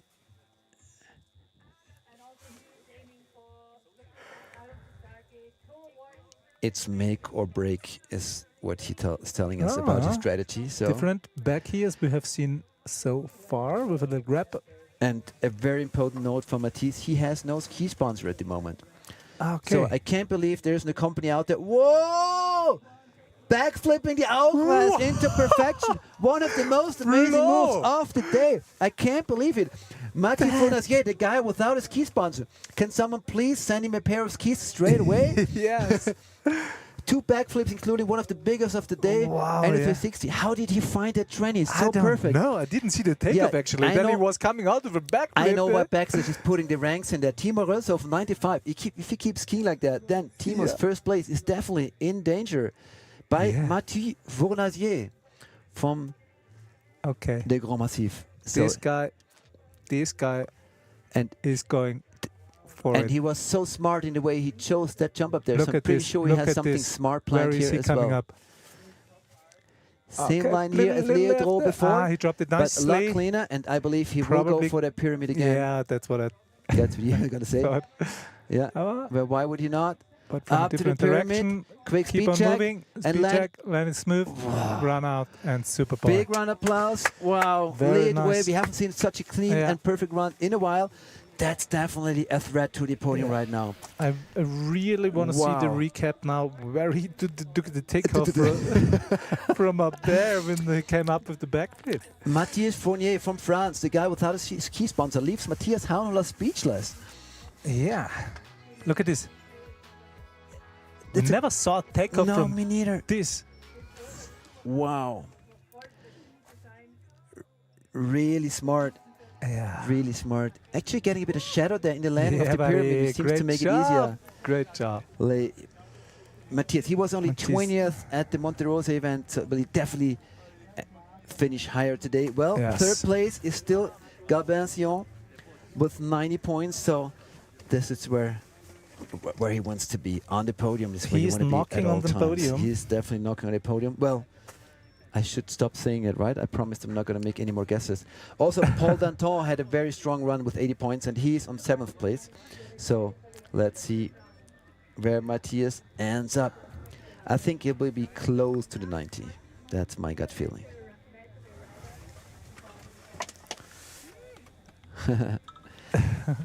Yeah, and anyone watching, this guy does not have a ski sponsor. He's just about to be close to a podium on the Challenger Series. 87 5th place. Great. Amazing, Matthias. Stop. Yes, Yeah. super. Congrats, buddy. So find him on Instagram and offer him not a pair of skis, but a ski sponsorship with a bit of travel budget. Yeah, because doing this Challenge Series is quite expensive. It's a lot of money. and next one, Alex Heckel from the USA.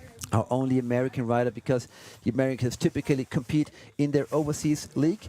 Well, we have 4 riders from America qualify and 4 from Europe for next year's tour. But he decided to compete here in the European circuit, European and Oceania. From Boston, Massachusetts he is. Spending his winter now around Innsbruck, skiing on the Nordkette, which makes me proud. Couple of riders, yeah, from my home mountain here.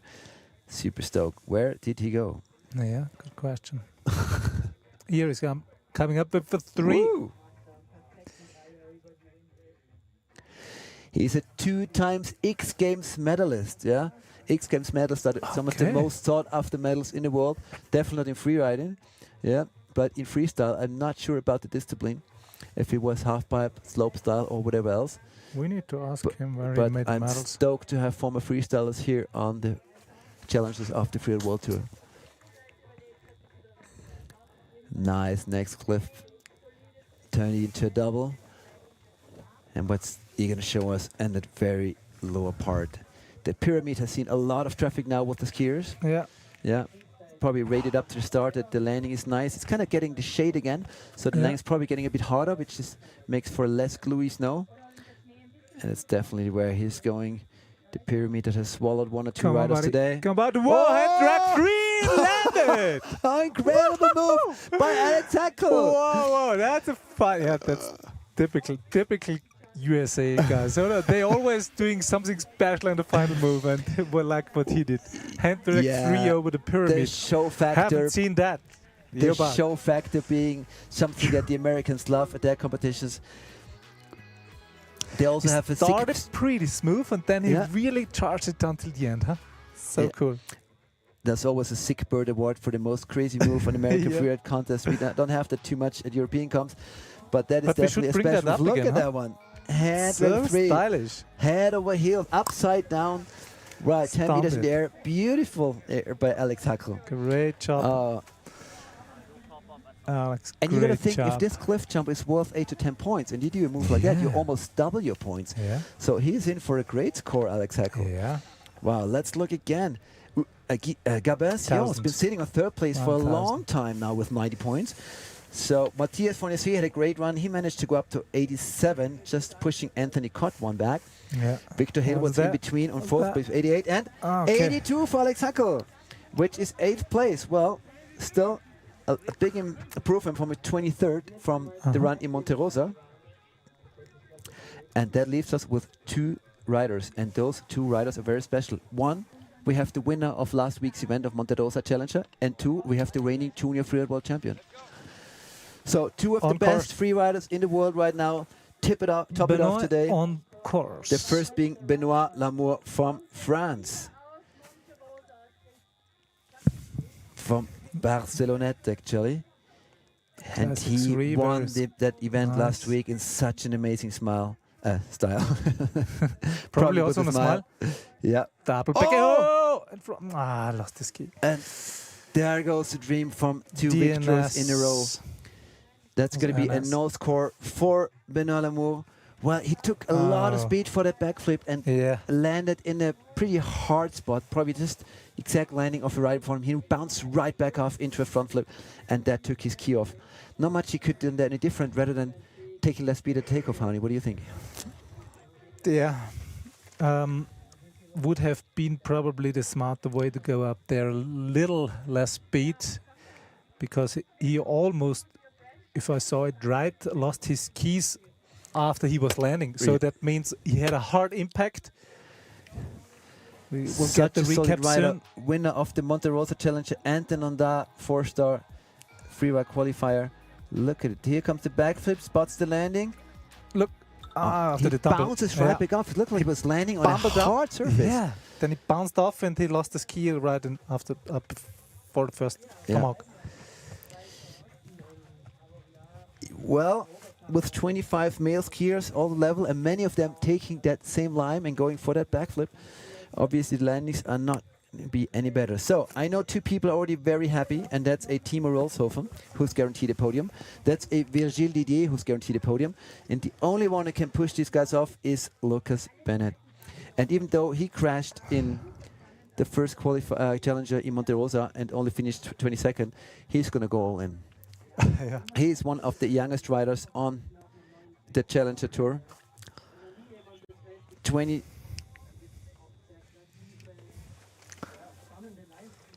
Just wondering where I have his...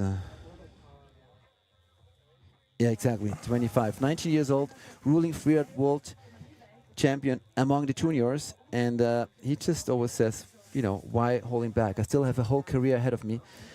Rather technical riding does not really exist. And he rides for the Whistler Freeride Group, but based himself in Verbier this season. Obviously paid off with a victory at the Junior Worlds already.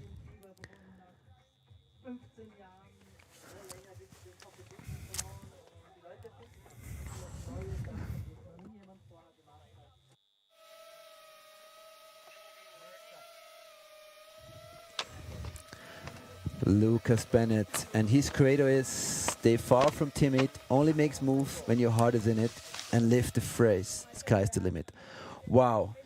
Words of an old man by a very young man. Lucas Bennett, last ride of the day, ladies and gentlemen. Our Canadian from Vancouver. All eyes now on Lucas Bennett.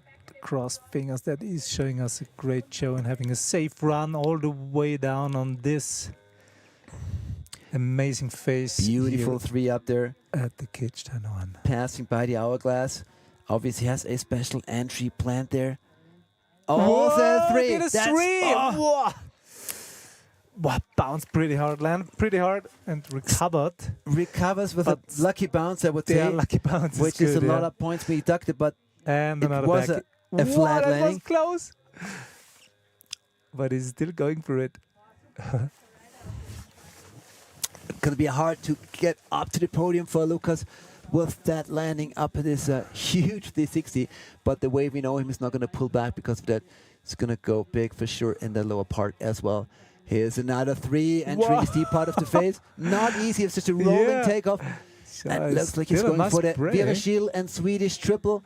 Okay, guy. Taking some speed away. I'm sure he's watched the video at the top. Okay, take it control. Don't risk it too much. Takes a 3-second stop.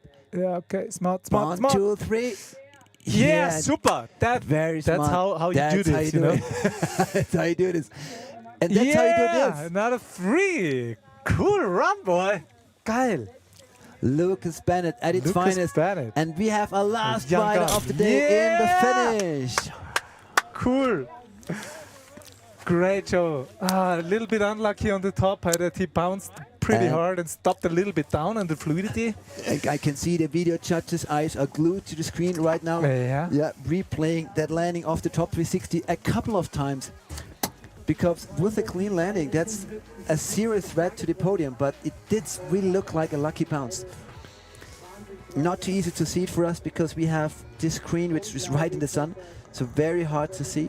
And that was perfectly clean. I like it that he took just 2 or 3 seconds, which may be a 2-point deduction, and really stopped, looked at it, but then wrote it out. Yeah, which the Swedes did manage to. But especially on this last maneuver here on this steep part where only he stomped it now. Yeah. And our current second leader stomped it perfectly. Yeah. So he did it very smart, you know. Very smart. Well, our current leader Timo did a different line, but Virgil Didier did the same line. Yeah. 19-year-old Second leader. Lucas Bennett. Where is he going to end up?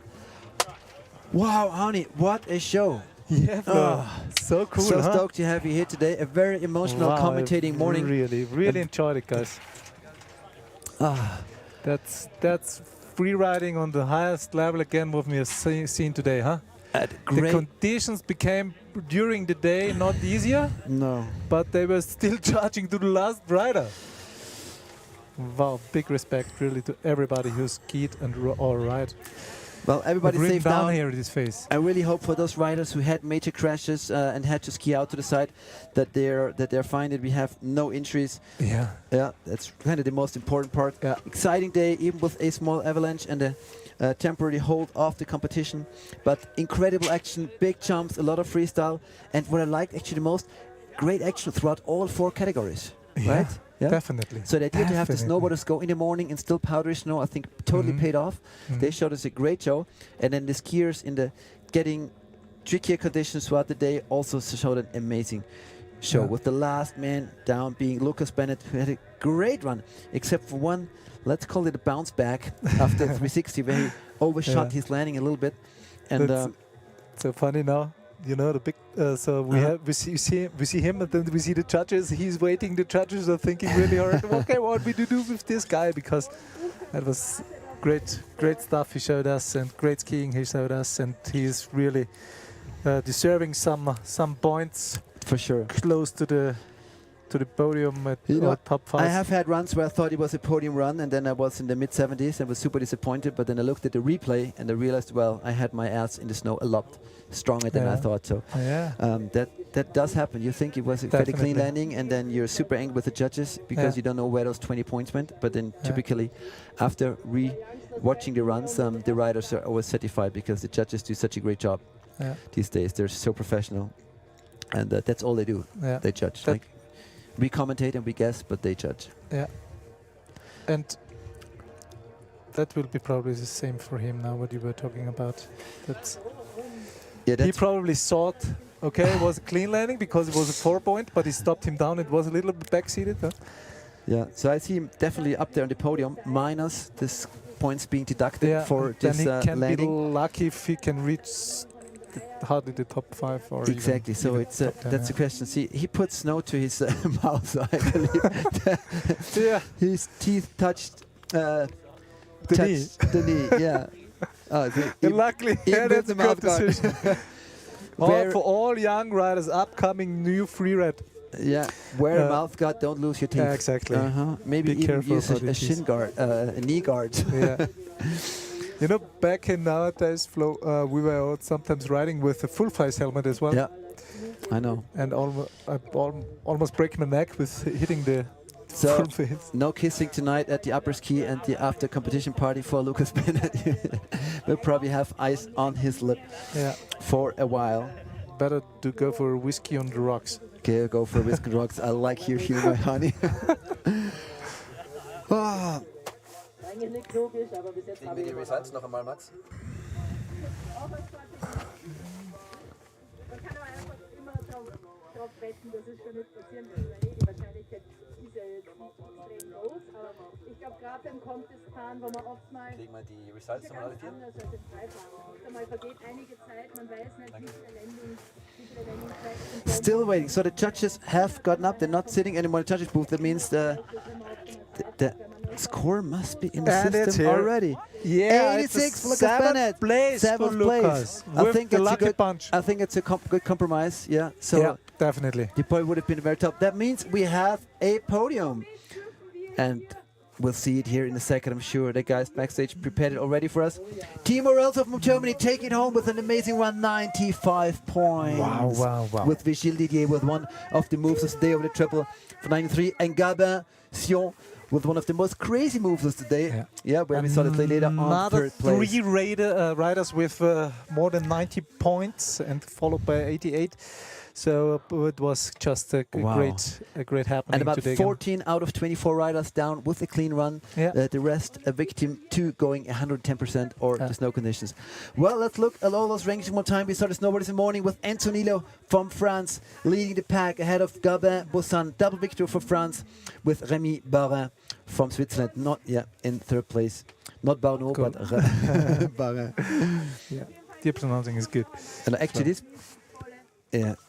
I'm just a bit confused now. Anyway, we Lena. have Lena Kohler taking So the good. victory in the women's skiing field with an impressive 88 ahead of Uja Georg from Austria, who made up for her crash last round. And the third place was too quick for me, honey. Yeah, too quick for me too. But we will see it Thank again. you, guys. Lou Lou Barin The guys are on doing a third great job. place. Thank you, Yeah. Betches boys. Thanks for doing a great job back there, making this Acting so quick. transmission work. Tiffany Yeah, Perrotin snowboard girls. taking home in the snowboard girls 78 ahead of long-term veteran Michaela Holstein and Noemi Eki just ahead of Sarah Bacher with third place, and Sarah on the fourth, and Louis Rees on fifth place. And last but not least is Key Man. Well, we just saw results. We're pretty much done for the day, right? I hope we Yeah. get to see some highlights. And Me too. before we say goodbye, here we are. Yes. Freeride World Tour Challenger 2024, Kitzsteinhorn, Kaprun, Zell am See by Orage. An amazing show. Started out in the morning with the snowboarders in still powder conditions. You see the morning light. With a great show by the boys and the girls. We saw a lot of backflip threes, huge cliff jumps. Look at this. And then the ski girls came along and made the most out of the more and more challenging conditions, but still delivered a great show. Yeah. We are looking back, Flo, to a great contest here at the Kitzsteinhorn, and it was a pleasure to do the moderation up here with you, and looking forward to the final. I'm sure it was not the last from the booth. Yeah, Obertown is up Thanks, in bro. 2 weeks. Next week we have the FWT Challenger. So 2 more to go on the way to the qualification for the Freeride World Tour 2025. Thank you everyone for watching. Hope you enjoyed it, and tune in for FWT next week and Obertown in 2 weeks when it's again Challenger crunch time for the Freeride World Tour 2025. Thank you, See and you goodbye for the soon. day. Keep on riding.